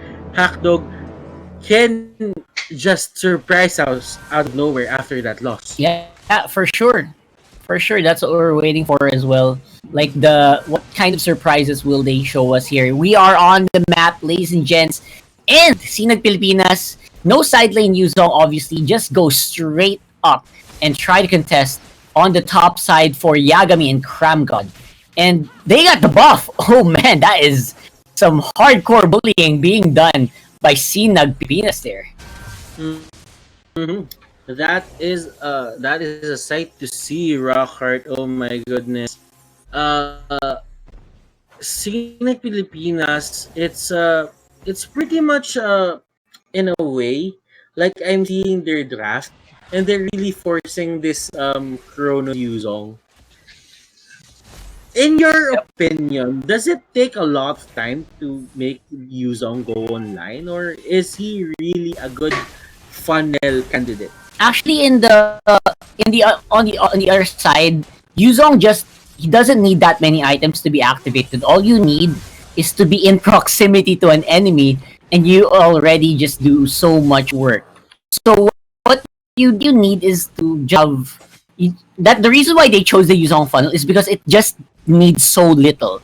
It needs so little resources to go online, and now they're gonna go and see, and we're probably gonna see that here again, especially with the help of Tiki and Kramgod. Oh, big team fight here. Called out, and this might be the counter initiate that they want to take. Spaka here getting called out. Look at the damage output coming out from Deadman, and Deadman is going to be their Kufra. That's going to be Spaka. Wow, what is happening? Hackdog cannot find an answer for this. Yep, having a hard time finding an answer at the same time.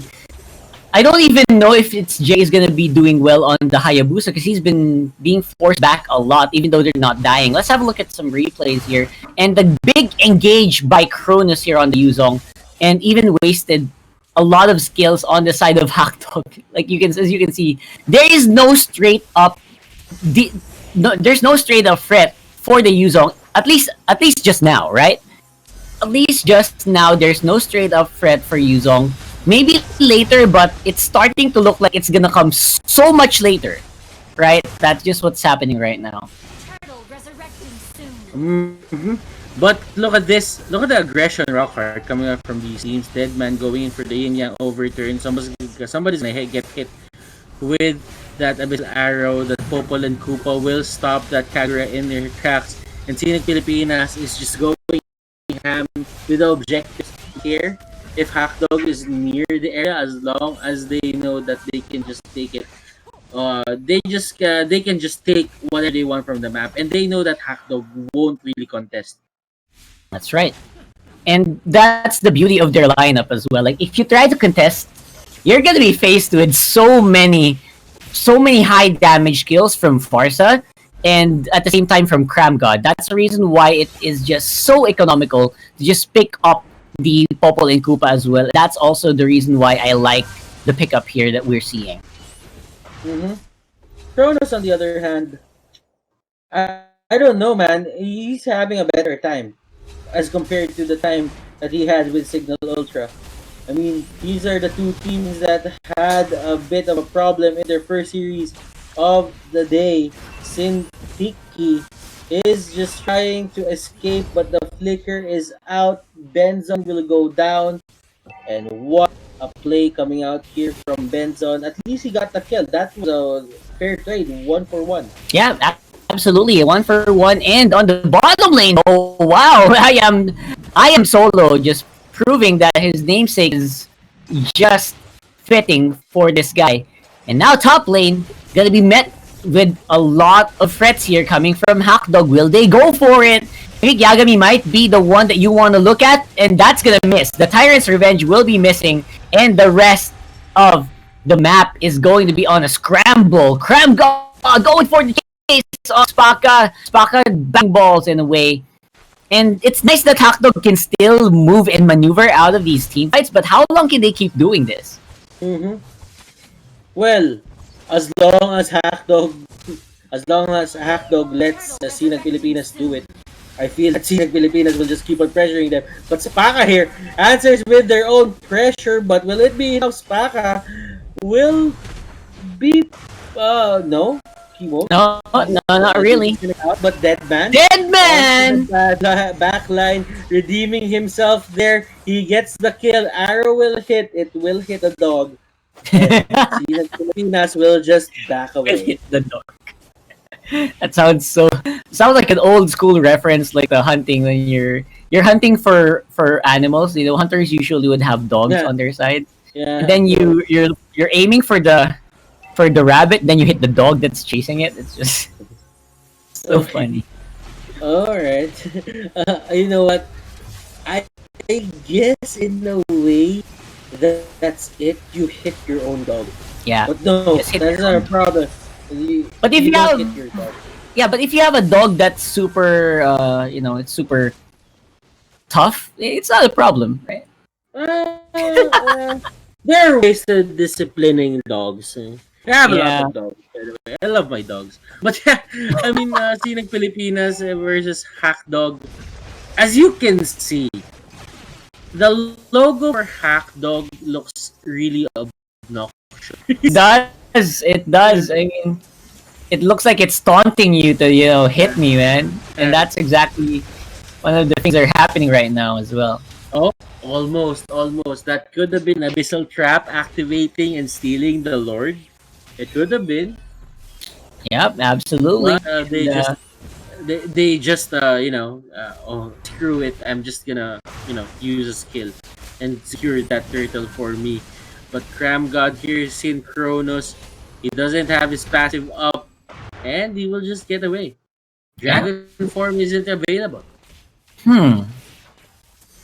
Alright, so we're in a state where it feels kind of even, although Hackdog is definitely behind. They're the ones who are looking for the kills. They're trying to get back some of that gold and see if they can speed up this game a little bit. Because you don't want this game to go super late game, and then you'll see Cronus just go crazy, right? So you want to go and end this as soon as possible, but it's proving to be a little difficult to find the target. Now they do! They find Cronus! He gets kicked back, but Cronus is able to at least dash out of there, but it's Jerry. That's a lot of damage on the Hayabusa, and he is able to take down 2. See the Filipinas, they're having trouble right now. Benzon getting bit by the dog. Cram God, he is doing a great job actually catching a lot of these abyssal arrows onto the dog. But Kronos here, he gets toyed with, and that is one of the problems with Kronos. Like, I can't really say that he's going to have a good time in front of 5 people. If he gets focused fired, that is going to be a really tough thing for even a Yuzong can take, because even if you have to purify, it doesn't really secure you about the damage output. It secures you from a bit of the CC that the enemy team is gonna throw out, but in terms of damage output, if the enemy team has it, sometimes you don't even have to get, like, let's say you don't even have to use purify anymore. You just have to get hit by the things that they're gonna throw out. So many projectiles to consider, and what you don't consider is a big running dog straight at you. Because of that, Sinag Pilipinas gonna be able to get this turtle very uncontested, and that just gives Cronus such a big smile on his face for sure. And aside from the life steal he's gonna do so much damage, and not to mention this guy only does AoE damage. Almost all of his skills are AoE. So that turtle buff is just gonna go straight to the faces of the enemy team. Utilizing the enemy's positioning here, Sinag Pilipinas, they're really just forcing out the pressure points here of Hackdog in the right in the ways actually possible. Looking at it, look at Tisha Wangdu. He gets I am solo. I am solo. Goes for the falling star. He goes back, and right now they can't do anything. Two lanes are pushing here from the side of Signal Pilipinas. One at the bottom, one at the top. Lane here. The Way of the Dragon isn't available for the show, and they're gonna go straight in. They're probably just gonna finish this. Oh my goodness. This is Sinag Pilipinas just trying to end everything here. Benzon will dash out, will get away, but the minions is on the side of Sinag Pilipinas. It is available. Will they go finish this? Yes, they will. And look at this game. Just straight up stealing wins against the enemy. Is that the meta? Is that the trend for our qualifiers of C6 Rockhart? What can you say about that? That's basically straight up gangsta. I think that's what you have to say about that. That is straight up gangster. I'm gonna get what I know what I want. I'm gonna get it, and you can't do anything about it. Right? That's what happened right there. And the Yuzong pick, say goodbye to that, because that's going to be banned out for sure on the next 2 matches. I feel like, because it's just too difficult to handle. They don't know how to handle it. I feel like not just Hackdog, but a lot of teams are having such a difficult time handling the Yuzong. So at this point in the qualifiers, if you want a chance against this pick, just ban it out completely and just waste the slot, because that's all you can do. Mm-hmm. A lot of things can be said, but right now we have to throw it back to a short break. But after that break, we will see Wolf about his analysis. What can our resident analyst say about this game? We will find out when we get back to the MPL qualifier. See you guys later.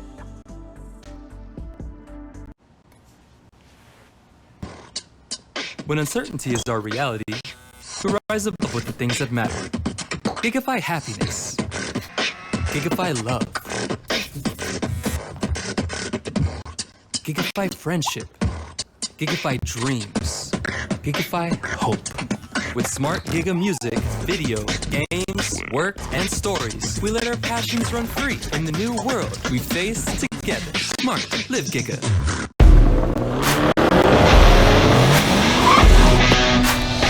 The way you live your life depends on the network you choose. Naman ulit tayo sa Analyst Desk. Back here with your resident analyst. My name is Wolf. That was an interesting game number 1 for sure between Sinag Pilipinas laban sa Hackdog. And honestly, kaya siya naging interesting for me is because of the fact na marami tayong matututunan at pwedeng i-apply sa kunwari kayo maglalaro outside of MPL. For sure, there's one thing that you can apply. And I think that there's a lot of fundamental Mobile Legends and MOBA stuff that we can learn here in this match. Una sa lahat, I mentioned earlier, yung ginawa ng Hackdog dun sa kanilang game number 1, that was against Signal Ultra, if I'm not mistaken, or Archangel. It was against Archangel. Ang pinaka naging problema ng Hackdog sa laban na yun was the fact they focused on 2 cores. So, hindi sila nag-funnel, basically. Ang funneling kasi, mga kaibigan, syempre, kung may hyper carry ka, isa lang yung makaka-receive ng lahat ng farm ninyo. Ang ginawa dito ng Hackdog, sila ay nag-focus sa isang mid-mage, tapos may isang side lane na parang either marksman or assassin or fighter. Which is, kung isipin, ito yung lumang-lumang meta, di ba? Kung saan meron kang mage, meron kang marksman, at magpa-farm kayo, lalakas yung marksman, yung mage balas sa early game. This is what Hackdog wants. Unfortunately, napakadali na niyang i-abuse ngayon. This is because of the fact na magkaiba na po yung buffs natin. Meron ng orange at meron ng purple. And unfortunately, dahil dun sa update na yon, which is probably ilang months na rin, hindi talaga valid na magkaroon ng mage and like a main mage and a side laning fighter. We can see the highlights now, pero hindi masyado na mag-focus sa highlights kasi ang kailangan natin pag-focusan dito ay kung bakit natatalo yung Hackdog in general dahil sa MOBA theory. Okay, so ngayon, ang ginawa ng Hackdog is distribute nga. Red buff sana or orange buff dun sa Hayabusa, blue naman para kay Deadman. Ito yung gusto nilang gawin and ginawa nila to even laban sa Signal. Ang problema dito is napakadali siyang i-punish. Now, if you look at Sinag Pilipinas, yung opening na ginawa dito ni Thams, na sabi ko nga parang chess opening na to parang laging ginagawa. Meron kang Thams or sometimes Masha, ang gagawin nung offlane na yon, which is, di ba, Thams at offlane, buo agad doon sa orange buff ng kalaban para nakawin. And that's exactly what they did. Yung Hayabusa, not having that orange buff, sinasabi ko sa inyo, first 2 minutes, it's hell. Impyerno po maglaro. Kapag ikaw ay side laning Hayabusa, wala kang orange buff, nanakawan ka, napakahirap kumambak. MVP of the game is Cram God, our Popolin Kupa. In a while, i-discuss ko ang strength ng Popolin Kupa at kung ano ang pwedeng maambag niya sa meta at sa understanding natin ng Mobile Legends later. Okay. The early game is already bad.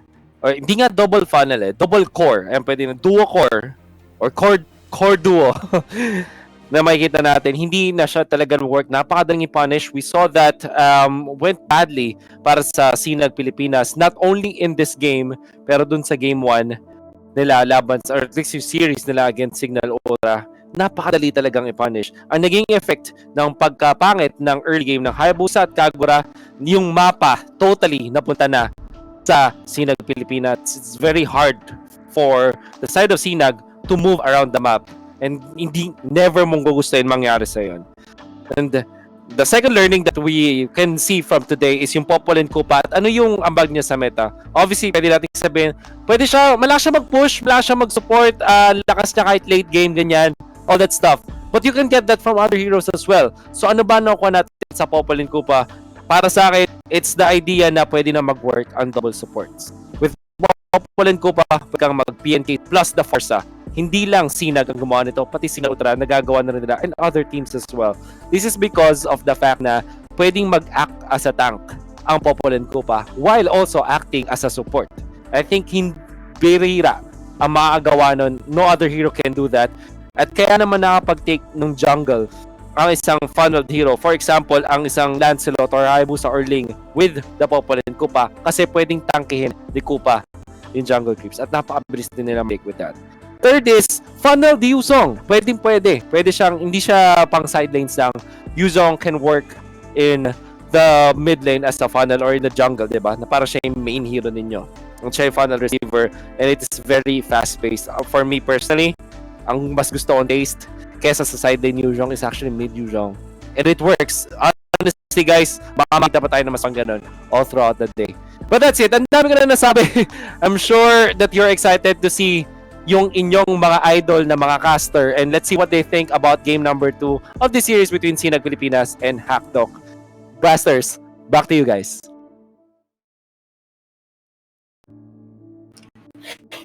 Welcome back, ladies and gents. Thank you so much, Wolf. And we are gonna go straight into the next game. Funnel Yuzong is a thing, and like Wolf said, it can work anywhere else, but come on, just ban it out, man. Just go ahead and ban it out. That's what you got to do right now because you don't know how to deal with it. Let's see if that can happen as we go to the draft. Butters, what do you think? Hackdog, they still have a chance to get back this. They just need to find a way to deal with Yuzong. Probably ban it out so that they force out Sinag Pilipinas another draft. And that could put them in a very uncomfortable spot. But I don't really think that Sinag Pilipinas is a one-trick pony in these kinds of situations. So I don't know. It's a long shot, but they can try. Oh man, and Hayabusa without the buff. Hayabusa without the buff is definitely something that they worked on as well.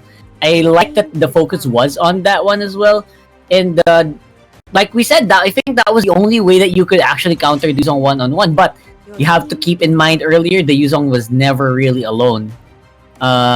He's always had someone next to him, especially Popolin Kupa. So that shadow kill was not going to be effective even if he did get the farm in the first place. So auto-banned by Sinag Pilipinas. For some reason, they're the ones that will ban it out.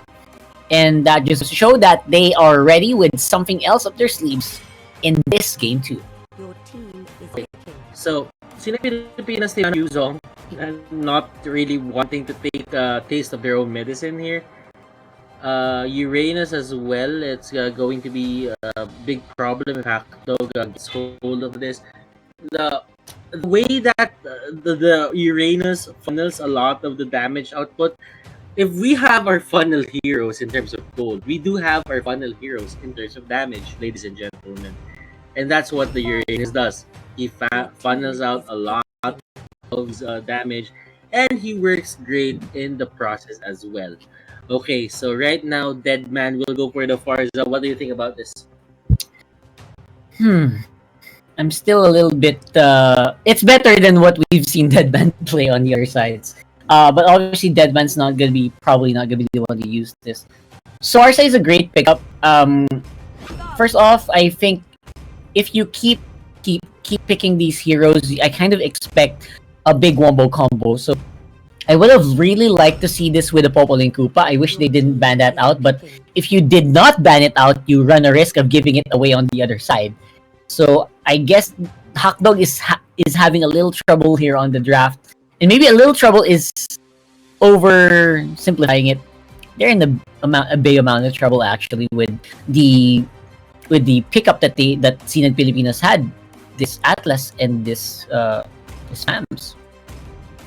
Remember, guys, Hackdog is holding on for their tournament life. This could be the last time that you're seeing that very obnoxious logo of that hot dog smiling in front of your faces. But in the Filipinas, they're not invulnerable to losses. Hackdog can just turn this around and, probably take us to game number 3. Who knows? In the Filipinas, they're in a commanding position to end this right now and move on to their next match, which is going to be Archangel eSports, who lost against Signal Ultra on their upper bracket series. Yep. And the Filipinas versus are starting to look really like a big possibility here. But of course, we're not going to count them out just yet because there's still some room to flex here.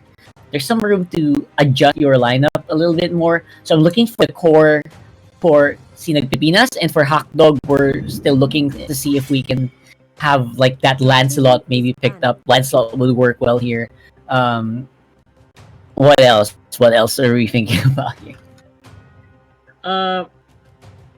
Hayabusa was banned. I mean, it's a good ban considering the heroes that you're seeing here onto the side of Sinag. Saber is this a new pick for this meta? We've seen Dairoth, we've seen Cyclops. I wouldn't be surprised if they went for a Saber, but they just go straight for a Cho. It does the same thing, to be honest.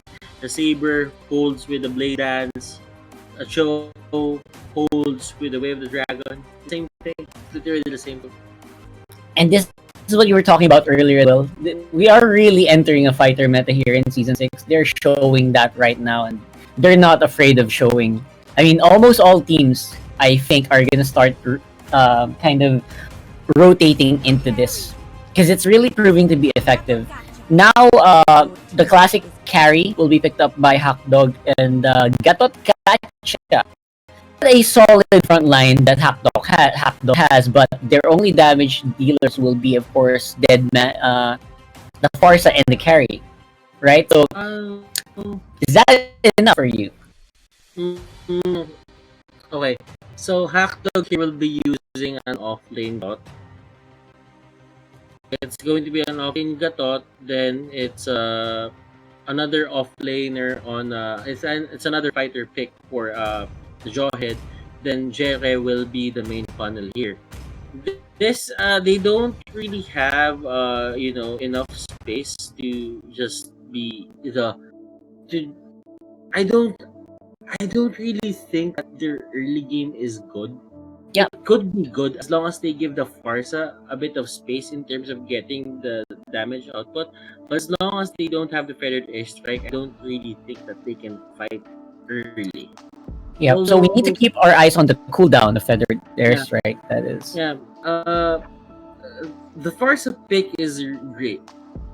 not saying that it is a bad pick. It's a great pick, but Deadman he really needs to be careful here. Like the things that Deadman did in terms of damages, I don't know, but there's something odd about Hackdog not going for these funnel mid laners, but they still go for the 1-2-2. I'm not really doubting them because they made it here, but it is literally not working for them, this 1-2-2 setup, and they have to adjust. I'm happy that they. Problem is it too late? Is it too late? We'll have to find out as we head into the game here. Hackdog versus Sinag Pilipinas in game 2. So now, the completely skirmishy lineup here that we have for Sinag Pilipinas versus the Protect the Carry lineup for Hackdog. Protect the Carry Farsa.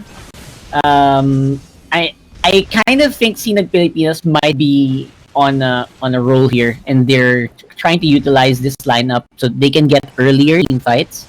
Maybe go for the earlier buff invades, but apparently they don't want to push that too much. Yeah. Well, Deadman here is put into the mid lane.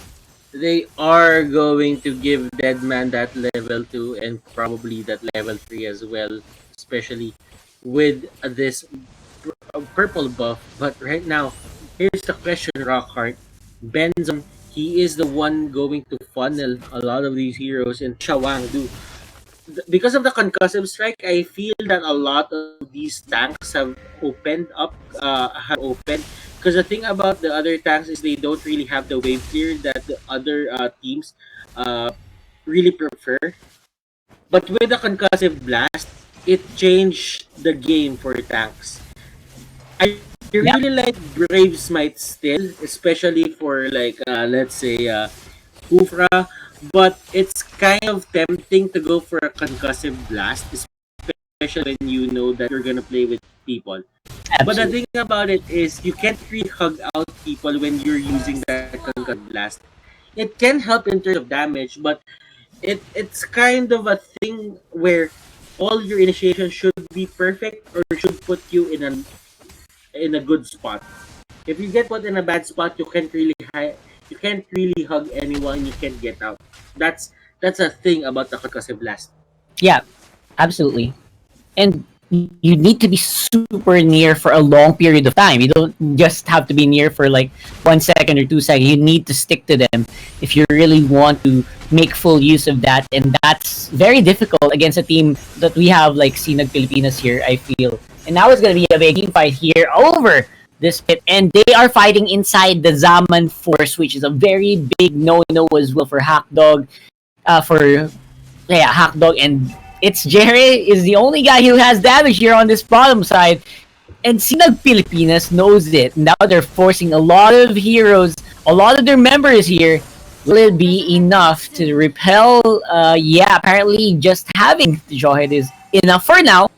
But yeah, keyword is for now. I don't think they can do that over and over again and expect them to get away with it. I don't know, man. Like seriously, the things that Sinag Pilipinas do and the places where they catch out Hackdog, it doesn't really equate into a game-winning situation for the side of Hackdog. That's true. Because get caught out near the buff of the Pilipinas with even contesting the buff in the first place.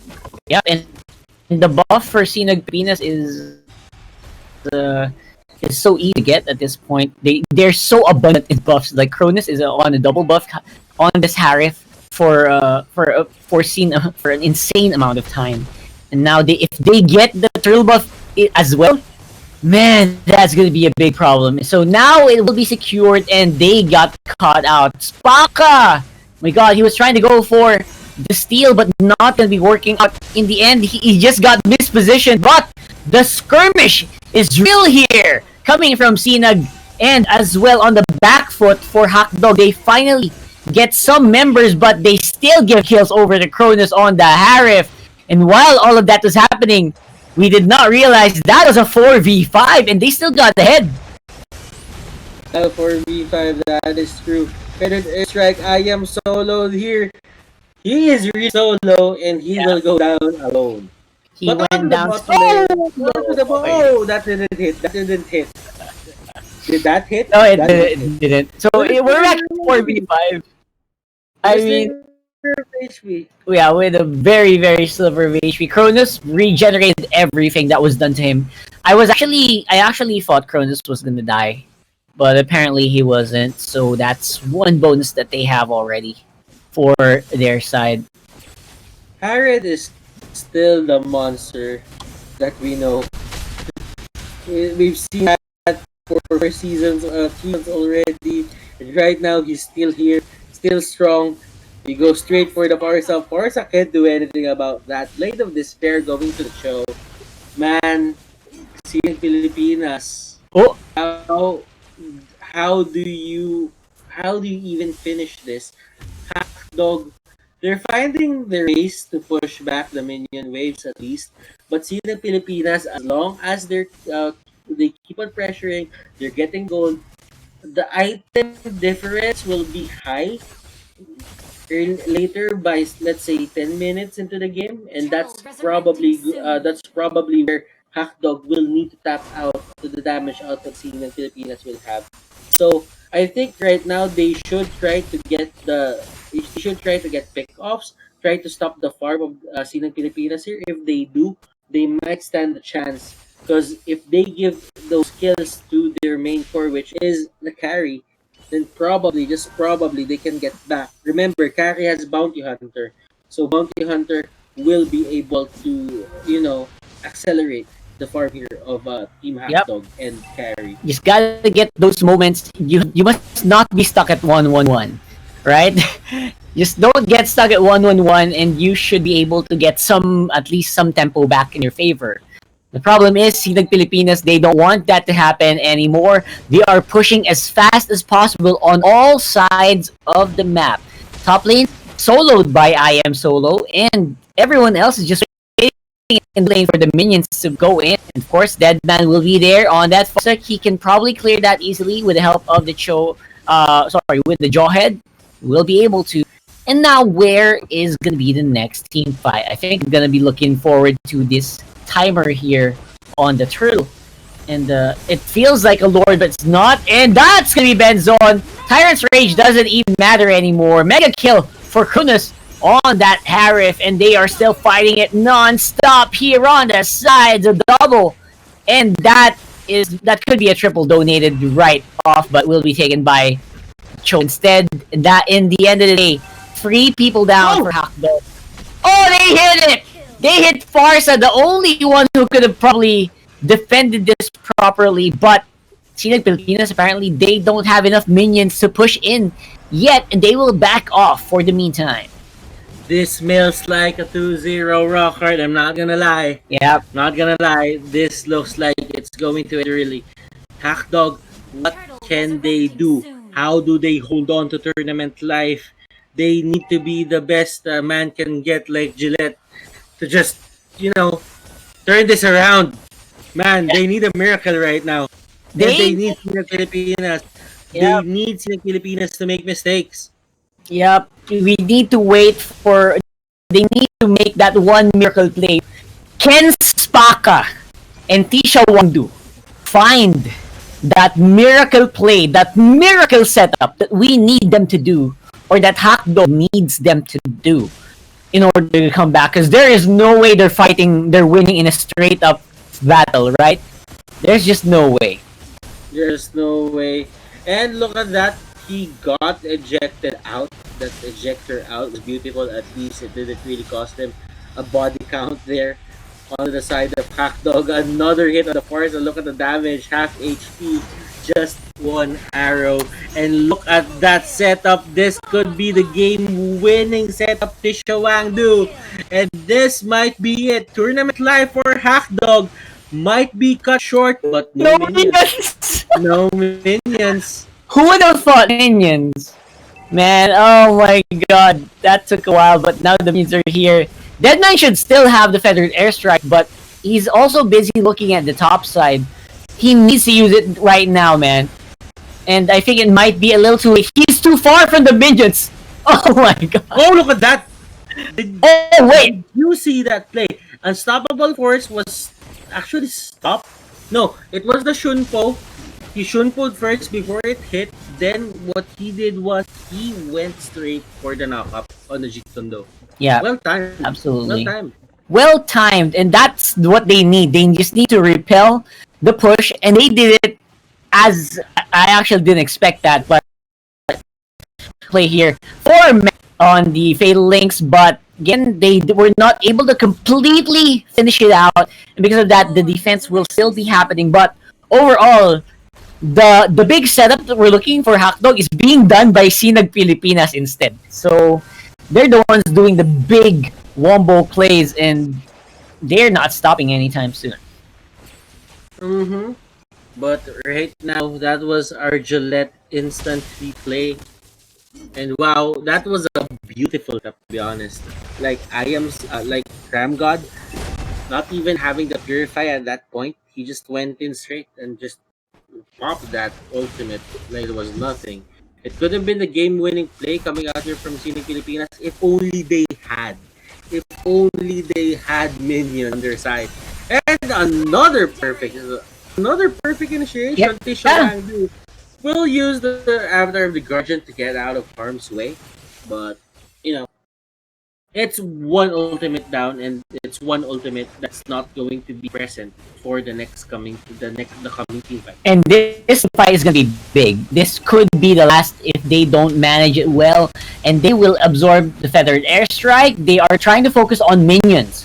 Look at this. Look at what Hackdog is doing, focusing on the minions. But can they keep doing this? Apparently not. Sinag Pilipinas, they're already super powerful, taking out top lane already, and members from Hotdog are falling one by one, with the Lord walking on the ball lane. That will be it. Sinag Pilipinas 2-0. Hotdog. Oh, Sinag Pilipinas, they are pretty much going to advance to the next series. But right now, Hackdog, their tournament life is over. I kind of feel bad for these teams, but they really need to, be proud of themselves that they made it out. They made it here. Yeah. So the thing about it is, if you make it to this part of the tournament, and that only means that you are part of the best teams in the Philippines. It's not a joke to make it here. It's not. I don't think that a half-hearted team without the ambition to make it into the MPL can make it inside the qualifiers, the main qualifiers rather. Absolutely. So it's still a big feat. It's still a good way to it's something to be proud of rather. Yeah. It's something to be proud of, Rockhart. Yep. And again, kudos to Hackdog for one of the most unique names that I've seen on the team for qualifiers, and as well as giving us a pretty good showing in this MPL Season 6 open and main qualifiers. So for now, I think that will be it. And Butters, this is going to be it. We're very close to the end here. It's going to be Sinag Pilipinas moving forward against Archangel later on after this one. It should be. Two more series. But before that, we are going to our game analyst, Wolf. He will tell us what he found out in the game. And we're going to head into a short break. So stick around. Don't go away. MPL-PH Open main qualifiers, day number 1. We'll be right back. Movies, music, and games can only be as good as your network speed and strength. Slow means game over. But the Philippines' fastest mobile data network means game changing. Choose the network that gives what you truly enjoy. How do you know about this Giga Life? Simple and smart ako.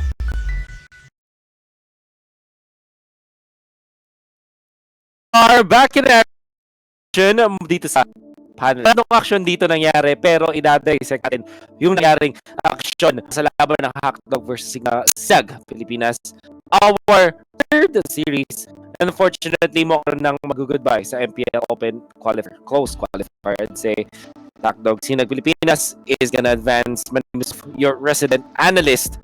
And why don't we talk about that very quick game na sa ating nakikita kakaibang ginawa ng Sinag, Harith Funnel. Nevertheless, guys, hindi pa rin to bago. Maraming beses na rin to ginamit sa international. At sabihin natin hindi nga naman effective ang 1-2-2 compare sa isang complete hyper carry, no? Pero wag niyo isipin na dahil sinabi ko hindi effective, hindi na pwede ever. Nag-work pa rin ng 1-2-2. Pero meron pa ring hyper carry. Still feel na yung dalawang buffs kailangan mong ibigay doon sa isang hyper carry ninyo. Hindi talaga at least ngayon sa meta natin, hindi pa natin nakitang shoot at pasok sa banga pag magkaiwala yung red at orange. And you know the reason why? Nakita natin dito sa laban noong lumalaban na si Deadman on Farsa, olats na olat sila dito sa Harith. And ang naturally kasi kapag nakakuha ka na dalawang buff, more than likely magkakaroon ka ng level 4. At kapag ikaw ay nag-level 4, pati yung mga kampi mo, gusto mo nyo nang lumaban. And tama naman yung idea ng Hackdog na lumaban sa point na to. However, luging-lugi sila sa damage output kasi si Cronus on this Harith, buksan magandang pag-out sa kalaban at yung timing niya sa pagpasok, lamang din siya because of that orange and purple buff na nasa kanya lang.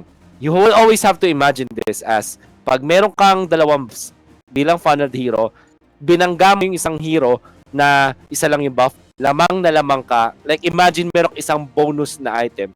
Actually, toppings na lang to, itong nakuha ng Sinag Pilipinas. Nung dinakma na nga nila yung Hackdog ng Fatal Links. Highlight na lang, parang cherry top na lang yun para sa Sinag Pilipinas. Panalo ay nagsimula talaga dun sa early game. And sa fact na hindi nakisabay sa meta ang Hackdog. Hinayaan nila na makapag-funnel at mag-hyper carry itong MVP of the game, smart MVP of the game natin na si Cronus. 909 on this Harith. Nakipagbanggaan sila sa isang napakamagandang early game para kay Cronus. And obviously, hindi yun mapupunta sa kanilang pabor. And unfortunately for Hackdog, this is the end of the line. And I'm sure na marami silang matututunan dito pwedeng i-apply coming into their next tournaments kung saan man sila masasali. Then again, ang Sinag Pilipinas, sana din sila ay may natutunan that they will be going up against another solid team. And hopefully, yung kanilang mga ikinatalo nung kanilang first series and what they learned from that specific series will be applied in the next one. Very much so para sa Sinag Pilipinas. Napakalupit na team and I'm sure na may ang future. Congratulations again. And for Hackdog, congrats pa rin dahil nga naman sa sinabi na ating mga casters, they still deserve their spot here. Hindi naman sila makupunta sa open qualifiers. Hindi naman sila mag-survive sa malupit na gauntlet na kasama yung mga malulupit na teams rin kung hindi sila malupit. So, congratulations pa rin sa Hackdog. This is the end of the line. Now we're gonna be humming to a break, but before that, our sponsors are presenting sponsor Smart. Forge your bonds with your team as you conquer the battlefield with Smart Gig Games. Enjoy 1 GB of games all day for Mobile Legends, Facebook Gaming, and Star 13 Hash now, and choose Giga Games 99. MPL Season 6 is also brought to us by our official sponsor, Realme, the ultimate gaming smartphone and AIoT partner of the MPL Season 6. We also like thank Gillette, the best a man can get, partner in eSports, Maya, Pay Cash, our official gaming headset partner, Logitech G, here like a pro. And of course, MPL Season 6 is organized by Moonton. Look back at the top 5 plays of these, and we'll see you after these breaks.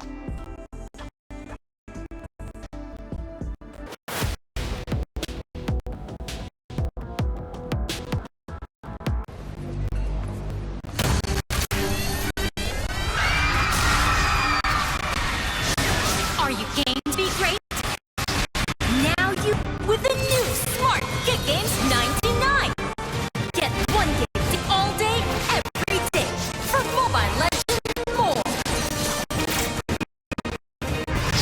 Can't beat with Smart Gig Games 99.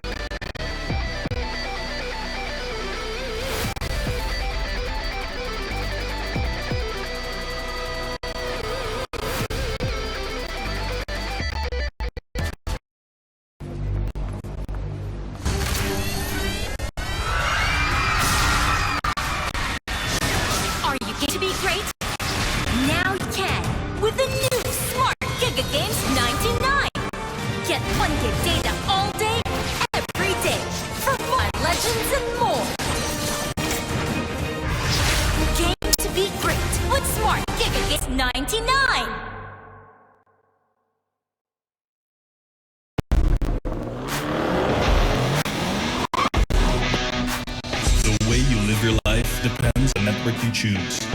Your movies, music, and games can only be as good as your network's speed and strength. Slow means game over. But the Philippines' fastest mobile data network means game changing. Choose the network that gives you what you truly enjoy. How do you know about this Giga Life? Simple and smart ako.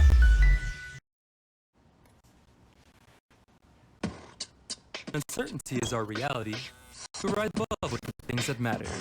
Gigify happiness. Gigify love. Gigify friendship. Gigify dreams. Gigify hope.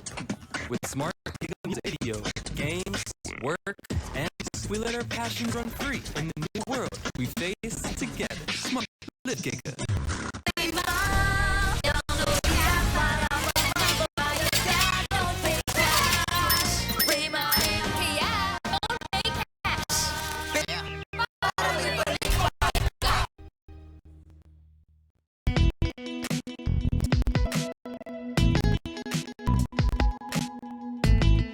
You've got me on the edge.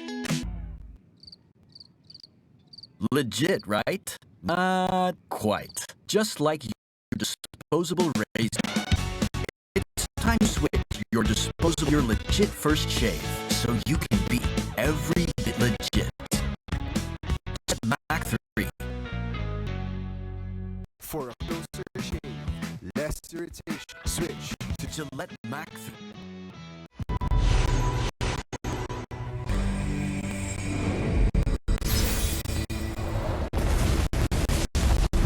Let's get this over with. I'm starting to get bored.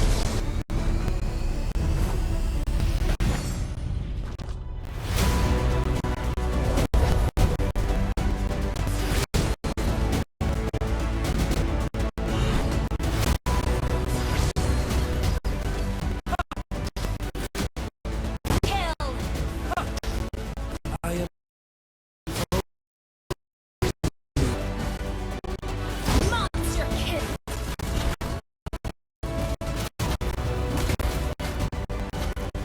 An enemy has been slain.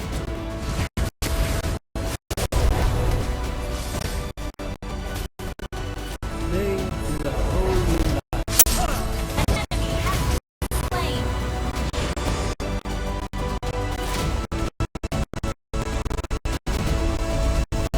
Download for free. Mobile Legends Bang Bang. This godly power. is this? Yujong has gained the reverse scale and the primordial spirit. He cannot leave here. The Black Dragon has turned. No, nothing can stop me. Let's take him from the side! Now! Death to all who oppose me. No!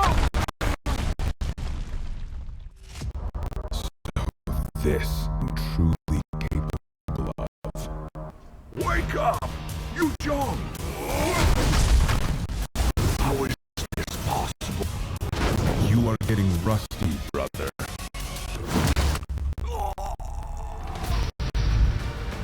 No. Power up like this. No. Welcome to reality, girl. Where this rules them all.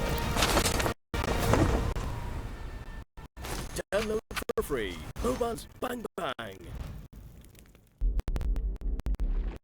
In hopes of stopping the Guardian Dragons from fully regaining their strength, Cross sent his minions to attack the Dragonry.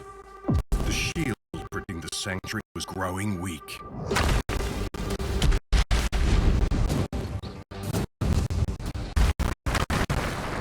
Attack after attack, the Guardian Dragons barely have the power to guide the Dragon Warrior. How can Warrior from the Northern Vale enter the sanctuary, and what would await ahead?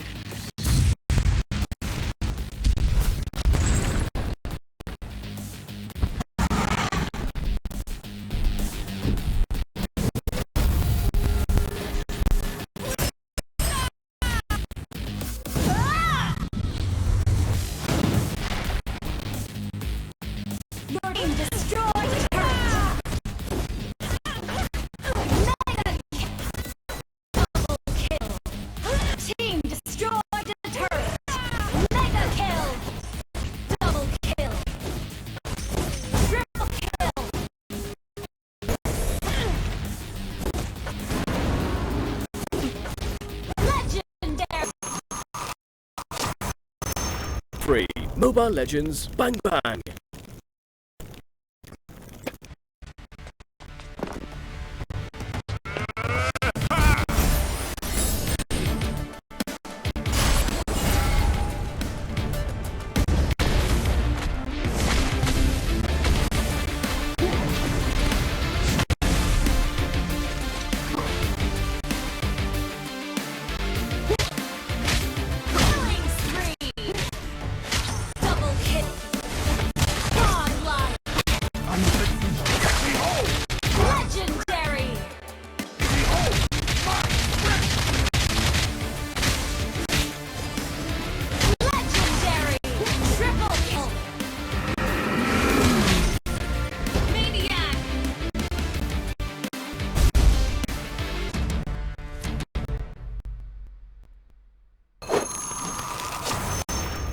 Download for free. Mobile Legends Bang Bang.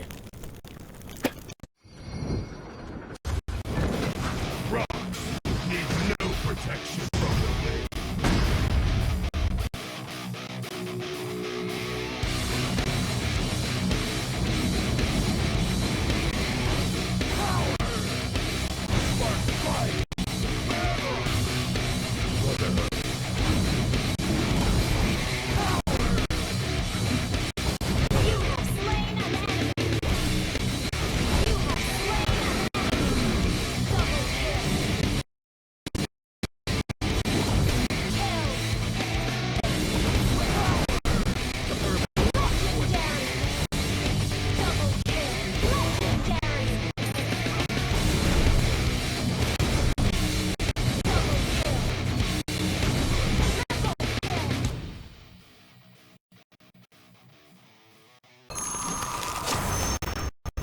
Download for free. Legends Bang Bang.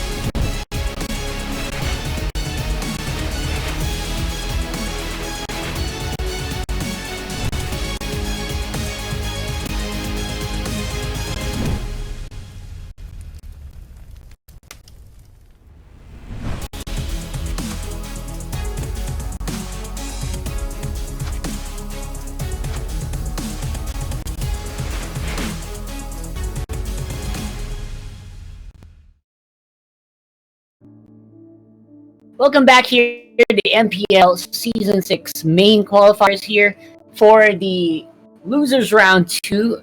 It's going to be Archangel eSports versus Sinag Philippines, which we just saw this game, win in a very decisive 2-0 manner against Hackdog.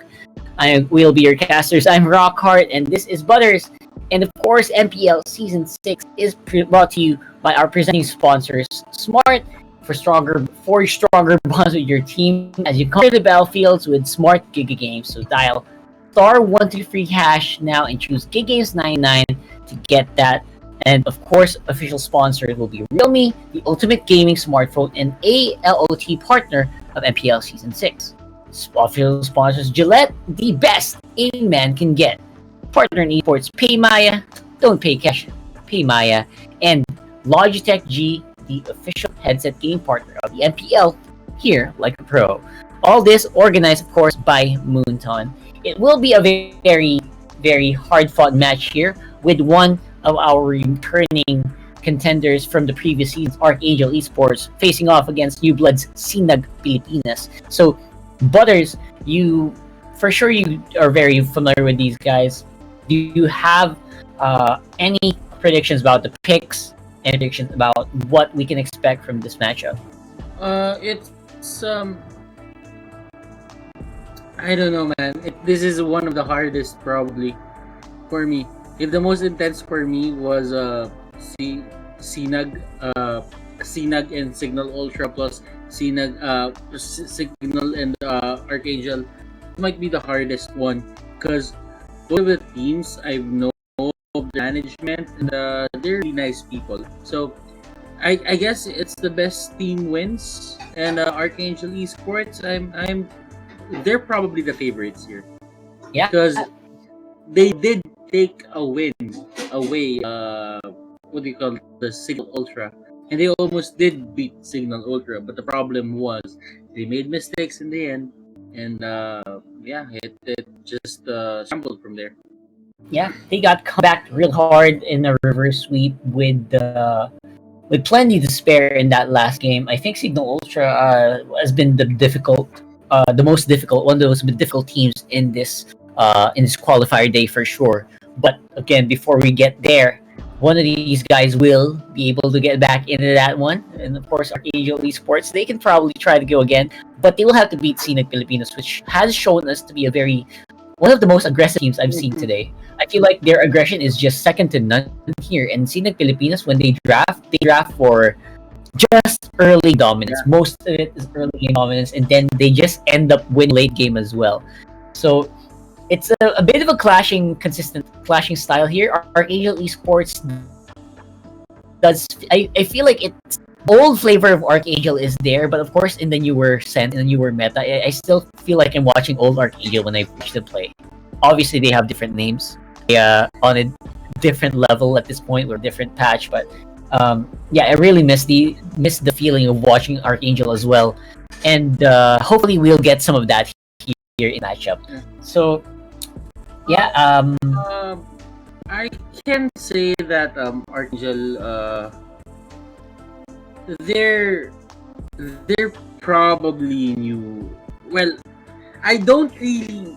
On the contrary to what you said, I don't really see the old Archangel in them. Because the old Archangel, they were superstars there, but for this certain iteration of Archangel, they're not really there are no superstars. Yeah, they're not quite there yet. Yeah, supreme teamwork. They have good teamwork.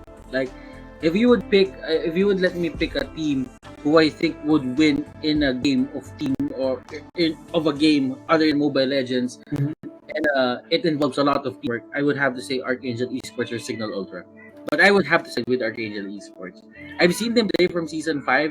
It's still the same from Season 6. I just feel that this time around, they have that X factor. And they were doing the plays that made us jump. Last time, they were winning. Yeah, but they were winning as a team. But right now, individual skills, I think it's there. And there's, if the time is right, I think the time is right for them to, make it into the MPL. But they have to face Sinag Pilipinas first. And after Sinag Pilipinas, they have to go and face Signal Ultra in the coming finals match. Yep. So this is absolutely what's to be expected, I guess, when you become a real when you become a pro team in the MPL, right? You have to be able to fight in these grueling matchups. You need that stamina, the champion stamina, the pro player fortitude, and this is a true test for sure for both of these teams. Let's see who's going to come out on top, though. As we head into the draft for Game 1, no Yuzong and no Helkert just means we're probably going to see less surprises in this matchup as well. So yeah, let's see what will happen on this draft. Archangel versus Sinag Philippines. I'm actually thinking that Ison and the others will be trying to get their comfort pick still. It's probably going to be the Atlas. They've been playing a lot with the Atlas, and yeah, I'm pretty sure that Sinag Pilipinas has watched their games, and it's probably going to be the focal point of focus in terms of shutting down Arcade Elite. Yeah. So we've seen absolutely no wombo combos. We're losing out on the wombo combos with the Esmeralda event for sure. Huh. I still feel like they're gonna go for a bit of they should start banning out heroes like obviously this Sax on the Ling is crazy, but you also have to keep in mind Sax really likes Lancelots. He also really likes to play that carry. So when you're drafting as Sinag Pilipinas, these are the things that you have to keep in mind as well. So that's what I'm waiting for right now as well. Okay, and they still gonna go for the Atlas. Yeah, it's still not if you're Archangel right now. It looks very much similar to what they've been doing as well, and still waiting for that perfect opportunity to strike here. For that other pick, what are we waiting for here? Are we looking for Farsa? Yeah, no, Farsa was already taken by Escalera.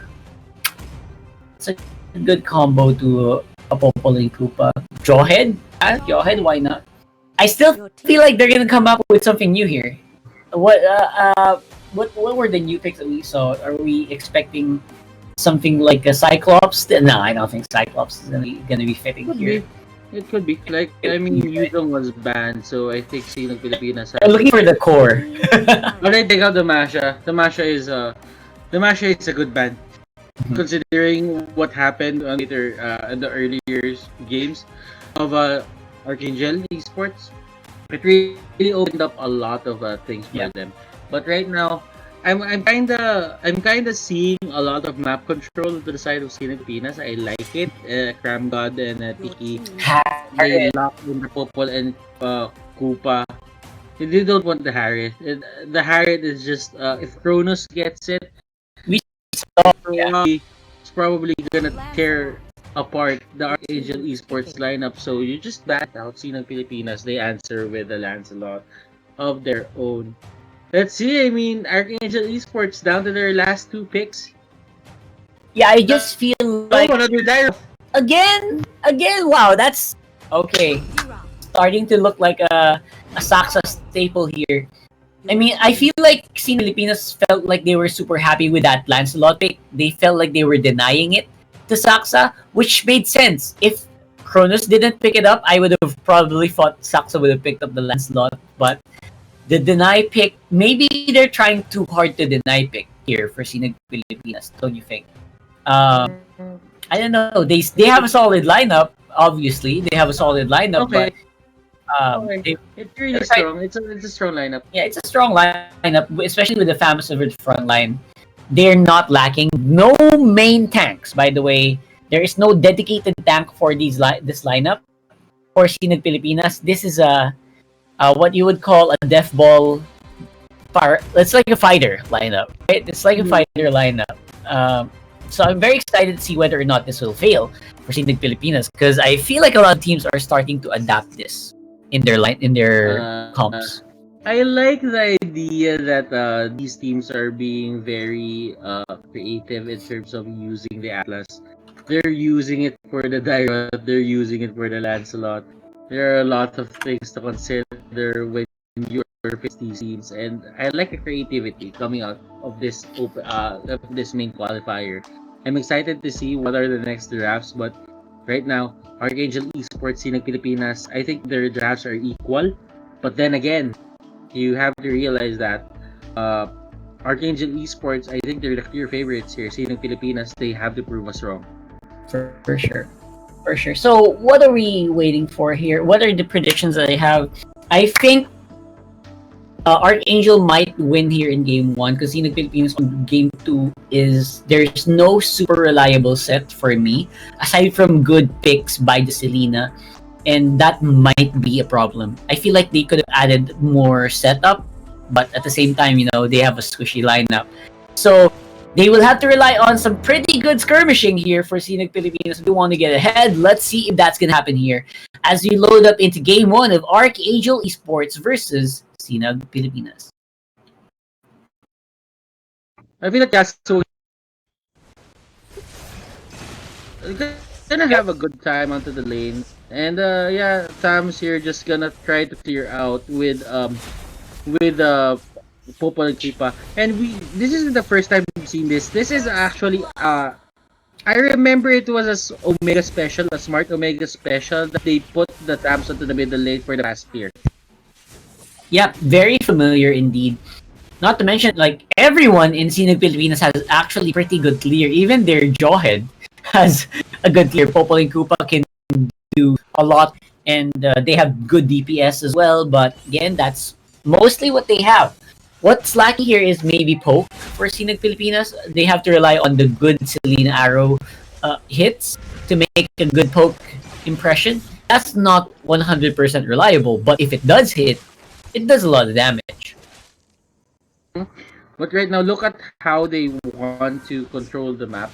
Like, everyone is just roaming around, just trying to be at the brushes, be zone out everyone. 'Cause KK here, they're giving out this certain amount of special treatment for KK in terms of getting that level 4. They know that the Feathered Airstrike will be their bread and butter for at a certain amount of time here for the side of Archangel Esports. Now, if they get it early, they can fight early and they can push early. That's the equations of a good Sinag PvP Archangel lineup. But they get the first blood on not really a first blood, but the first kill of the game on the side of Sinag Pilipinas. But Archangel answers it back with a Tiki kill. So things are still on the side of Archangel's favor. What do you think, Rockart? Yeah, I think so. And the damage output that they've been producing is basically keeping up with what supposedly is coming from Sinag Pilipinas here. Archangel, they just have more setup, like pickups with Yasuo, and you gotta keep in mind Yasuo is just such a good player. He goes and he can. It feels like he does things for a reason all the time. He does great decisions when he wants to go for engage, when he wants to go back. I feel like there's always something good. And on the other side, I am solo as a solo laner. We've seen him fall a lot more from time to time. Oh, Eson! Big fail links! Oh my god, Eson! 2 knocked out there really quickly for Sinag Pilipinas, but Archangel will lose. Not apparently. Wow, that was beautiful. That was beautiful. And out of nowhere. I was like a float slide out of nowhere, bro. Saksa going 1v1 the turtle. They don't even care. They're not even letting the stamps check whatever that Saksa Dairoth was doing. And I think they're just redeeming the Dairoth right now. Already prepping for... After that fight, they already started prepping the bot lane for a big push. That's how confident Archangel is with the movements that they're making on the map. Top lane, though, will be answered by Sinag Pilipinas, so that keeps the gold lead up to just around 1,000. But I think they're mostly happy with that, because right now they're kind of buying some time for Cronus to get online on the Lancelot.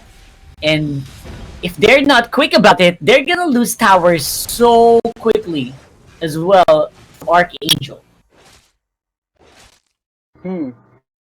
Now I just feel that Arcane Esports, they really have to, pick up the pace in terms of just getting turrets. Because yes, they're getting the kills, but they're not really taking down any turrets. There are still tier 1 turrets onto the both sides of the map. The bottom lane, top lane. Bottom lane is gonna go down right now. Top lane will probably be going down in just a bit. But the thing is, Pilipinas, they should look forward to punishing this direct lineup. How do you punish it? Yep, You just wait for the right time to just yeah, come I back. mean, wait for the Dire animation to be on a different direction and just capitalize on that. And maybe look for Tiki. Maybe rely on Tiki for the pickups. Because if Tiki can make it work, you can disable the Dire early on. In Eson, you can kill him right away before he does things like this, catching Cronus on the Lancelot and has to call on Cram and Tiki for backup. That's a lot of stuns being absorbed by that Atlas. Now the ultimate. Now they are super confident to go for the fight. Saxa and Escalera 2v4 here. Able to still survive while Saxa is on the side, life stealing the heck out on this Dyroff. But of course will be stopped for the meantime here with Sinag Pilipinas. I think they're starting to pick up the pace here. I guess we spoke. I guess I spoke too soon. Sinag Pilipinas found a way to turn it all around, even out without waiting for the late game to come. They punish Saxa, they utilize Keke properly, and they got a lot of kills out there. Okay, is going to be controlling on that mid side, while the rest of the team most likely will be eyeing that turtle buff. And for sure, Sinag Pilipinas, they're not done yet. They are looking for that opening, but everyone is still around the base area. I don't think they can contest this anytime soon, especially with Dyrov going for a flat-out ultimate to secure it. I am solo. He's just trying to, go head to head with Escalera. Escalera right here isn't really leaving the lane. The bot lane is Escalera's territory. I am solo. As much as he wants to move out and help, it's always gonna be pushed to his side. Yep, almost all the time. And right now, or wait for here is the decision. What will Sinag Pilipinas do? Will they try to contest the fights, the pushes that's happening on the bot lane? We have not been noticing Escalera under Uranus for a massive amount of time. Don't forget that Uranus has retribution. So this is a difficult guy to ignore for the meantime. Mm-hmm. Escalera is just going back and forth, just trying to zone out everyone. Someone gets kicked and someone gets popped. That is the thing that Archangel Esports wants. They just want to end it right here. But Eson, look at this. Fatal Links. Is it still up? Yes, it is! Oh my god! That is a 3-man to 4-man Fatal Links. Connecting on a lot of people. Saxo still alive. Getting a lot of kills. But Saxa going in. Trying to get the kill on I Am Solo. It will be successful. But Cram God is here. He uses the ultimate just to push them back. Will he push them back? Yes, he will. Yep, absolutely. But not before Archangel already did some solid amount of damage on the turret. And of course, the economy. Let's have a look at the replay and see how well done that pick was in the end. Pick for pick, setup for setup. They actually looked like they were about to maybe lose one person, but somehow Archangel Esports, they're just super resilient against the engages of Sinag Pilipinas so far. Mm-hmm, but you know what, Rockhart, never count them out. Yeah, we did see Filipinas win a team fight earlier. It's gonna be harder this time around because those skills were really crucial at point, and it really turned into a third take. So in terms of map, there is a little to no space for Sinag Pilipinas here to just move out of the base. And if they do, this is what happens. Almost getting the kill. If there was no trap there, Cram God, that could have been a casualty. So looking for that opportunity here. And Cram God is quite low. He will have to back off for the meantime, and because of that, this might be an open buff around here on the side. Will be taken care of, and I think Cronus will take that. Yes, he does. And the other kill will be one guy down for Scenic Filipinas and a open turret for the bot lane. Escalera really dishing out the damage here and not even scared of this jawhead for the meantime. So I gotta say, Escalera is pretty annoying, right? yeah. That's true. I have to say that's all he's doing, and I think that's all his team is asking him to do in the first place, right? Just be annoying, just give us some opportunities to really dish damage, and you're already doing your job. You don't even need to join the team fight. I think that's what you're saying. But now it's gonna be the push on the top lane, and a little bit of ninja pick from Yasuo here on the bot lane on the show. So now the push is happening. No one can defend. They can't even get near without risking their life. I mean, Yasuo. I don't know, man, but looking at the possibilities here for Archangel Esports, they're just waiting for the Lord to go up, and Saxa is there. That's a little wanderer. I feel that it's almost time for them to just take it. I don't know when. I don't know if he's gonna go 1v1 with it, but he's gonna call Yasuo, and they're just gonna take it out. And look at this, two King of Fighters characters going at the Lord. That's right. So reminiscent. It kind of looked like they were doing a 1v1, but they were actually teaming up against the Lord, and so reminiscent of what you would normally see on flat screen on your console gaming. It's just it's a great skin combo anyway. And I just noticed that when you pointed it out. I keep thinking about Dragon Boy Cho whenever I see a Cho in pro play. So having an Iori Cho skin is actually a little different for me. Mm-hmm. A lot of stuff happening. Rockhart, Escalera here. Look at look at this guy. This is level annoying. By the way, Kilowash has a way of winning by going to the base of the enemy and sacrificing himself for an objective. But there is Escalera annoying that he just goes in front of you, and look at that setup. Beautiful. If they don't take out the Lord fast, this is going to be it. Look at this. Yasuo going for the kick. Kronos here getting caught out. He's gonna go back to base. And an airstrike is there. And this might be the take. Oh my goodness, Escalera going at the edge. At the edge of that base. He will try to take down someone, but the regeneration is there. Turret base is at half HP, 1/4 HP rather. Turret after turret here is going down. Saxa making sure that everything is fine before they try to force this out. Look at this. Look at the HP of the base. There is the ultimate. That connection coming up from Archangel Esports. They make it look so easy. This is a wombo combo, but they make it look so easy. And Archangel Esports will take game number 1. Bro, did you see that beautiful 4-man fatal with the abysm strike of that Dyrok? The HP bars literally went from full to none, almost none. That was beautiful combo in the end, but overall, Archangel Esports, they're looking super unstoppable in this lineup. What's the problem there for Scenic Philippines? I feel like they could have taken a lot of fights.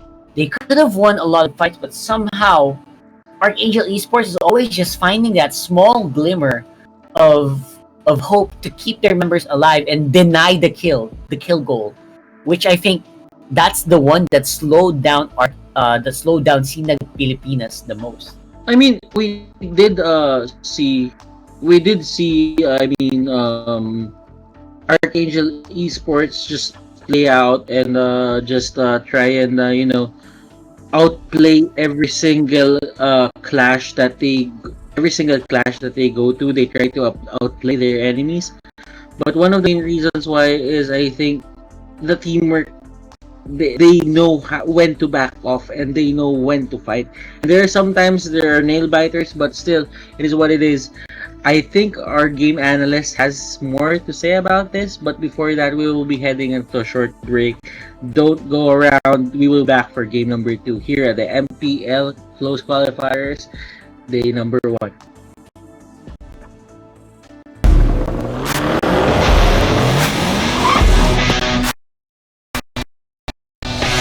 depends on the network you choose. Your moves, music, and games can only be as good as your network's speed and strength. Slow means Game over. but the Philippines' fastest mobile data network means Game changing. choose the network that gives you what you truly enjoy. How do you know about this Giga Life? Simple and smart ako.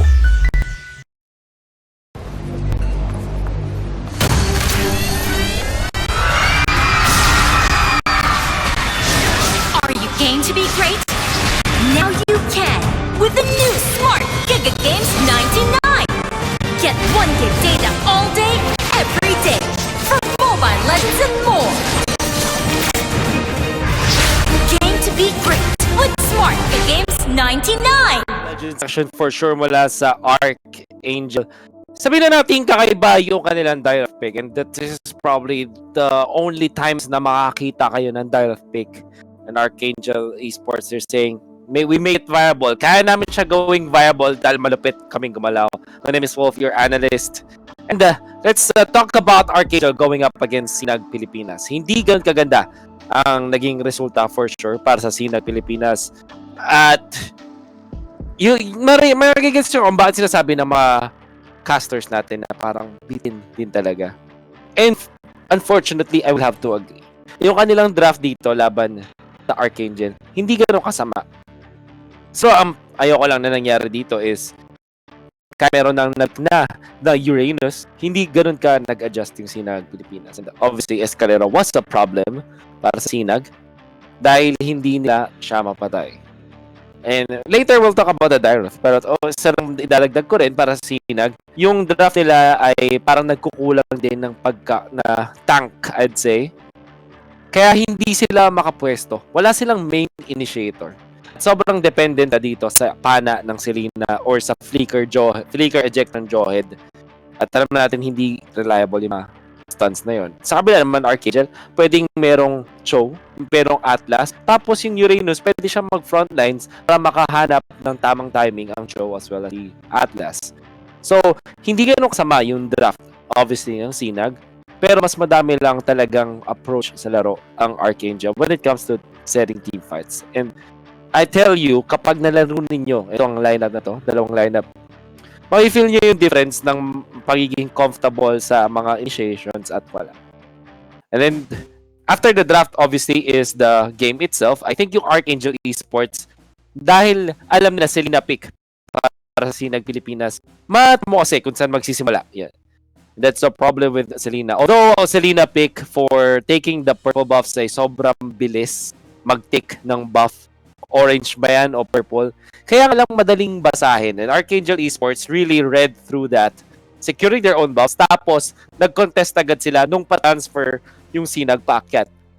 And now seeing the highlights, you can, eSports have complete control over the game. Hindi na makapuna kahit sa side lanes ang Sinag Pilipinas. And it was just a matter of time with the good fatal links mula by Ison all throughout the game. Very commendable. At ang talaga nakakatuwa dito is maganda yung kanilang communication with Farsa that almost always nakakapag-set up sila. Like this one, kasi the burst potential talagang kuwang-kuwa ng yung mga kampi, yung initiation. And the smart match MVP for this specific game is Saxa Dairoth. Isang note ko dito, after watching 3 series so far, wala kay Saxa on Archangel eSports, ang gusto ko lang masabihin ay mukhang gusto na ipakilala talaga ni Saxa ang kanyang sarili para sa MPL. And he's proving to be one of the better players there, and it is just exciting to see kung ano pa ang makikita natin mula kay Saxa, the Dairoth, the carry of Archangel eSports. Well done so far. I'm excited to see more. Na ngayon, ang Sinag Pilipinas, ano bang kailangan nilang baguhin? Wala namang masyado, things considered. Their draft is okay. Pero may improve ba? Siguro manap sila ng mas comfortable nila ng mga picks para eventually ay makakuha sila ng mas comfortable din na games. Not only that, maybe go back to the standards. Medyo konting reset sa pag-iisip nila and don't overthink it. Surely, nakakuhaan sila ng direct natalo sila ng isang specific mula sa Archangel Esports. Pero hindi yon ibig sabihin na kailangan maging creative din sa game number 2. Para pag force sila ng Game 3, I think try lang hindi maba ng Archangel Esports kasi parang medyo inulit lang nila yung ginawa nila sa previous series. Do something different na hindi naman ganun kalayo sa nagwo-work sa meta. And that's probably is the homework now for Sinag Pilipinas. I still believe, I agree with the casters na this is not yet the end of the line para sa Sinag. They have been performing in tournaments outside of MPL na impressive yung nila pinapakita na hindi sila ma-pressure MPL Open Qualifiers at maglaro sila ng brand nila ng Mobile Legends in the coming games. Let's take it back to the casters. That has been Wolf from the analyst desk. Casters, back to you guys. And thank you so much, Wolf.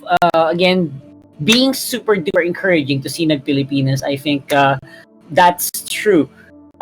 Wolf mentioned a little bit about comfort. I feel like comfort is absolutely the way to go, right? You want to get those comfort picks, and you also want to be able to perform at the highest level. So definitely, maybe just consider just not overthinking the lineup, not overthinking the draft, and just play like you normally would. Maybe that will give you better results. That's what he's saying.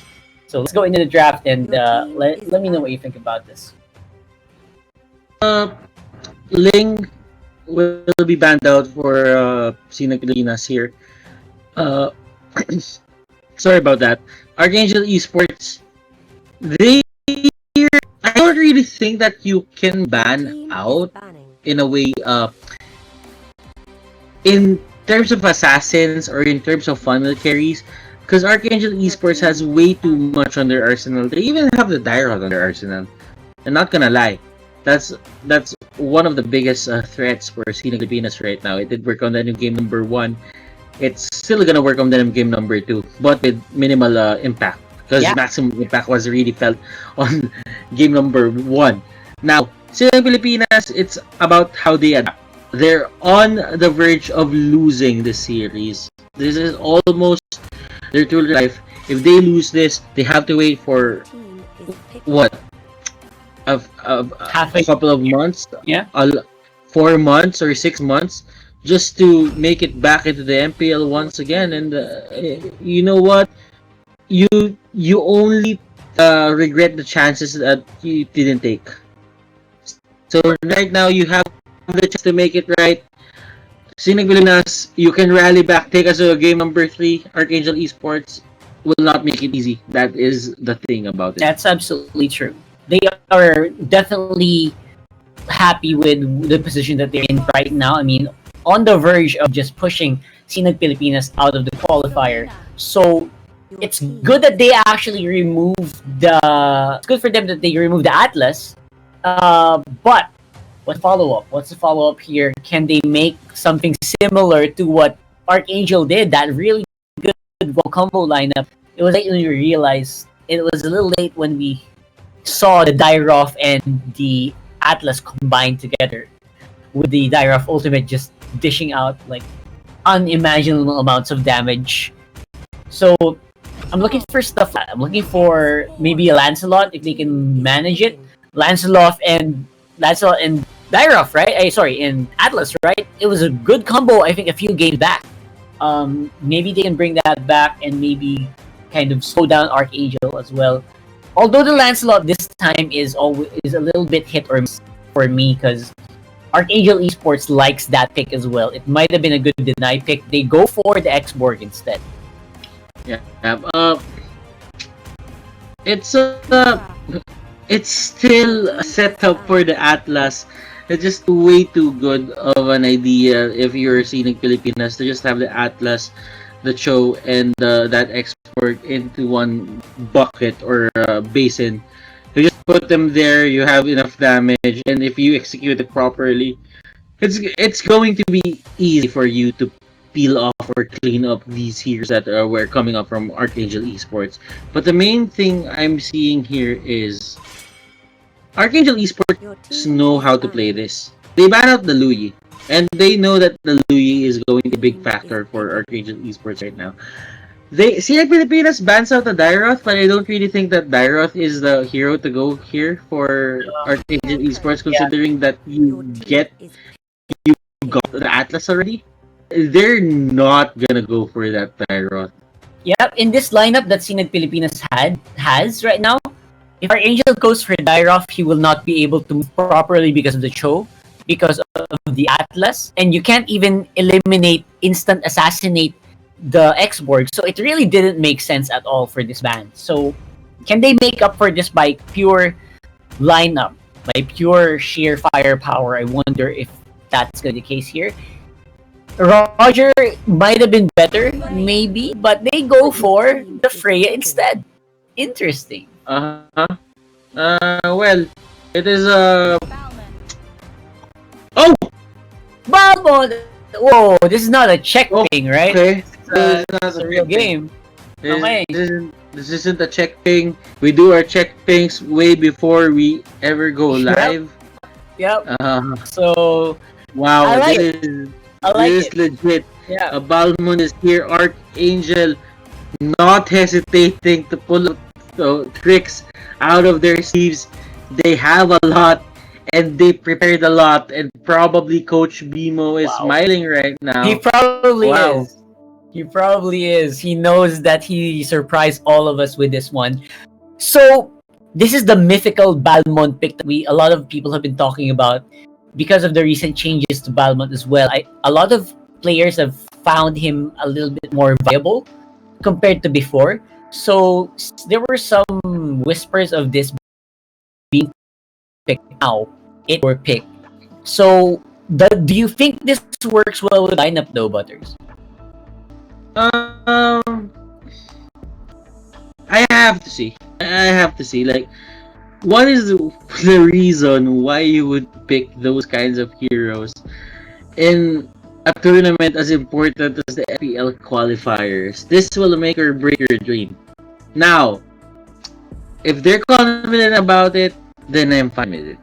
As long as they, make it work or make it seem that it works, I'll be happy to accept it. But right now, I'm just basking in the fact that we are being very creative in terms of our drafting, and Yasuo will be the one to use that Balmond. Alright, so we have seen Yasuo pull off some really insane mechanics from different heroes. Will it be same here? Let's find out as we head to game 2 of Sinag Pilipinas versus Archangel Esports. They're looking really confident in this lineup, and we'll have to wait and see if it's gonna show up strong as well here. Now, Balmond on the bottom side of the map, but the rest of Archangel and Sinag are scuffling around the red buff area, taking out the X-Borg early on. That arrow could have hit, but barely missed by a hair. Yasuo, he tried to go for the steal on the red buff, but was not blessed with the opportunity to do so. And now, what's gonna be? Sinag Pilipinas, they lost their blue buff. And wow, I don't know, they're losing their map control as early as the first minute of the game. This isn't really good on their side. He's on here getting called out. I don't think they have that capability. Kronos will be their funnel here. Freya, as we expected earlier on. But Escalera here, he has the Hellcurt on his, he's the one who's gonna use the Hellcurt. So, this is it. This is what you've been asking for. An Escalera core. Yeah, that's right. Escalera core here. And it's gonna show. It's gonna start to show, obviously, later on when we have, like, items that can really deal some damage here for Escalera. But for the meantime, it's going to be used as control, and we will be seeing that on the top lane. Maybe with the moment when he's level 5 or level 6, we will see a lot of action from Escalera, and I'm really looking forward to that. But right now, Dark Knight Falls will be used defensively. 4 people on top for Sinag Pilipinas. They really want some action, and they will get another kill on top. Finally, Sinag Pilipinas showing signs of life, but to trade that off will be a lot of damage on the bot lane turret for Sinag Pilipinas. Yeah, so very gangster with the jersey and everything and the bling. This is the basketball. This is the basketball skin, I believe. That's true. This this Kronos is just trying down this turret onto the top lane. Balmond having the best time of his life, and they're still not gonna get that turret onto the top lane, and this is something that they should think about. They're not converting anything into objectives. They got the kill, yes, but no objectives whatsoever. Yeah, and I'm not sure if that's gonna be super important, but right now, Yasuo! The Balmond is going nuts so right now. And that's what a lot of people, I think, in the audience would also like to see. We want to see that Balmond succeed, and they're getting their money's worth absolutely for this one. But we are very far from the end of this game. 1.5 goal lead for Archangel Esports doesn't mean a lot, and but getting a turtle and a turret would be big. They get one, will they get the other though? That's a big question. Turtle will be put on the Balmond, and I haven't seen this in quite some time. I've seen this way back MSC 2017, but this is the first time I'm seeing this in a very long time. There was a time when Balmond was really strong, especially in taking out the turrets, not the turrets, but the turtle and the Lord, in a way. Yeah, but right now, execute damage is still there, but Escalera and the other, they're just proving us wrong. Anyone is viable right now with a proper mindset, and this is what they're teaching us. Yep, I can already hear him. It's probably singing a song from I know you guys like to sing that song when you see a basketball themed character. That's what we're seeing right now. So, Sinang Pilipinas. Or actually, they still have that trump card. They still have Cronus on the Freya, which we're not talking about as much. This Freya is nuts. But on the top lane will be a bit of a scenario here. A lot of skills will be missing over this X-Borg, and I'm solo. Actually did a pretty good job in staying alive in that last exchange. Still a flicker, but right now Balmond will be the target. Let's see. There is an Atlas ultimate. He couldn't really move. Could have gotten the kill with the properly timed ultimate there on the show, but it's not really gonna matter if he doesn't really cast it. So that's one way that you can do the Balmond, just unlimited crowd control for days, right? Just go ahead and throw everything you have. Stop him. Maybe just even a one-man fatal link, I won't mind as long as we can stop this early on. Because later on, that damage is just gonna start ramping up.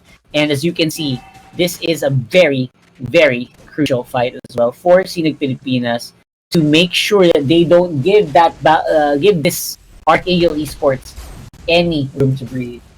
Scalera being that person to carry side of Archangel Esports. Not the Lord Battle will be slain by that Hellcurt. Balmond getting a kill, and this might be the time for the Balmond show. Level 9. Really strong setup here. What is he using? He is using the Festival of Blood. Yeah. So that's also the reason why this Balmond is so difficult to take down. He just keeps, as long as he has like targets to spell that from, he's fine. Even the ultimate will definitely just get a lot of HP back. Sometimes I think we might be surprised with a Balmond at 20% HP, then one ultimate he might be back at 80 to 90%. So we have to watch out for those moments as well, depending on how many targets it hits, obviously, right? So I'm very excited about this. We're drilling down too hard on the Balmond, obviously, but it's just so exciting to see. And Yasuo is just, this is not a joke, right? This is the absolute monster of a pick that we have. I think they were trying to keep until the last moment that they needed that one big push to get to the finals.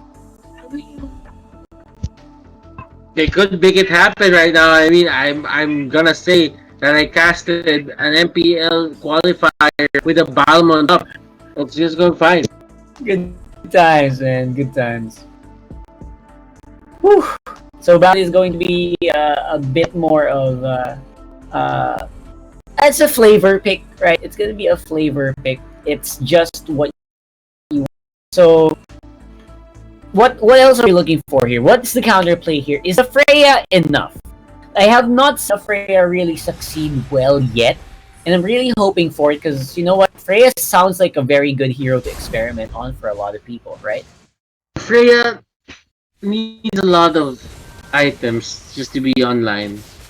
I mean, he's really good, but if you think about it, Archangel Esports, they're not letting it reach the moment where Freya will just become unstoppable. They're trying to end it now. Yep, they are. There's no dilly-dallying. There's no dilly-dallying here for the side of Archangel Esports. Because yeah, Sino Pilipinas, they're banking on the fact that they can end this. But right now, Dark Knight Falls, and look at this, Dark Knight Falls will be converted into an objective. And that's more than what they ever would want. Eason here, not calculating the distance of his jump. We accidentally enter the base of the enemy and he gets kicked back. Archangel Esports there. That was probably a costly mistake because that would delay them to push on a, let's say, in a minute or two. It could be. It could have delayed the game for Archangel Esports. And remember, time is of the essence. Sinag Pilipinas, if they ever reach 10 minutes or 12 minutes, as long as Freya has the items, it will change the landscape of this game. yeah, absolutely. So, wow, I'm still surprised. You're on a low kill score. The map is completely Archangel right now. Dark Knight Falls confuses everyone. No fatal links, and everyone from Sinag Pilipinas is just a little scared to go for a fight. Now Archangel, they can do whatever they want now. They can go for turtle and they can just start hunting people down if they choose to. This game is starting to fall apart very, very quickly for Sinag Pilipinas. Rate of despair, it's on Escalera, I think, and as long as he has that, I think Yagami, Tiki should watch out. The damage output that's gonna come out from this Hellcurt is just way too high. I am expecting to see a one-hit delete Hellcurt Deadly Poison Stinger. Oh yeah, for sure. I'm also waiting out for that because that's gonna scale so well, especially with the optimization that Escalera is building. Yasuo falling hard on that one might slow them down just a little bit. I feel like this Escalera, I feel like the that they have just kind of also relies a bit on Balmon for that main team fight, and Dark Knight Falls, I don't know why. Just to scare people, apparently. Just to scare them, you know? Battle is up now. Predator Airstrike. They're trying to take down someone. The Selena arrow will not connect on anyone. It did, and it's on the range of the Predator Airstrike. I think that could have been a kill. Yeah. But Archangel Sports, they have this mechanic going on to their side. Archangel, they're not really forced to go for a hard engage. They could go for pokes, go for the arrows and a feathered airstrike, and they can take one person immediately. As long as the arrows obviously connect, because if the arrows don't connect, that might be the question mark. But Saxa is just so good at this, no? I feel like he's just on point, and look at that! That is a great stun lockdown for the rest of Sinag Pilipinas. Now the last is Sally trying to see if he can do some damage, but I am solo not going to be enough to take that. And killing spree for Escalera on that will be shut down immediately by the show. And answer for answer, punch for punch is happening right now for Archangel Pilipinas. Archangel starting to lose some of that momentum, and they're giving Sinag Pilipinas some ray of hope here. Balmont not really able to do anything at that point on. And yeah, Archangel Esports, they're having a bit of a problem taking down people, going for the pickoff, especially when people just stay together in the base. It's I don't know, man. It's somewhat Sinag Pilipinas favored if you would go and push with this Archangel Esports lineup. As long as nobody gets hit with an arrow, Sinag Pilipinas is good. Yeah, that's right. That's what we're talking as well. And a lot of the targeted spells from Archangel Esports also relies on that arrow hitting. So Kiki will have a hard time finding a target. Escalera will have a hard time going near them. Same with Yasuo. Maybe Eason is gonna be the difference maker here. If Eason can find those big tyrants right again, we could see a big downfall for Scenic Pilipinas. But now Archangel will have the Lord, and a big goal lead means this push is gonna be very, very hard for them to push off, or to shove off rather. And now Scenic Pilipinas. What's the comeback play here? For Scenic Pilipinas, right? Yeah. I don't just catch Archangel when they're trying their best to, engage. If they see an abyssal arrow not hitting, they should just go for the full commit and try to find the far side. If they do that, then their chances go up. I'm not saying that it's gonna win them the clash. It's not gonna win them the game. It will make their life easier. That's right. And speaking of making their lives easier, man, with denying all of this, oh look at that. Oh my god, look at I Am Solo's HP bar. The shield immediately got destroyed with one feathered airstrike. Top lane will be the fight here. And that Atlas Cram God very, very low means he will not be able to make any big engagements. But they don't need that for now because Scenic Pilipinas are able to clean up the Lord before it can do any big amount of damage. Yagami and Kiki, one more. That flicker to the ultimate won't really connect, but Cram God here, he got the ultimate that he wanted. I Am Solo not catching a lot of those zeros. He only catches one. Hellcurt on the top lane trying to go for the push. He is forced to go back just because the Freya is there. Not really trying to force anything here. They're just trying to end this. They're trying to end this in the safest way possible. Yeah. And if you end this right now, there's very little that, of course, Scenic Pilipinas is really down. But man, there's very little counterplay that Scenic Pilipinas can do at this specific point, except for hope that Archangel makes a big crucial mistake. Which, from record, from history that we've seen, the past few games, Archangel very rarely does that anyway. So, let's go. Let's see what's gonna happen here as Dark Knight Falls gets activated here by Escalera. Will they find the pick? Apparently not for the meantime. They're just trying to absorb that damage that Archangel Esports is dishing out. The little bit of poke damage is starting to hurt less. So that's a good sign for Scenic Pilipinas. They're not instantly getting deleted. Their HP bars aren't getting deleted by just a single trap arrow combo from the Selena. It's actually a Balmond game. It's a now that I realize it's a good Balmond game because they will be forced to use all of these teamfight ultimates on you. You don't have this spammable stun that everyone is thinking of. If you want to control the Balmond, you have to use the Wave the Dragon. That's how true. Crucial this hero is. And I wonder how well that's gonna fare for these guys, though, as we are seeing the Battleman is having a very difficult time in connecting right now and in finding targets. And Scenic Pilipinas are just so hesitant to make a big fight. And now, what happened there? One stun, one Tyrant's Rage, and he just got demolished. The main tank of Scenic Pilipinas falls, followed shortly by I Am Solo. And oh my goodness, with one fast tide change here on the side of Archangel, with one fast ultimate, they take the Atlas down. They burst him down. I Am Solo is down. His immortality got popped. He got hit by the arrow. In the process, he lost the Firaga arm, and that Abyssal Trap proc bit him as hard as it could. They took him down twice. Yes. It happened in a very short amount of time, so we were surprised. It happened all at the same time. You know, so oh my god. Wow. So that's the amount of work come out of Archangel. I wonder if Scenic Pilipinas knows what's gonna happen now, right? Because they're just in trouble. They're in an enormous amount of trouble 15,000 goal lead for the Red Archangel Esports. They want to close this so hard, and they are now going to be accompanied by an enhanced Lord.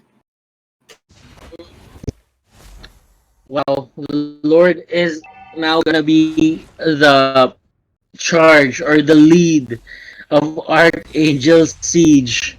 Sinag Pilipinas, what can they do? Will the Sinag be dimmed? Will the sun rays be dimmed? Sinag Pilipinas, what can they do? How to keep the dream alive? That is the question. Archangel Esports, they have to make the most out of this chance. But up until when? What can they do? Lord is taking down the base right now. Escalera getting stunned. Look at this ultimate. No, it catches nobody. Farsa will take down Freya, and this might be the nail in the coffin. Escalera is still alive onto the side lane, and they will take down the base. Sinag Pilipinas will bow out of the tournament. Archangel with a convincing victory. Wow. 2-0, man. And you can already hear the solo queue people going for Balmon. I want to play Balmon. 1 games, 100% win rate. You can already tell this is gonna happen later on in rank. So very, very well played there for Arc Esports. Congratulations, they will move forward and fight in the last matchup for today. It's a rematch from here. Ultra. We have a lot to talk about this for sure. Obviously, Sinag Pilipinas, well played. We really, really enjoyed the game that you gave us, and the really crazy plays that this team has cannot be put to shame. I feel like these guys just deserve all the praise. But again, we will probably see them next time around. For now, it will be the battle of the veteran names, not the veteran teams. The veteran names: Archangel versus Signal Ultra. What do you think, brothers? I think that our game analyst, our resident game analyst, has a lot to say about this. Wolf, we're gonna throw it back to you, but we are going to head into a short break first. So don't go away. The finals for Group A is coming. It's going to be Signal Ultra versus Archangel Esports. Who goes in and who gets left into the amateur scene? We will find out in just a bit. Don't go away. We will be right back. Dito sa teritoryo ko, magbabayad kayo ng cash! Never! May Paymaya kami! Paymaya! Download the app para pag magbabayad ka, don't pay cash! Paymaya! Paymaya! Kaya, don't pay cash! Paymaya! Para magbabayad ka!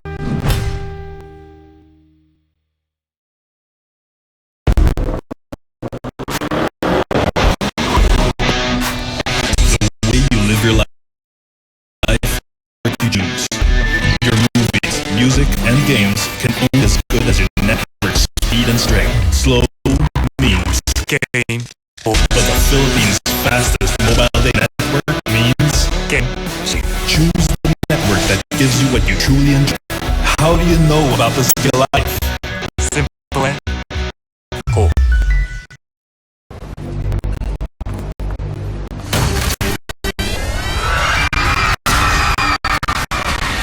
Are you game to be great?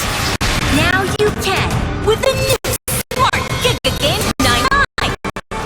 Get 1 gig all day, every day, for Mobile Legends and more. Game to beat with Smart Giga Games 99.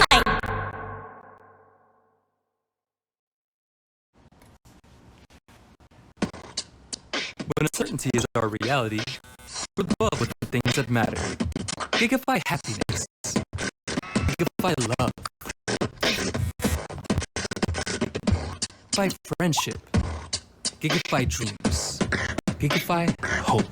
With smart Giga music, video, games, work, and stories, we let our passions run free in the world we face together. Smart, live Giga.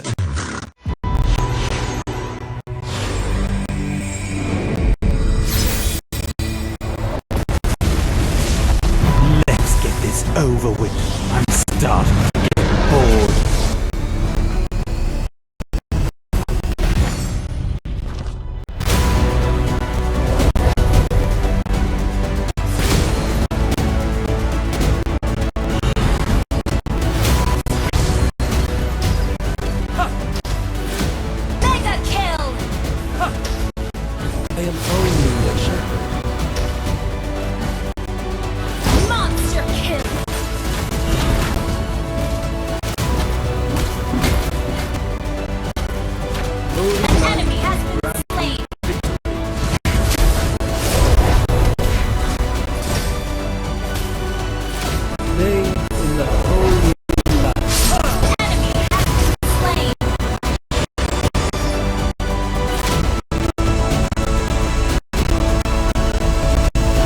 Download for free. Mobile Legends Bang Bang.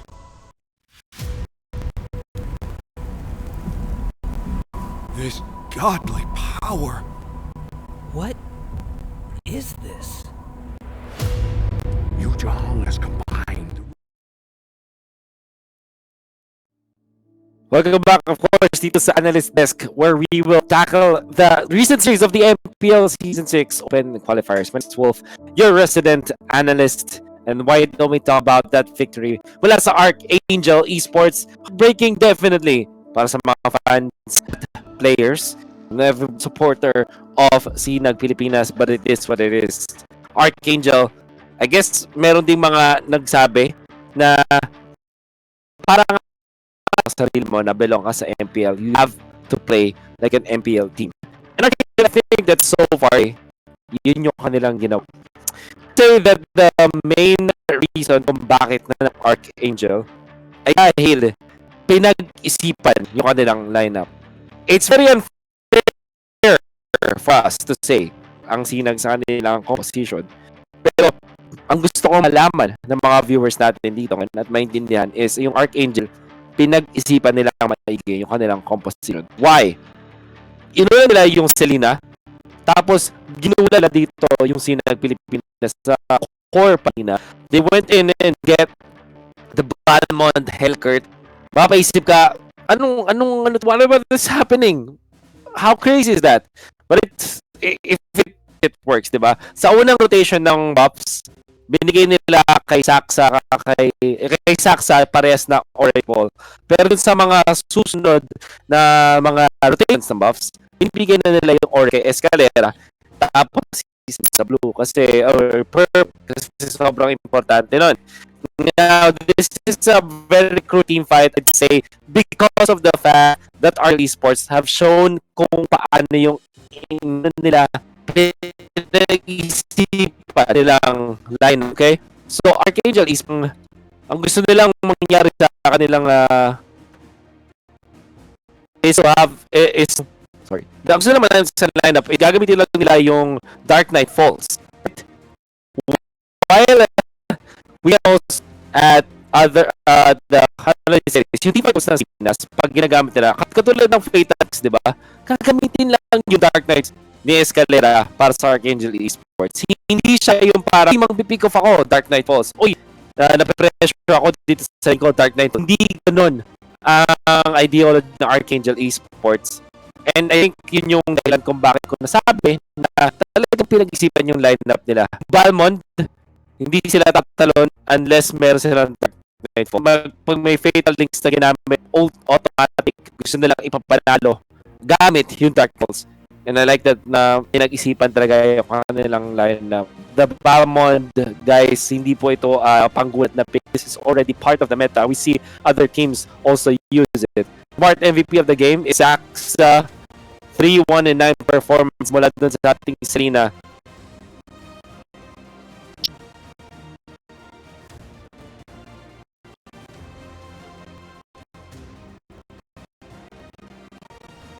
The rookie here, if merong rookie of the season.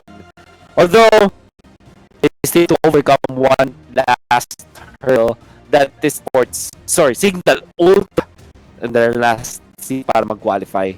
Masakit kung hindi nila meron. But nevertheless, the Pilipinas, it's the end, unfortunately. After a fought, unfortunately, dito na sila That's your Sinag Pilipinas. Pero G pa rin dahil nakaabot sila dito sa stage to. At alam naman natin na hindi sila aabot kung hindi malupit. And here we're MPL Season 6. That was the series the day we still have, I think, one last one. And, yep. Okay. This is the end of the line, unfortunately. Nevertheless, meron pa tayong isang malupit na serye pa, mga kaibigan, for the last one to determine kung sino nga ba ang rekta na sa ating ang tunay na mga pangarap. Nevertheless, maybe after this break, again, we sponsors MPL season part for stronger bonds. Enjoy 1 GB of games. This dial *123# now our official sponsor Realme, the ultimate gaming smartphone and AIoT partner of the MPL Season 6. We also like to thank Gillette, the best a man can get, our partner in esports, PayMaya, PayCash, PayMaya, our official gaming headset partner Logitech G, Real Like a Pro, and of course MPL Season 6 organized by Moonton. Let's all look at the top 5 plays of that series and kita-kits tayo pagkatapos ng break.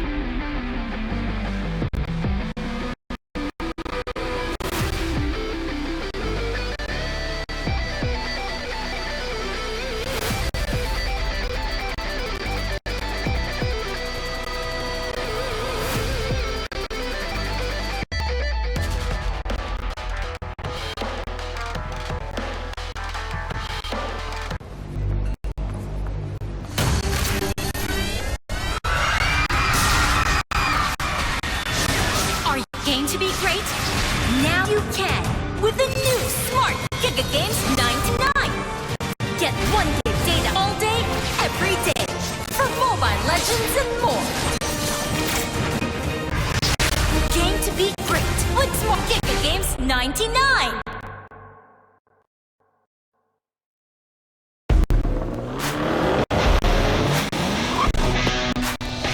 The way you live your life depends on the network you choose. Your movies, music, and games can only be as good as their speed and strength. Slow means game over. But the Philippines' fastest mobile data network means game changing. Choose the network that gives you truly enjoy. How do you know about this gig life? Simple and smart ako.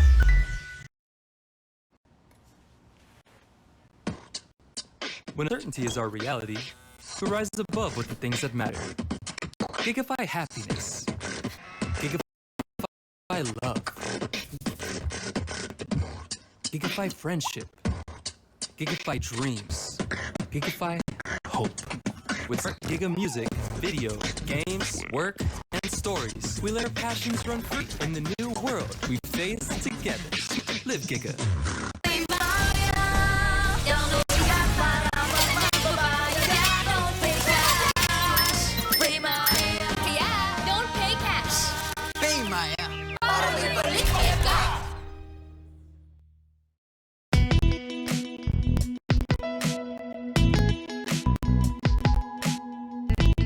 You've got me on the edge. Legit, right? Not quite. Just your disposable razor. It's time you switch your disposable razor for your legit first shave. Every bit legit. Gillette Mac 3. For a close shave, less irritation, switch to Gillette Mac 3.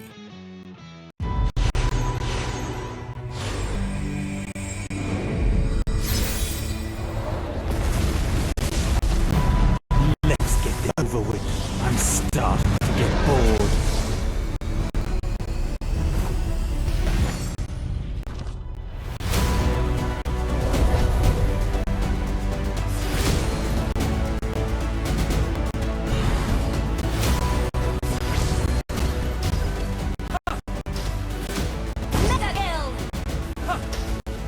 I am only a shepherd.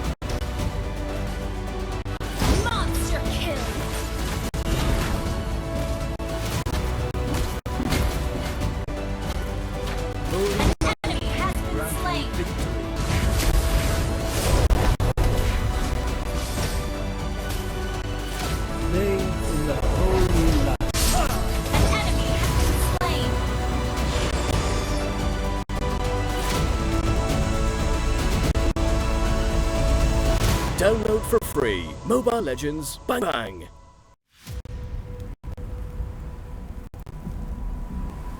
This godly power. What is this? Yu Zhang has combined the reverse scale and the primordial spirit. Leave here. The Black Dragon has returned. No one, nothing can stop me now. Let's take him from the side! Now! Death to all who oppose me. No! So this is what I'm truly capable of.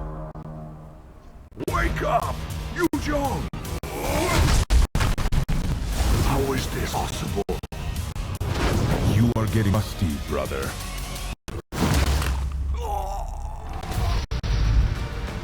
No! How did it end up like this? No! Welcome to reality, girl. Where the strongest rules them all. Download for free. Mobile Legends Bang Bang. In hopes of stopping the Guardian Dragons from fully regaining their strength, Kraken set his minions to attack the Dragon Sanctuary. The shield protecting the sanctuary was growing weak.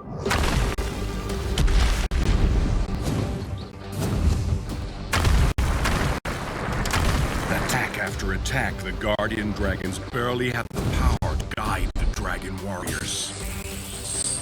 How could a warrior from the Northern Vale enter the sanctuary, and what would open ahead?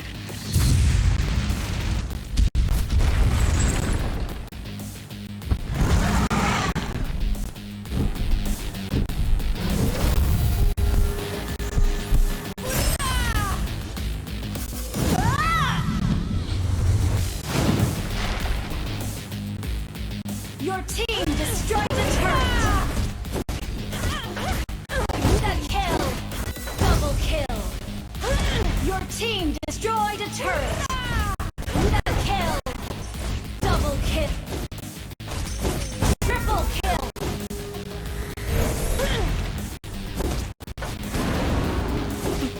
Legendary!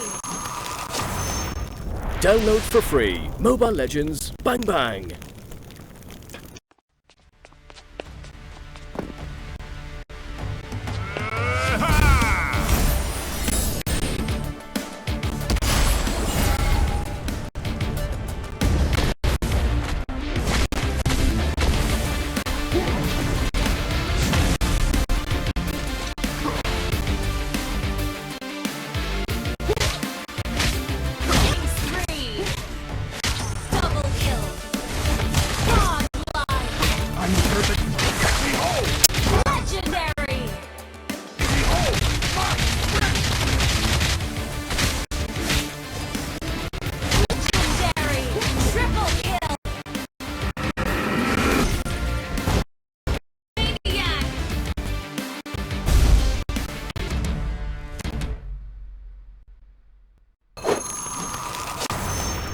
Download for free. Mobile Legends Bang. No protection from the way.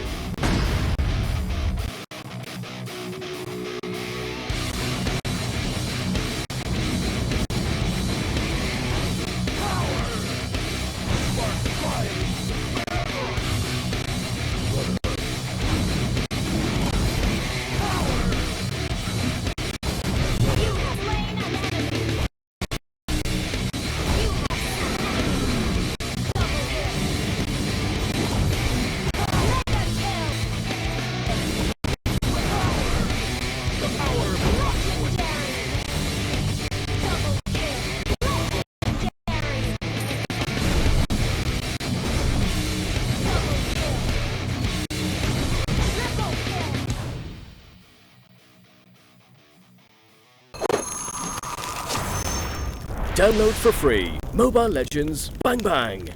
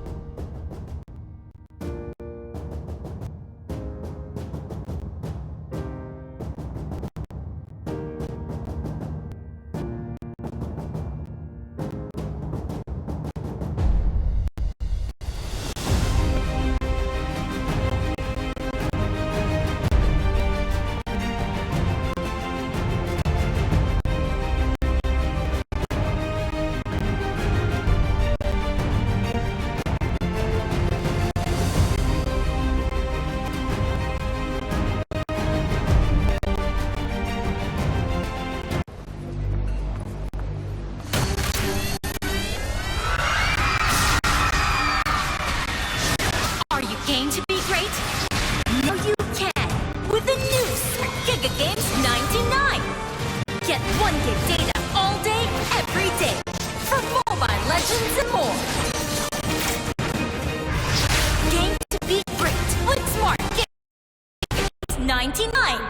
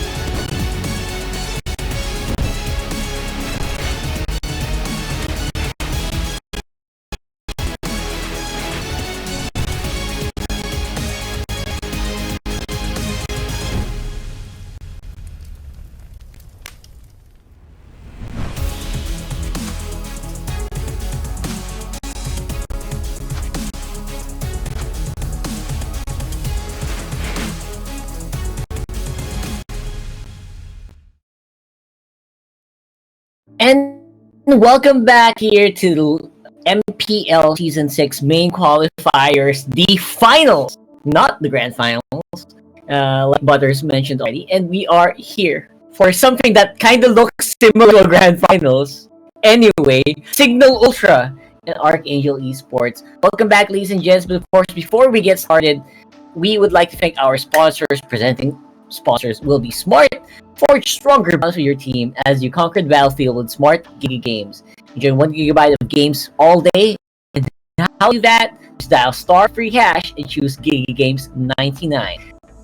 Another sponsor is Realme, the ultimate gaming smartphone and an AOT partner of MPL Season 6. Also presented by Gillette, the best a man can get. Our partner in esports, Pay Maya. Don't pay cash, pay Maya. And Logitech G, the official gaming headset partner of the MPL. Here, like a pro.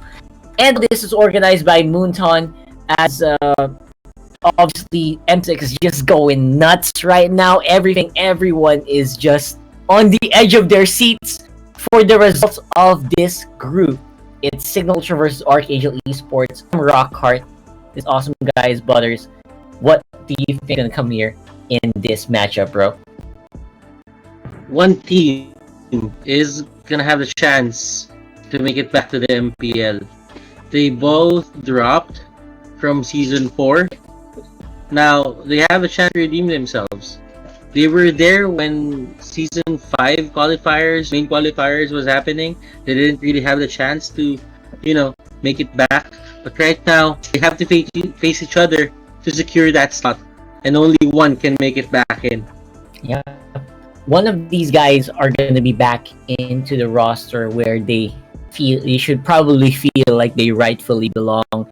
Now it is going to be up to just their current understanding of the meta and the cohesion of their relatively lineups, right? They're not the old Signal Ultra, obviously. They're not the old Archangel Esports. The essence, the coaching staff, they're probably still there. The management might still be there, but these are completely different names. And I wonder if some of that knowledge, some of that awesome in mechanics have been passed on to the new generations. Those are the ones that we've been seeking the answers of for the whole day. And so some of that comeback mechanics are for Signal Ultra. Archangel Esports still super aggressive, but as you mentioned, not like before, right? Not as dominating as before. Do you still stick with that after seeing the game that you saw?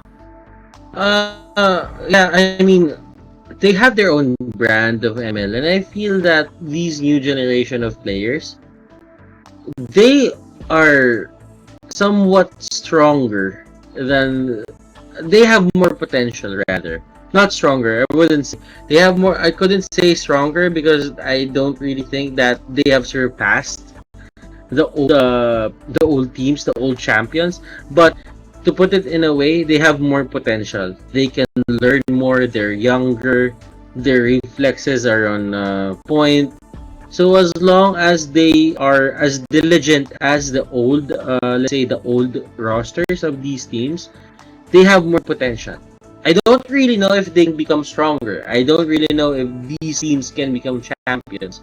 But what I know is if they make it in PL, that's one step closer to the dream. Yep, the dream absolutely of dethroning the current dynasty that we have for the Mobile Legends Bang Bang Professional League.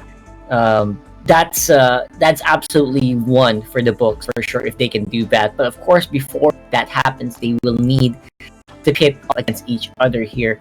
Signal Ultra and Archangel Esports. A younger roster, as Butters mentioned, it does usually mean a more mechanically gifted set of players, but we'll also have to see if they can match up, if they can keep up with what the meta is offering and the rotations. Obviously, the rotations, the strategies that have been locked into place here for these specific teams. Now, no Farsa, no Ling. I kind of like that because Farsa just makes the screen just goes nuts when Farsa goes on Feathered Airstrike for me personally, and I like the lack of the lack of the AoE damage that they're trying to enforce, and the map control that they remove because they're banning the Selena.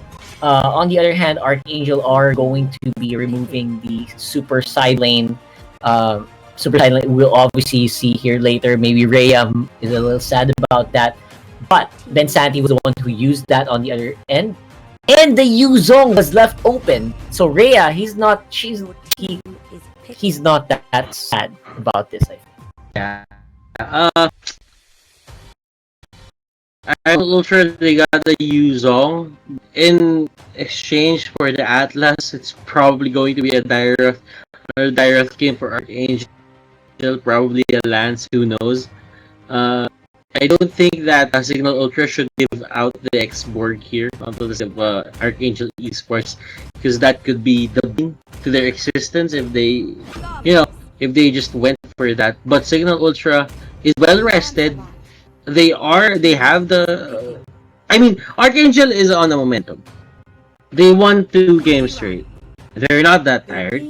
But Signal Ultra here, what you have to realize is they have scouted some of the strategies here from Archangel Esports. That Dyroth isn't going to be, a surprise to them. Even that Balmond, they won't be surprised. And Archangel picks that Balmond, and I think that Archangel, if they have more up their sleeves, they're gonna use it if they win game number 1 here. Remember, this is a best of 3, not a best of 5, guys. Yeah. If you win, yes, if you win this series, you will be an MPL Pro. If not, better luck next season. And I don't know. That will really bad. Yeah. For the meantime, though, you're still hard on the predictions for the Balmond. We just saw it just tear a new one against Sinag Pilipina. So I actually support that as well. I'm looking forward to the new picks, but at the same time, where are the old guard? Where are the proven and tested picks that we are going to experience here? Apparently, Luoyi, Imba DJ. This is obviously an Imba DJ pick, right? Because he just plays this so well. On the other side, I'm surprised by the Chang'e.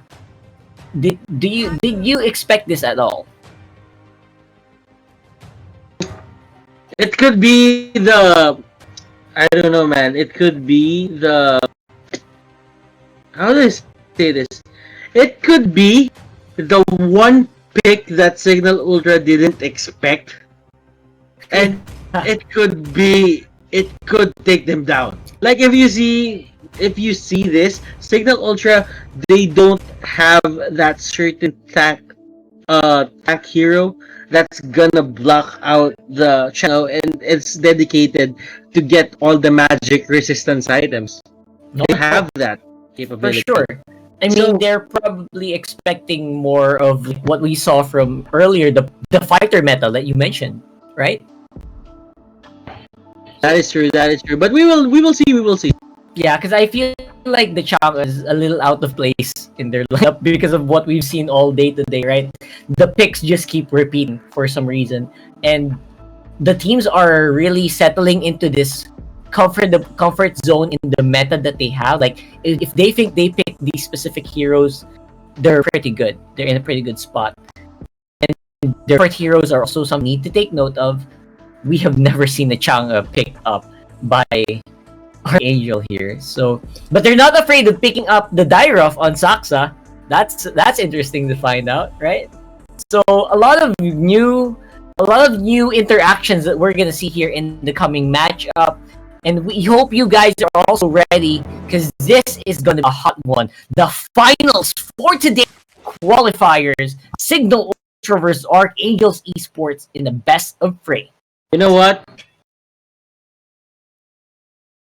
I have to say, your ranked games get filled with Dairoth, Chang'e, Valmon. You go blame Archangel for this. I'm just kidding. I'm just kidding.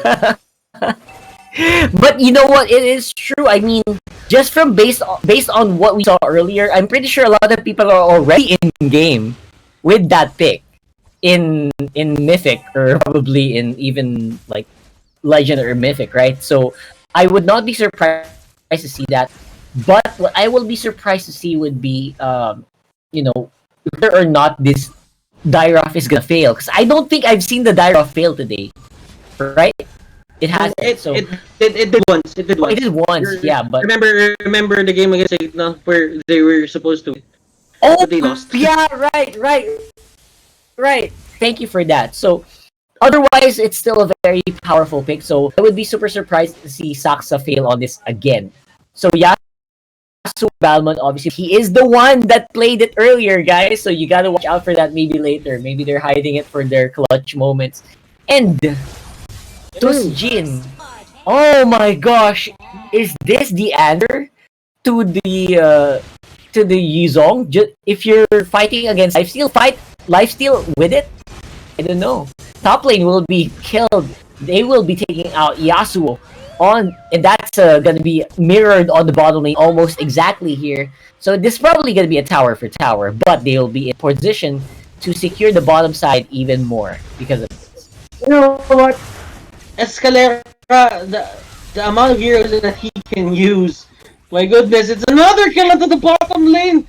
3 deaths happening in the bottom lane for the side of Signal Ultra. What is happening? Archangel eSports dominating the early game of this game number 1. Yeah, Archangel definitely looking a lot more confident in this specific lineup, despite having a Dairoth. Usually the Dairoth is a mid-game hero, so I'm a little surprised by the amount of damage output that he's already outputting in this matchup. So Eson also is something that we're gonna have to watch out for later on, because Eson on the Atlas is just so scary. Not to mention now he has a wombo combo of a Dairoth and a Chang'e. Now let's look and see if Eson find that level 4 and find a good pickup, because Imba DJ, this guy has a rep being just, pulling out the hat trick right out of nowhere. So let's look at let's also look at the things that Signal Ultra is doing, and that's gonna be 1-4-1. Will there be more? Ben Sandy with the flicker out, but it will be the chase. Oh, the shield from the ejector will be enough to save him, and that's just gonna be an even trade once more. Very nice play coming out there from that Shawhead. He gets the kill on Escalera. Escalera won't be getting the goal that he needed just to the gold and the XP that he needs to scale. But here comes the meteor shower. Do you call this meteor shower? That's the meteor shower, right? Yep.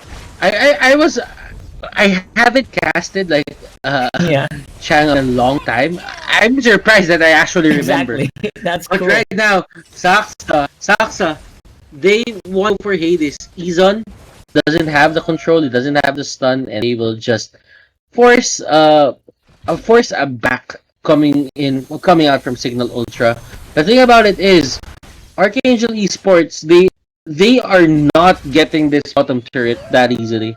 Like, it's been there for the longest time. They could have taken this down for the longest of time, but Signal Ultra, they are, defending this lane quite hard. Absolutely. So what do we do now? What are we going to expect from Tu? We can expect a lot from Jin this time around. That's the question, right? So let's look hard. Let's look long and hard here for what is going to be happening here in this matchup. Can this Yuzong that is not funneled do well in this matchup? Mm-hmm. Okay, Yasuo on the other hand he's just staying there on the top lane, just being Archangel, the Archangel esports that we know. But right now it's the Daira, and they have a take of their own medicine here. Imba DJ Ben Sanity will go down. Imba DJ here trying to run away as fast as possible. Yuzong is there trying to save his ally, but Sujin, he might be the next casualty here for the side of Signal Ultra. But Yasuo has something in mind. He just goes for the pickoff and just bounces out. Yep. Yuzong. That could have been Yuzong. That could have been a kill. Could have been, absolutely. But that relief will be short-lived as the rest of Arcade will now start walking off towards that turtle area. And early on, I really like they're showing the dominance that they have been showing in previous ones. Let's have a look at the replay here by Gillette. Now, it's very difficult to catch that Chang'e, apparently, even if you're on Dragon form on this Yuzong. But Imba DJ really did a good job as well in controlling that matchup. But despite that, Archangel is still able. Oh my god, I think they gave. Hades was able to steal the turtle buff. That is huge here. The Ultra. Man, if you look at Archangel esports here and how they, control the map, you can see that Signal Ultra has a bit of still a bit of control onto their map. Archangel esports, yes, they're invading, but the problem is they didn't really push back Signal Ultra from their own end. Now, what is happening? Look at the god. 15k than 19k. A 4k goal lead isn't that big. A 4k goal lead this early isn't that big. What does this mean? It means that some jungle monsters, you need to clear it out, and that's going to be the main idea here for the side of Signal Ultra on how they utilize the farm that they have on their hands. Because Archangel esports just try to give everything that they have. Yuzong here is going to get that kill on Escalera. Escalera getting caught out, and look at that, Yasuo catching out Hades. Hades, will he go down? The flicker, there's the punch, only fast will proc, and look at this combination coming up from Archangel. Even the dragon, they don't care about that. Dragon will kill the Pupol and Pupa, but still, it won't be a problem as Sujin here trying to get away. Sujin will get away actually with that regen, and legendary here for the Dairo. Yasuo has something in mind as well. Going to be a wipeout. Signal Ultra succumbs to the pressure that Archangel is bringing. Man, they are not afraid at all of this Yuzong. You said, you're gonna lifesteal from us, we are gonna take that. And because of that, I feel like Archangel esports just to turn this around Signal. Okay, so right now, Jawhead will go down. Escalera.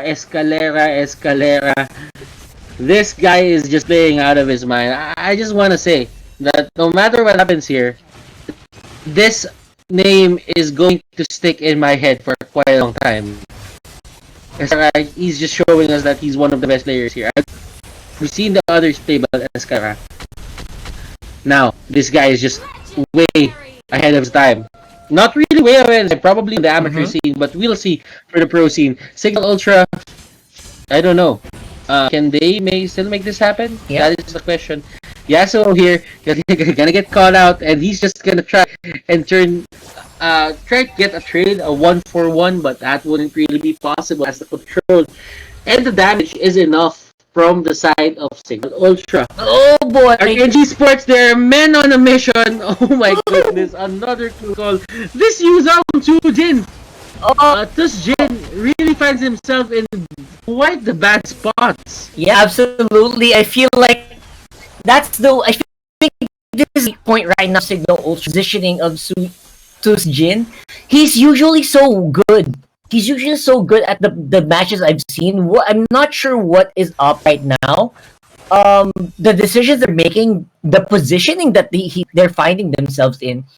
I'm wondering, is it because Escalera is just so good at the Chang'e that he's forcing the Yuzong into weird positions, or is it because they're kind of lapsing? They're starting to lapse. Like those are the questions running on my mind. They're starting to lapse. Like as I was saying, you try to make the most out of the farm that you can get. But the thing is, if you overextend because you really just want to farm, that's the time when Archangel Esports will catch you red-handed. Yeah, exactly. So we're still looking for the next big thing here for Ultra. We're wondering if Jin is gonna be able to make it out. Don't forget, this is a sort of a glass cannon build for the use up very shortly. So don't expect that to be the main front line. It's gonna be a completely different story here. I wonder if Imba DJ and Ben Santi, they're looking for some big combo here. Let's find out. They probably are. Look at this. The meteor shower will hit Ben Sanity. And that was all Ben Sanity, ladies and gentlemen. But this Ison will try to just clear out the waves, and that is two deaths onto the side of Signal Truck. Can defend this? The question, Shujin here with the Dragon form. They won't force it as they take the Lord. And this is a very smart call coming out from Archangel Esports. Yeah, absolutely. Smart calls overall for Archangel Esports. They are dividing and conquering, not grouping up together to face the wrath of Yuzong. And they are getting objectives very well in this matchup. The massive gold lead is starting to really be felt here by Signal Ultra. They don't know how to respond to this, my friend. I mean, they probably know how to. It's just that they don't have the capability to do so. Yeah, that's true. That's true. You're absolutely right. I have to concede to that, obviously. So I'm looking for the comeback play here, Signal. Do I just want to go for a 5-man teleport on maybe someone who's split pushing like Yasuo, just so we can get a kill? And after that kill, maybe we can win a 4v5. Or do I just try to fight under towers? I don't know if even that can work. Ison, look at that fatal links on only air. Yep. Fatal links. No link happened, but it was fatal. It was fatal, but no one died. So we'll see. But the damage is being done obviously by the minions, and of course. Did you just try to make sense of what I said? I tried, man. Okay, I need to. It's the job. I accept. I acknowledge the effort. You shouldn't have. I accept the effort, but you know what? Effort got a bit delayed as well. Sports. I don't know, man. They were really just trying to. They have a way. Not a lie. Have a way here. This guy looks. This girl, this child, pushing back 5 grown men on the Signal Ultra. Well, yes, one woman. Yeah, exactly. I think people scared of this kid, like, what in the world, right? All damage in the big team fight here in the mid. Signal Ultra just absorb damage output that Archangel Esports is dishing out. That's even 100%. Yeah, upside. Now he's trying to see if he can make a pick. Use a flicker in the. like they with one kill for their effort because of that top and bottom lane tower inhibitor will be taken out here. Oh my god, Archangel! Eating a lot of those meteors, but it was Shujin who actually almost died. Archangel Esports, and they know that they have the upper. All the turrets are down. They have to wait for a minute or just to secure this lord. It's a good idea to do so just because you never know that of song in the coming team fight. If they get the picture of aggression and turning, this could put Archangel in back. So Mike, just get another ally battlefield with the Lord and let the Lord alone. And of course, the Lord is gonna be the huge. I mean, they already pushed successfully without those plays. Imagine the amount of effort that Signal Ultra is gonna have to make sure that at least they can defend this. That's the minimum is to just defend, right? I mean, if you can destroy, if you can make a bubble combo play against Archangel Esports, that's still set up, but I don't see that happening anytime soon. No, the Lord is going to be the important part, the most objective in the map. It's Hades on the back line. Actually, get Escalera here. Escalera in a very bad spot, but Hades being very, very silent about this. He doesn't want people to know that he's here. If you play, if they take this down very low HP, you're gonna come out and just use the retribution to and Hades also burst. No, there's no retribution. There's no retribution on the other side. This might be the predator. Oh my goodness! This time, nice try, but this time, man. This time he almost made it. But and because of sheer firepower from Archangel, are now gonna be able to go in and just demolish Signal Ultra at this point. Now they're waiting for the Lord. I don't think they even need the Lord. Right now, Hades is on 40 seconds on timers. This they could actually just finish it off if they want to go for a fight. And right now, Archangel, they are measuring. They are looking and seeing what they can do. But the bottom lane, oh my god, Saxa goes down, bro. That might be it. Failings on 3 people, though, will be not as effective because Saxa is dead. He does not have that much AoE damage dealer, but apparently they might not even need him in the first place. Because now, they will have that big Lord in the middle of the fight with Escalera just by zoning and pushing it off with the help of the Lord. Archangel Esports 1-0 against Signal Ultra.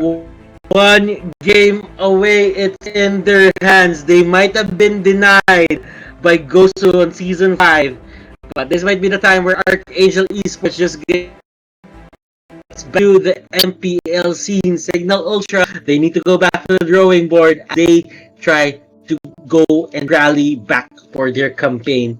Man, these teams leaving it all in the line, putting themselves, all the sacrifices, all the things that they've gone through to make it into the MPL.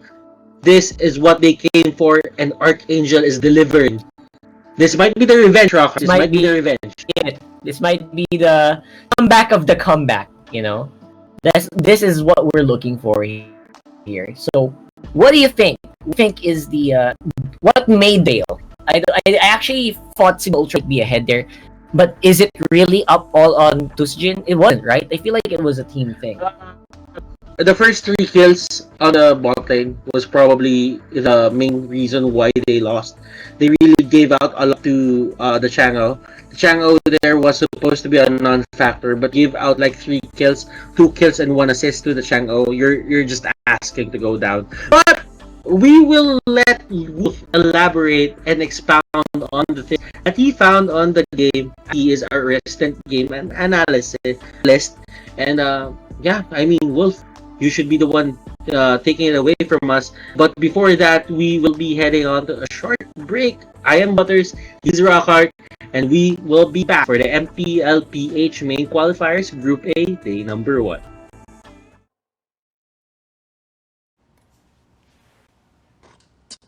When uncertainty is our reality, we rise above with the things that matter. Gigify happiness. Gigify love. Gigify friendship. Gigify dreams. Gigify hope. With smart Giga music, video, games, work, and stories, we let our passions run free in the new world we face together. Smart. Live Giga. Kumpas ng pakpak ng Archangel. That's what the casters said. And they kind of feel that Archangel have the chance now to get into the MPL. Let's see if Ultra will actually say no to that. But at least sa unang laban natin, nakita natin na hindi na kinaya ng Ultra ang Archangel. My name is Wolf, here at the panel para sa MPL Season 6. Let's talk about the game. Let's discuss what happened in there. There's a lot of things that happen in there, and I'm sure that a few minutes will not be able to say kung ano nangyari. One thing that I would like to take note, however, is that Archangel, they're feeling it. Kabisado nila yung gusto nilang gawin, at kaya nga naman nananalo sila dito. Meron na akong kanina note, hindi ko alam kung narinig yun ng mga viewers natin, when Archangel was fighting against Sinag Pilipinas. Sensible versus sensitive. Sensible ang ginagawa ng Archangel, hindi sila nagiging sensitive. Sensitive being yung mga lineup na gusto lang i-counter yung nasa kaban. Ang ginagawa ngayon ng Archangel is ano man understanding lang ng Mobile Legends, ganun sila naglalaro. That's why meron silang Dairos dito. With their own understanding of a good hero that can win against the Lancelot because of two things. Una, mas mabilis siya mag-jungle. At mas reliable siya mag-jungle. Pangalawa, pag napababa yung kanyang buhay, mas namalakas siya. Which means na napakalakas ng kanyang dual potential. At dahil lagi siya sinasamahan dito ni Ison at ni Eke on the supporting cast ng Archangel eSports, lagi silang nananalo sa mga laban. And obviously, Archangel eSports, hindi lang naman si Saksa ang kailangan mo nandito, though napakalupit na yung performance as the Dairoth. You also have to take note, Ison, well played. And I think yung Popolin ko, ito na yung next na hero of the, kumbaga, talk of the town. Siya na yung angulo mga tao ngayon kasi napakaganda ng kanya nga pipili ng isang Popolin Kupa. Una sa lahat, ang bilis mag-take ng jungle. Second is, safe yung fina-funnel nyo na hypercree dahil merong pang tank si Kupa nga naman, yung Wolf ni Popolin Kupa can be the damage taker. Hindi lang sa jungle but also with Clash. Archangel eSports also, sobrang notable na kanilang side laners dito. Yan ay yung mga next ni pag-uusapan because Escalera is showing to us na marami siyang heroes na pwedeng gamitin. Batak na batak ang kuya mo Escalera dahil kanina nagpapakita siya ng Valier side lanes. At naman na pinakita, or Changel na pinakita. Smart MVP of the game is Ison on this Atlas with a 2-0-18 stat line. And point out din ng mga casters kanina, all goes for the dominance ice first. Nakakabwisit. So, if you're playing the Lancelot or any other hyper carry, ang hirap kontra pag yung kalaban mo nakabot na agad dun sa dominance ice. Not only that, his performance on this hero is something na kailangan natin ilagay sa mga discussions. At a certain point, the panel talked about how Ison can be a good contender roughly siya on a good setter or diba sa isang team fights, and kind of agree. I think he's performing so well in this hero. And madami tayo na tackle about the lineup and the performance of Archangel. And it kind of makes me feel na siguro yung kanilang pagkatalo sa Signal kanina, baka napaganda pa nung nanalo sila sa series. Bakit? Kasi naman yung last game nila na pagkatalo sa Signal Ultra, it wasn't stomp or anything, was so close. At napunta sila dito sa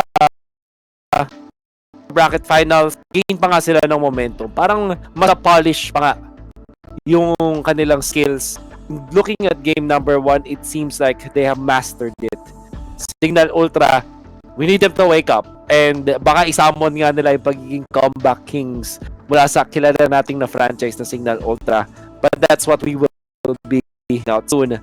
Signal Ultra, at a certain point, hindi na mag-work yung kanilang standard textbook-owned brand. Kailangan na nilang dagdagan ng konting flavor. Kumbaga, yung pansal na lagi nilang niluluto, baka naman pwede natin ng konting meat on the side, diba? Para may konting tatangkilikin na yung mga bagong viewers or at least yung mga supporters ng Signal Ultra. And maybe they can take this to Game 3 with that additional flavor that we're asking for. But that's it for me here at the panel. Ibabalik na natin sa ating mga mapit na mga casters. Back to you guys. And thank you so much for that, Wolf. As Wolf said, I feel like Signal Ultra needs to pull out the namesake. But do you think that's gonna be the case here? Because this is where they like to be. I don't know. The old Signal Ultra really like to be in this scenario way back season 2, season 3. I wonder if this Signal Ultra iteration will have that same flair, and if they do manage to pull it off, I'm pretty sure it's gonna stick. Yeah, it will. I mean, Signal Ultra here, Imba DJ at the verge of winning or at the verge of entering MPL. I feel he was denied. Both of them got denied, by the way. So I don't think Signal Ultra will be giving this a series that easy to Archangel Esports. But at the same time, if you think about it, Archangel Esports, do they have another up their sleeve? Because if they haven't exhausted it all yet, they might surprise Signal Ultra at a certain extent and probably just win the game from here. Yeah. If you remember, the Dyrov pick was something that Archangel Esports just kept until the very end. Like, I think they only used it like the last few games, and it's like working so well. I wonder if Signal Ultra also has like that super duper pocket pick. What they can also play the Balmond properly. I'm waiting for the Roger to come into play. I haven't seen that many Roger plays in this last stretch, and that's something that has been highly used in the open qualifiers. I wonder if we can use that here, and maybe it will add to some effect. And if Signal can pull that off, you know what? That's all they need. But right now, Archangel, they are on the verge of going back to where they think and they know they belong. Let's go into the draft here for game 2. 6BO3 series, this is the final one. Archangel Esports Signal Ultra, who will go to the MPL regular season. This is the dream for everybody.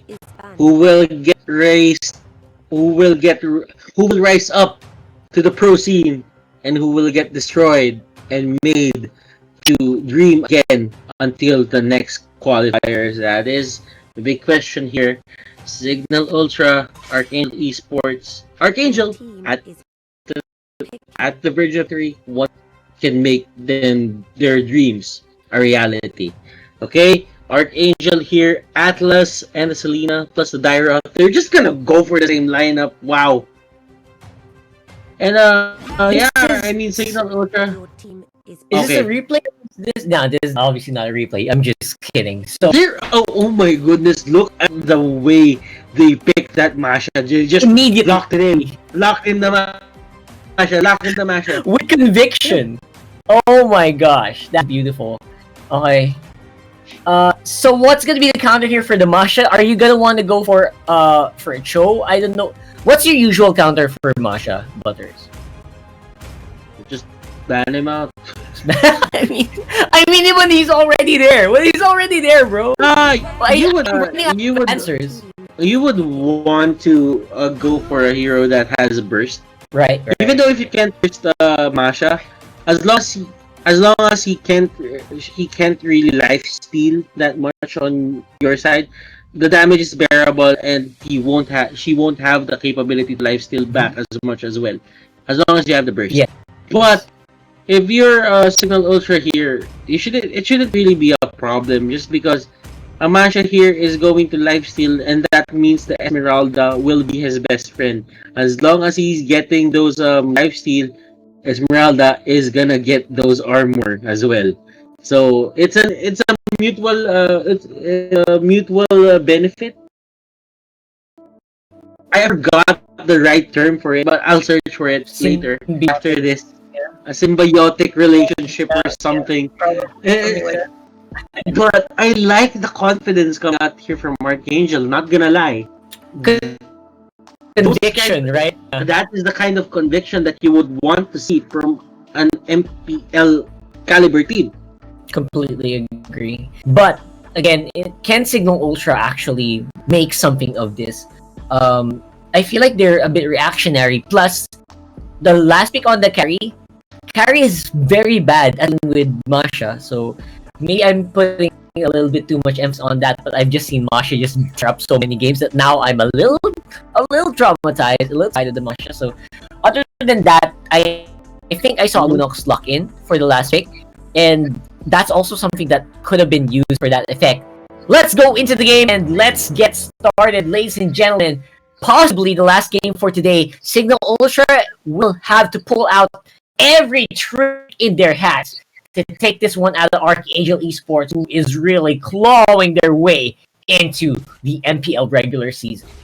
Yeah, Signal Ultra, they're really trying their best to stop this, to stop the train of Archangel. They do have the momentum, not gonna lie. It's a big factor, as we all know, Rockhart. Momentum is key for Angel. Stopping it is the prerogative, is the job of Signal Ultra. Really wants Yasuo.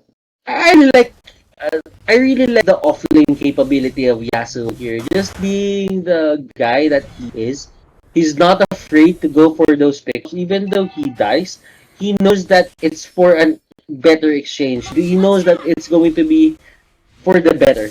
So, just looking at it, Escalera is on the Lunox. This guy, he has a wide hero pool. Like, he has the biggest hero pool in all of Group A. Amount of heroes that he has played doesn't really add up to the amount of heroes that the other supports have played. Doesn't really add up to the amount of heroes that this guy has played. You can't like put him in a single role, right? You can't add him to a single role at this point with the amount of variety that Escalera has given. An absolute gem and a good cover for Archangel for sure. I think you agree. Man, think about it. You are a former jeepney driver working hard. Shout outs to all jeepney drivers out there working hard, and you get the once in a lifetime experience of joining Archangel eSports. Then you have a chance to make it into MPL. Yep, wow. That's going to be the big question mark here, because Imba DJ, I think they're having a fun time here with the amount of work that they need to do. That's a big question for me. Imba DJ's even Ben Sadi is flickering in just so he can get someone, because they are... Look at Escalera! Oh my goodness, this guy! He's just raiding left and right.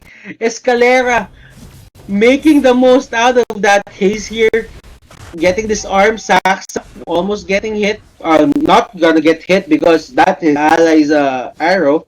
Archangel eSports, or Signal Ultra rather, they're finding ways to get the lead from Archangel's hands. Yeah, and they're looking at every possible opportunity.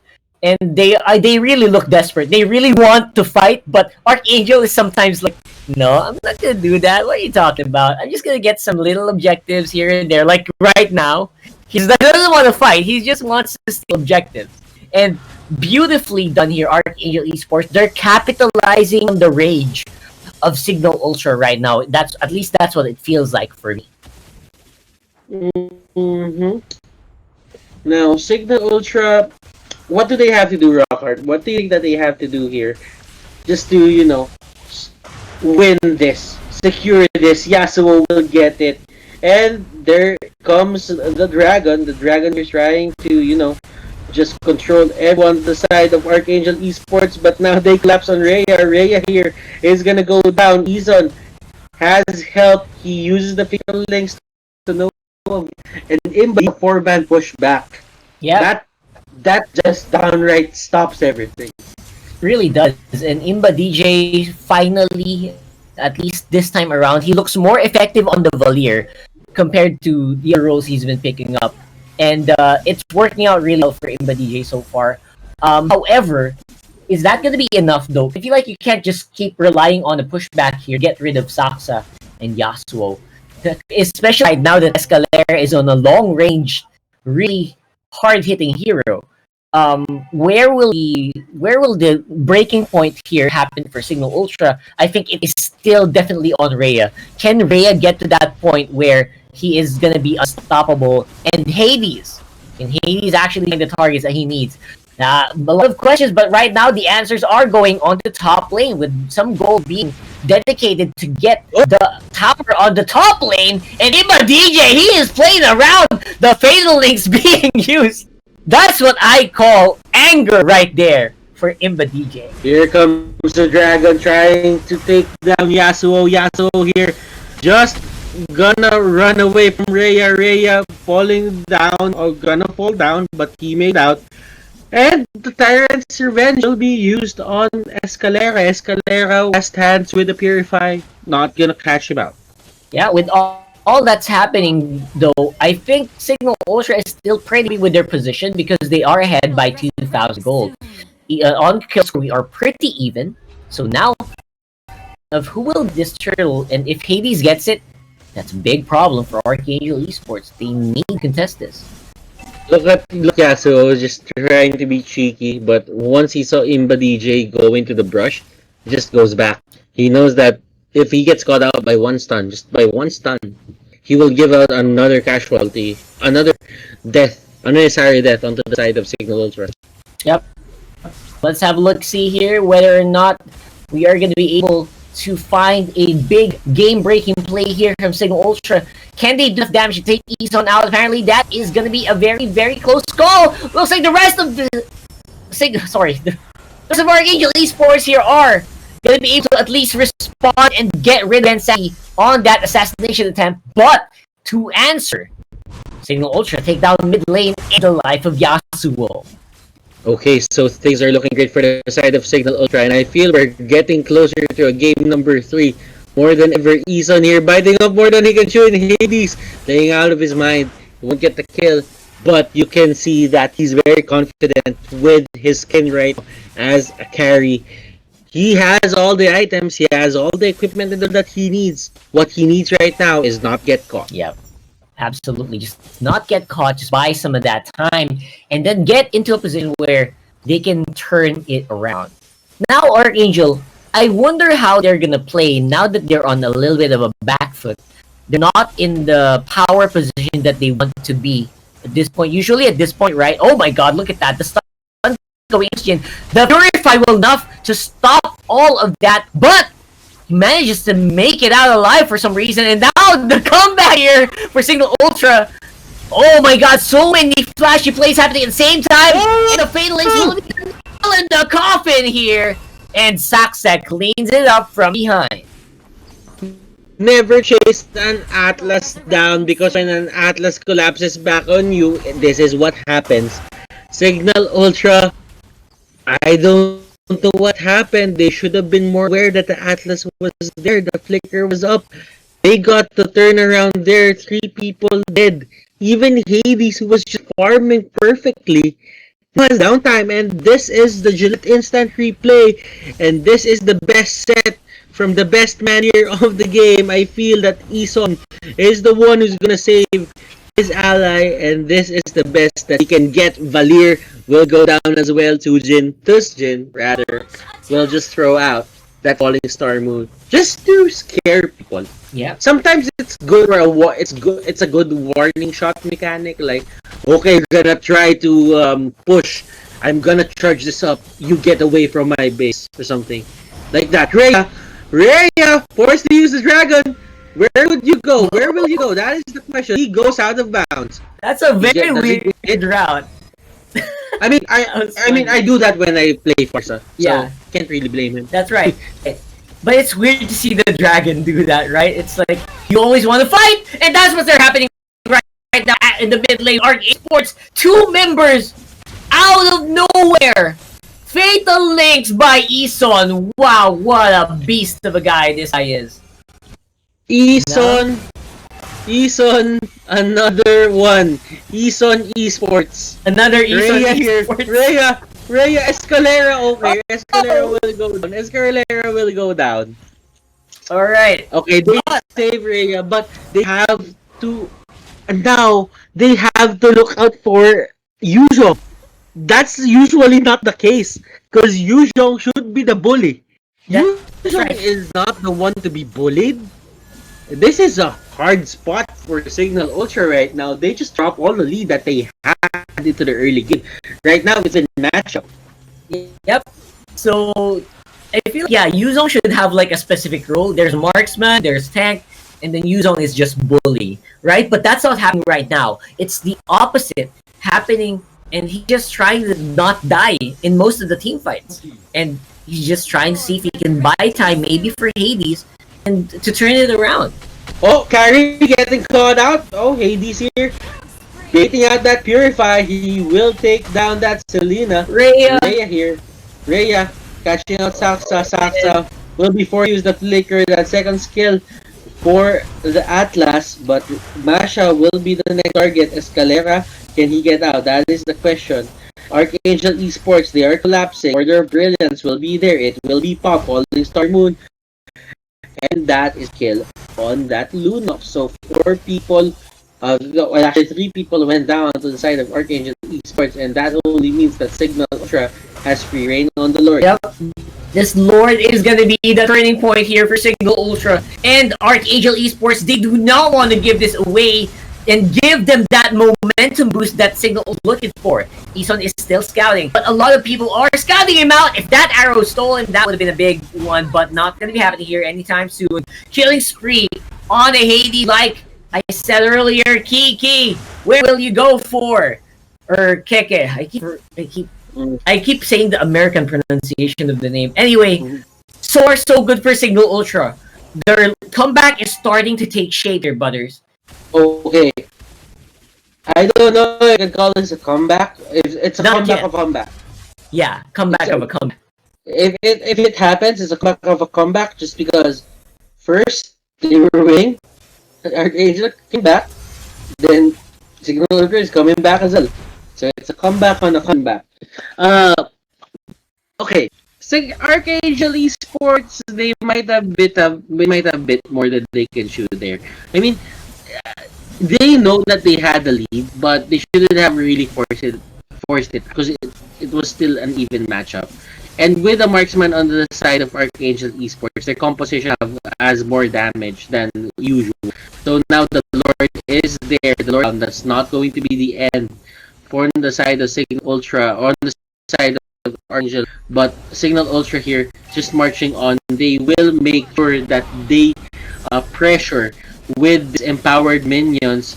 Insanity goes in, Tashin goes in, Rhea is here as well, and look at this damage output, no damage at all. Archangel Esports, they just collapsed and we're going to game number 3. Yeah, this is an absolutely sure game number 3 here. Just Keke waiting for the end of this fight. Signal Ultra. Oh they my goodness. Done yet. Absolutely beautiful gameplay there from Signal Ultra, despite a little bit of a roadblock in the beginning of that game of this match. It still looked ugly until the build part, and then they started booming when the carry really had the items they needed. So apparently they were just buying time for Hades to actually make a good play, a good item breakpoint for their team to really push it out. So congratulations to Signal, but that only means that we are going a game free. And one more, they're gonna go start on their name, man. I tell you, they're on fire, and this is the momentum they've been looking for sure. We're going the distance. It's more than we expected. Actually, well, it is what we expected. But yeah, now, who'd win? That's my question. Both of them are deserving. I don't want to take sides just because I know both of their managers and they are really cool people. But who deserves it more? That's the question. Who is more hungry and who is going to draft better? I think that is the question. But for the post-game analysis of game number 2, we will throw it to Wolf for him to dissect whatever happened in game number 2. We will go to a very short break, but after that, it's game number, and we will find out who will make it.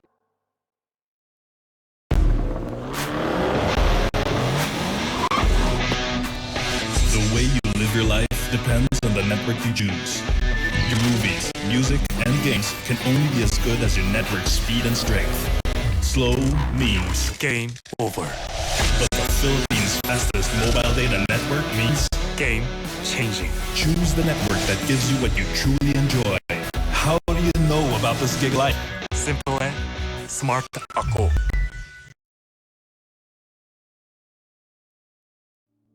And we have ourselves a game. Parang lang naglaw sila ng best of 5 or best of 7 siguro para malaman ko sino yung mananalo or ewan ko naman tatawagin natin din sa the closest we'll get. And para sa Team Signal Ultra as well as Archangel, sila po ay nangangarap talaga na makapasok talaga sa MPL. Nobody, everybody just wanting that slot. Medyo side ako sa mga casters dito. Kung pwede lang na silang dalawa na yung pasok sa MPL, papayag na ako. Unfortunately, that's not gonna be the case. Let's break down game number 2. This best of 3 series between Signal Ultra and Archangel eSports. Start with the heroes. Now, kung papansin nyo ang post-game stats, gusto ko tignan ninyo yung number of masks per team. Sa side ng Signal Ultra, standard 2 mask setup. Sa side naman ng Archangel, ginawan ay 3. Binenta pala yung masks dito. So, sorry, catch that. Hindi nyo na makikita sa post-game stats. Pero I did think na 3 po ang masks na gamit ng Archangel. So, that is point number 1 I'm trying to say. Yan yung isa sa mga signal na ginagawa ng Archangel. Second point is yung ating Dyroth na mukhang pinafanatan ng Archangel. So, yun yung second na ito-take nyo. Third is Escaleras Heroes na nandito tayo sa side laning mages, which works already. Sa mga Signal Ultra, pretty standard stuff. Honestly, sobrang standard no kanilang ginagawa. Iba DJ on this Valier. Well done, actually. Tapos meron kang magandang setter na si Ben Sanity on this tank. Kufra, side lanes, Esmeralda, as well as Yujong. Can never go wrong with these heroes. Sobrang solid. So, sobrang standard stuff. What I do like about what Signal Ultra did this time, na kakaiba kaya sila nalo finally against the Dyroth, is to abuse yung tatlong namin sa Archangel eSports. First is masks doon sa ating mga side lanes, right? Si Masha na mask siya dito.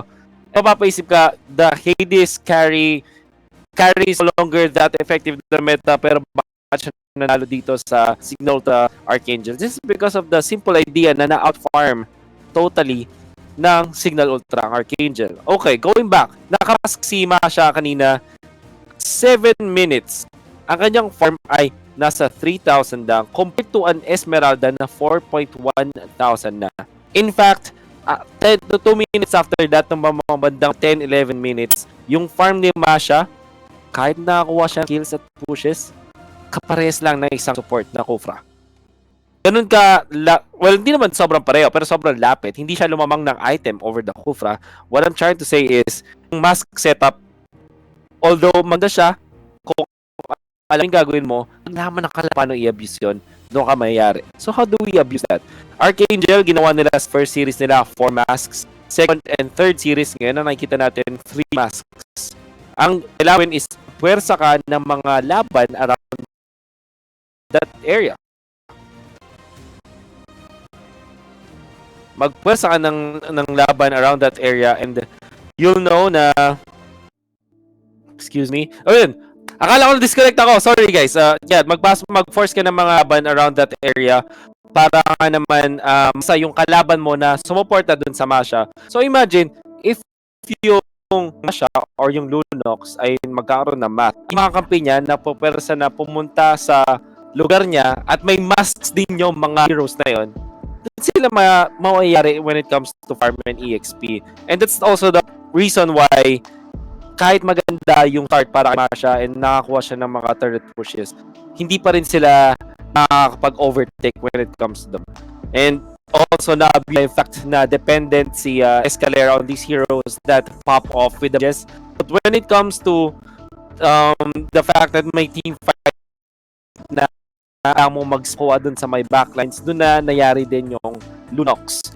Also, lastly, I would say yung Signal Ultra, the way that they handle this na yung Dairoth, hindi na nila masyadong pinapansin at ang talagang priority nila ay makapag-farm si carry. That's how they won this game kasi sobrang laki ng tatlong cores nila kahit pa lagi namamatay yung mga supports. And I think important, we're gonna see Signal Ultra once again for game number 3 as well as Archangel. And I hope that whatever they learned in the previous games ay i-apply nila sa pinakahuling laro na lalaro nila for the MPL Qualifiers. Who's gonna make it? Archangel Lipad ba? Or the Comeback Kings? Let's fight with your best casters. My goodness. Mga malulupit na casters. Back to you guys. And thank you so much for that, Wolf. I was a little confused about that transition as well. But thank you for. So right now, on Game 3, Signal Ultra versus Archangel eSports. We just flip a coin, and yeah, like Wolf mentioned, if we could just give the 2 slots back to the old guard, why not, right? But now have to get into the draft to determine who will be joining us in the regular season here in this matchup. Signal Ultra versus Archangel eSports. Now, no more Popoling Koopa and Atlas, no more big Fatal Links engagements. I can't say I'm a little surprised. I can't say I'm surprised, but at the same time, a little sad to see that Atlas be banned out. We always like the big Atlas Fatal Links, right? So, on the other side, we are for no. Yep. Actually, Rocker, just realizing this. What they did was they didn't really plan out the accessories to the problem. They just went straight to the heart of the problem. Yeah. They just went straight. That's true. And it's a valid strategy, right? It's a valid strategy to just go straight for it. Although this time around, it's gonna be Archangel on the Yuzong. The other way around, finally, I feel like Archangel has been dealing with Yuzong all day long. Now they're going to be the ones to use it. And Signal Ultra, this time around, would be Imba DJ on that Forza. A bit of a happy pick for sure for Signal. Mm-hmm. This is going to be the last game of the day. And I have a heavy heart about this. Like, seeing one of these teams go. Like, no matter what happens, I feel that they're both deserving, but only one slot is reserved for both these teams. If only we can just give, like, a slot to the other team and make it 3 slots, then this is probably going to the best. But right now, Signal Ultra Archangel eSports, savor the moment, guys. These are 2 of the best teams right now, and this is the last time that you're going to see them face off against one another in an MPL setting for Season 6. Yep. Even if they go for next season, it's highly unlikely they'll fight each again. So, this is going to be a very rare treat for us here in MPL. Signal Ultra and Archangel eSports, they're showing that they're going to fight it to the end, right? And that's what you want to see from a team that's really eyeing the MPL slot. Now, Saksa is going to be a bit more comfortable here on the Lancelot, like we saw in the pre-matches as well. the setup is what we're looking for here right now for Archangel and Signal Ultra. We're still looking for a big core hero. I know the predictions for core heroes at this point. My brain is not functioning after 6 of freeze. So, what do you think? Natalia. Oh, okay. Okay, against Lance, that's actually a good pick. That's actually good. Mm-hmm. And in Archangel Esports, they're just getting best heroes right now. But Signal Ultra, what they do is go straight for the Claude, wanting to see the Blazing Duet ride and blaze on the side of Archangel Esports, and they folded in the line. This is the last series. This is the last game of the day. Whoever wins this will make it to the MPL regular season. Now, Rockhart, who do you think has the more favorable lineup in terms of? Yeah, I think I'm gonna have to favor. I'm gonna have to favor Archangel here because I feel like Signal Ultra's lineup is super dependent on God and the fams farming up hard. I don't see that happening against Archangel. Maybe against a different team, right? Maybe you can do that against a different team, but not Archangel at this point. So, Signal Ultra, the win condition is super clear. This is also a reason why marksmen are not used anymore. It's a very polarizing win condition. You need to get this claw in a good position. And let's see if that's going to happen as we load up into this one. What about you, Butters? I would have to give it up to Signal Ultra. I do love myself some Natalia gameplay coming out from this team, but I kind of understand your point there, and I can't really pick. I'm just going for Ultra just for the heck of it, because you went for Archangel, and I think Signal Ultra is deserving as well for us.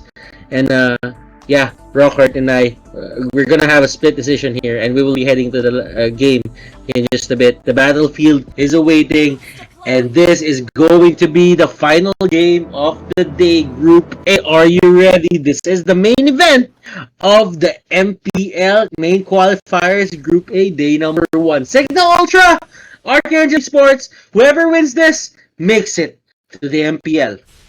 Yep, here we go, guys. Game 3.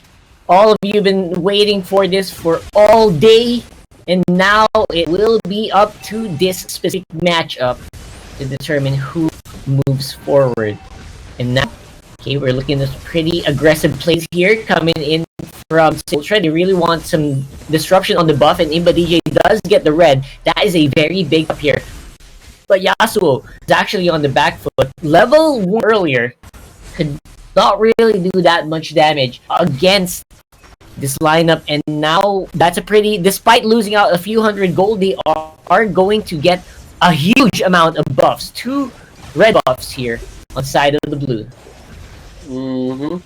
Signal Ultra, they're giving the Claude a bit of help, and Claude, look at this, he's just being sneaky.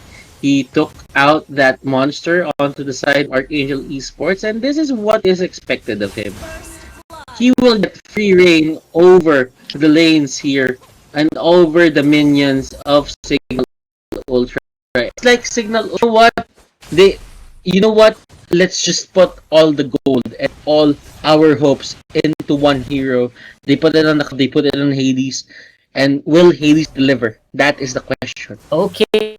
So we'll have to wait and see. At the same time, Hades is he's not on like veteran hunter or anything. He is on killing spree. That is very interesting to note. He wants that long team fight, and he wants that up that can be provided if he gets a kill. Now though, where are we land in terms of the Natalia? Is the Natalia actually doing his job? That's what I want to look at here in this game. Natalia is doing his job. Look at how she's moving back and forth into the jungle. Even the Yuzong is chasing after him, but Zeus Jin is actually an off lane. This is actually an off lane Natalia rather. Well, it is an offlane Esmeralda on the other side, but on Signal side, it's the offlane Natalia. Absolutely, that's true, and it is doing pretty good job in at least making sure that that you cannot be complacent if you're Keke or if you're Saksa, because you can die anytime. Because this offlane Natalia is a lot more.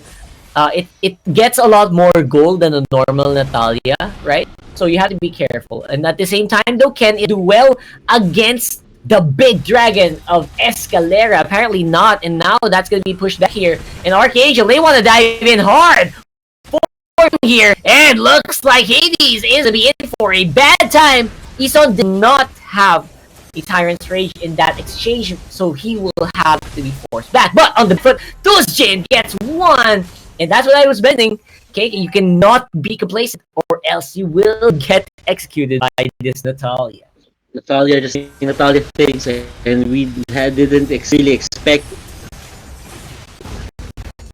anything less. AJ here, they are making this Farsa pick work. Rhea bouncing ball, it's there. It's going to bounce back and forth, back and forth. He gets thrown out. On here will go the rockets, the turrets. Oh my goodness, it's all there. Now, it's going to be Archangel going for an objective on that side. Turtle will go over to Yuzong. Are they going for the Natalia hunt this time? Yeah, but can you find him? No, you cannot. Where am I? Oh, here he is. Shows up. And at the same time, on the bottom side of the map, they are trying to feed as much resources to Hades as possible. This is his time. Will he make it in? The dreams of the people here. 5-10 dreamers. We have it on the board right now. Club will go down and look at this. Yasuo goes straight for DJ. But DJ will be the target here. He will use the feathered airstrike. Will it matter though? That is the question. They will get the kill. There's Injector. Rhea trying his best to run away. There, Natalia within range. Will on that Esmeralda? Yes, they will. Yasuo, will they actually this? That is the question. Someone said by the arrow, and that is going to be a 1-for-1 trade. Man, what a game that we're experiencing right now for Signal and Archangel. I don't even Signal Ultra. The lineup of Archangel is just so scary right now. They group together and they fight with that Yuzong. Man, the story of the game is just so different.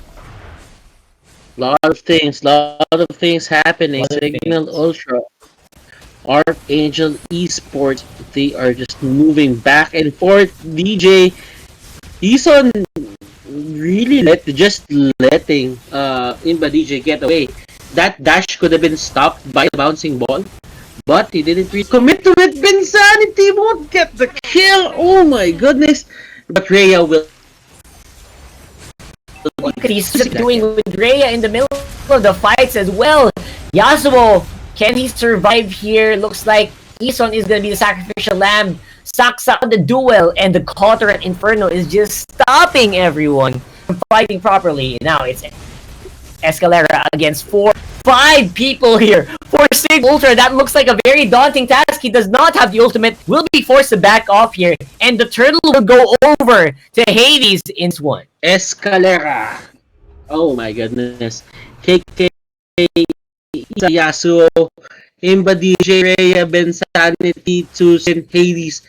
Make sure you guys remember these names. They're giving us one hell of a show. Signal Ultra, Archangel eSports.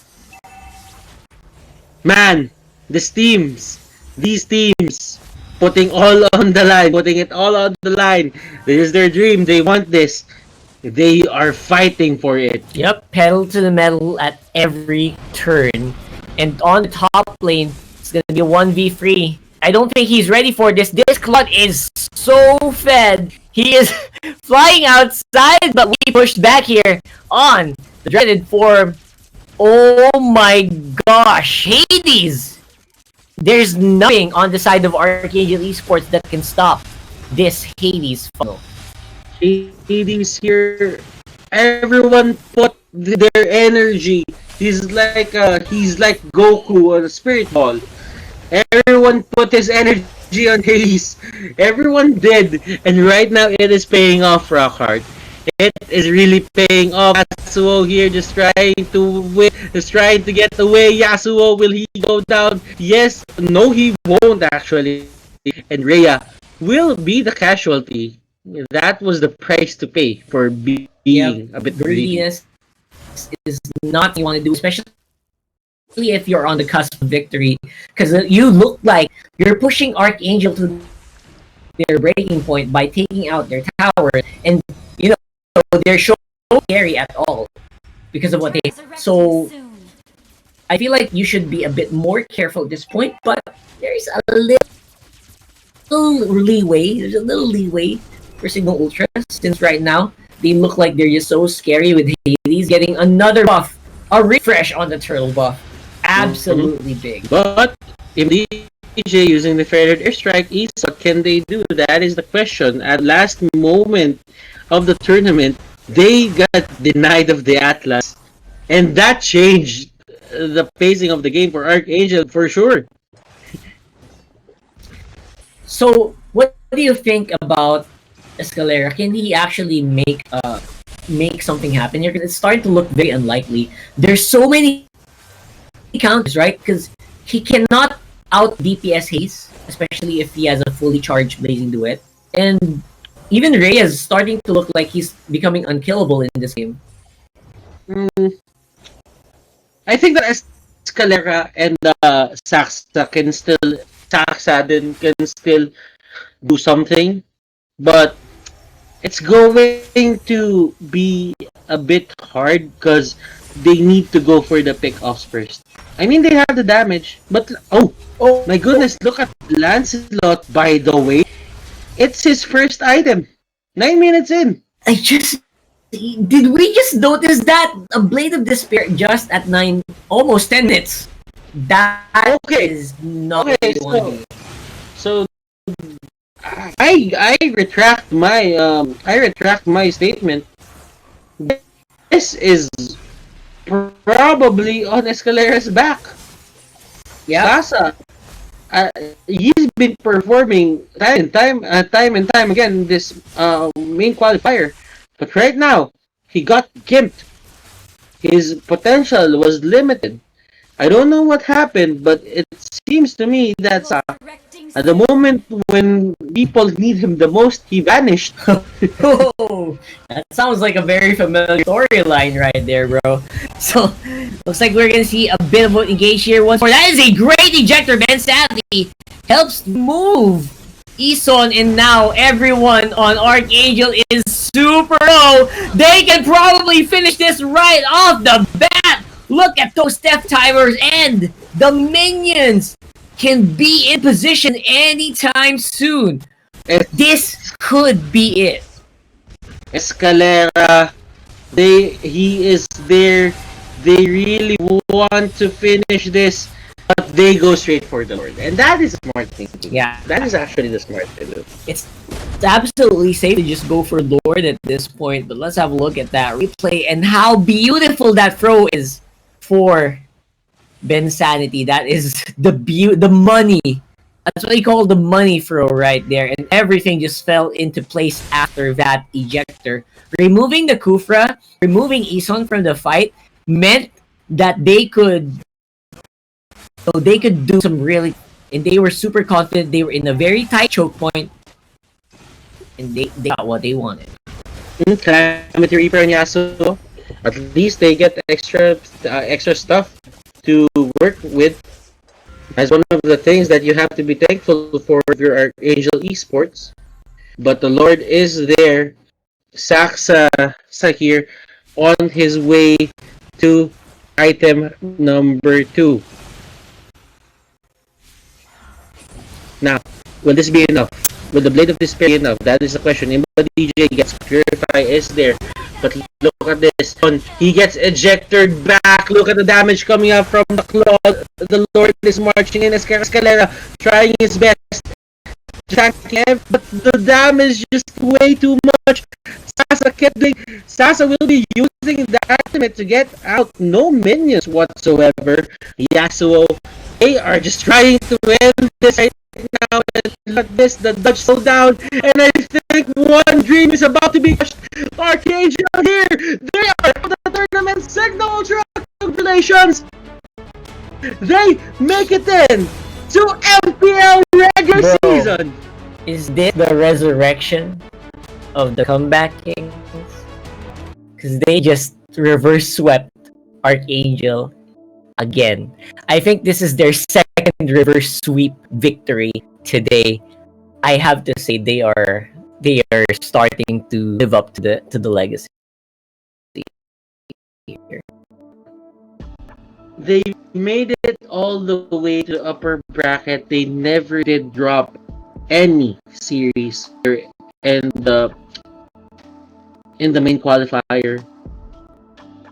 Archangel eSports, they were deserving as well.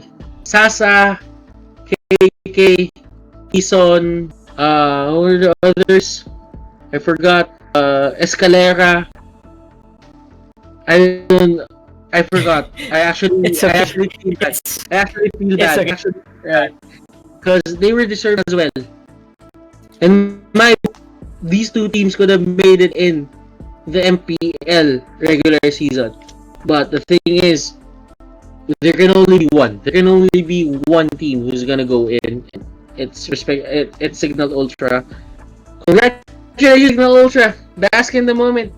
Welcome back to the PL, the organization, and welcome to the players. We expect more from you guys this coming regular season. Rock hard.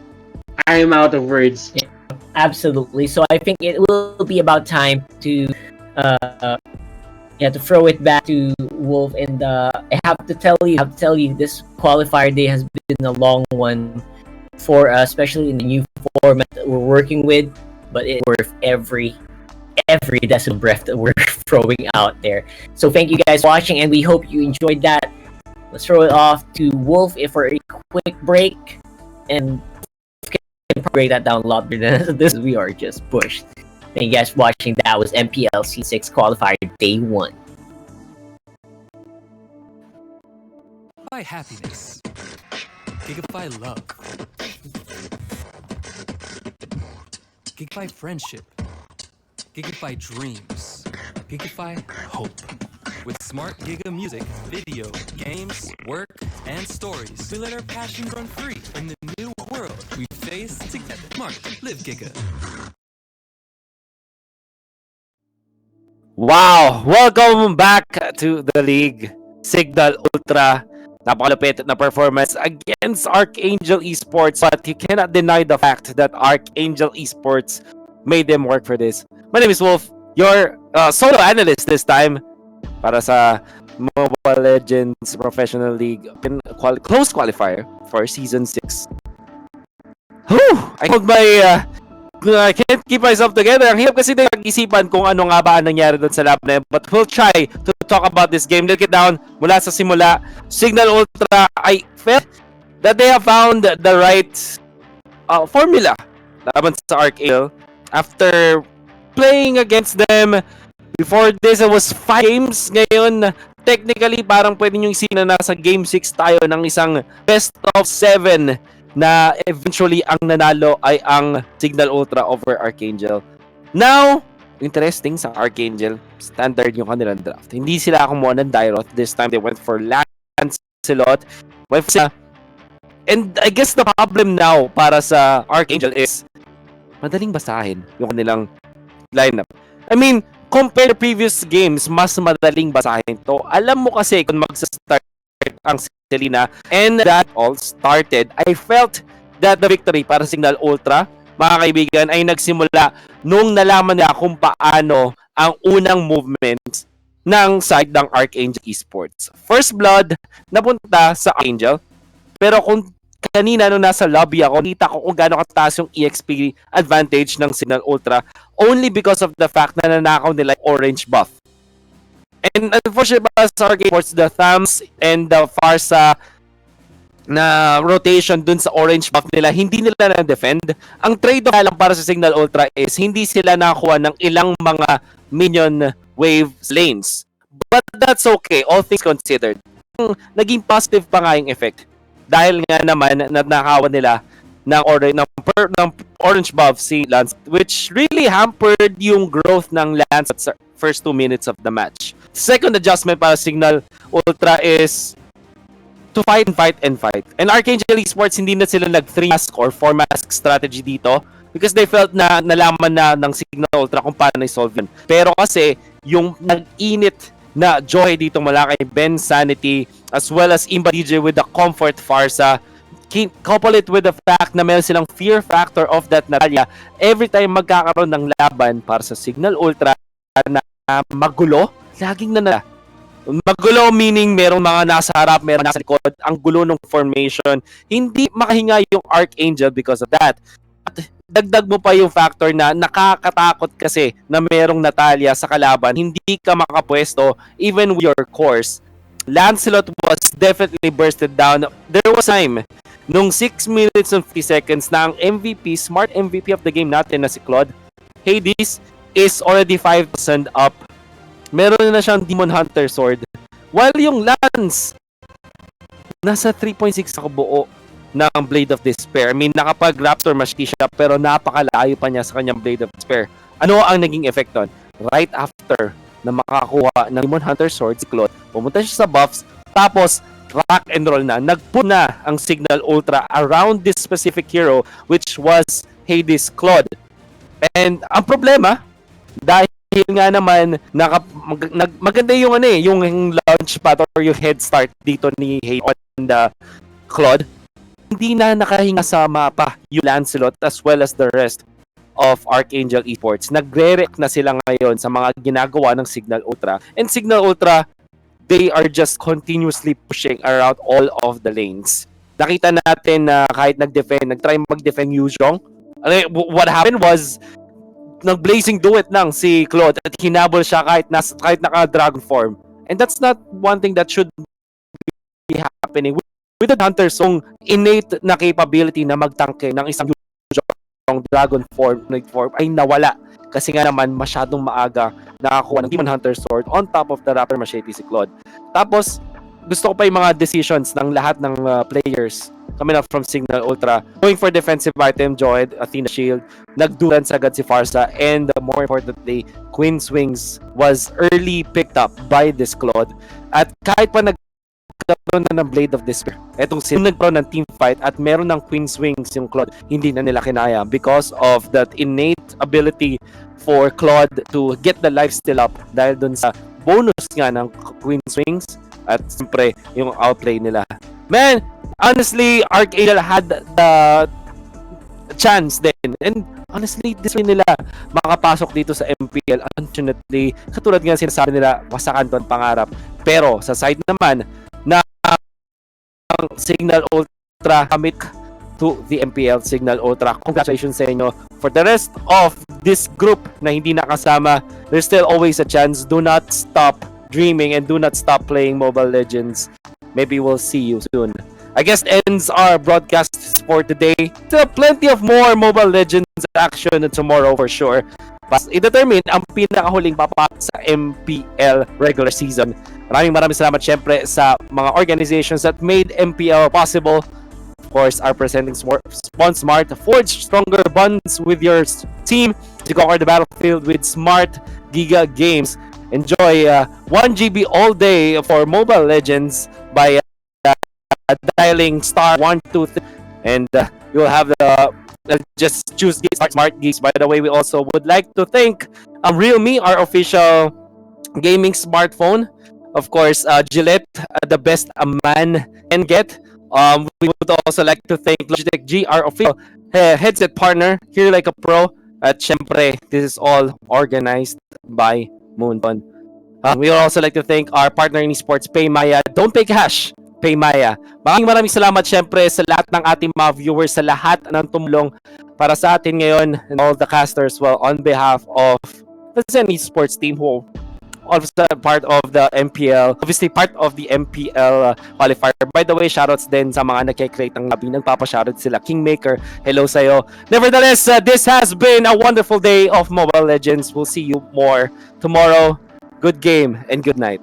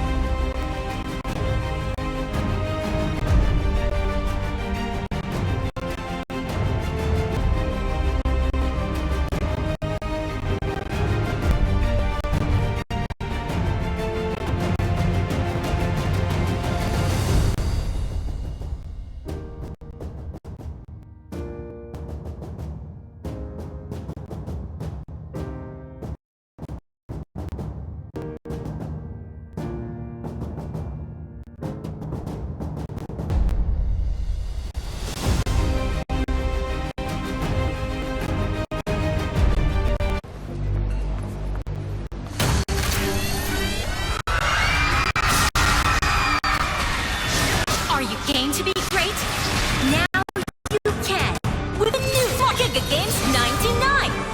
Get 1 gig data all day, every day for Mobile Legends and more. Game to be great with Smart Giga Games 99.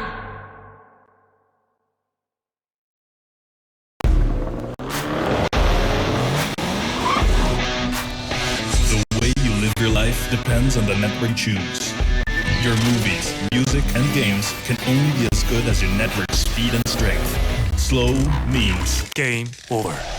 But the Philippines' fastest mobile data network means game changing. Choose the network that gives you what you truly enjoy.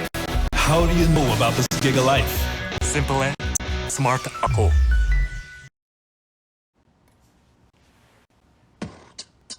When uncertainty is our reality, we rise above with the things that matter.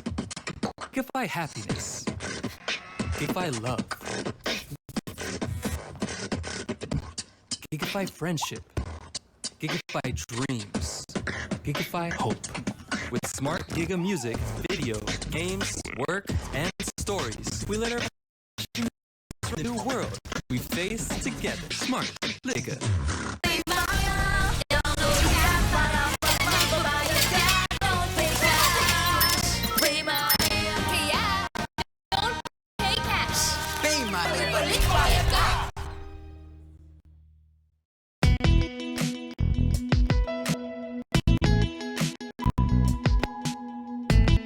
You've got me on the edge.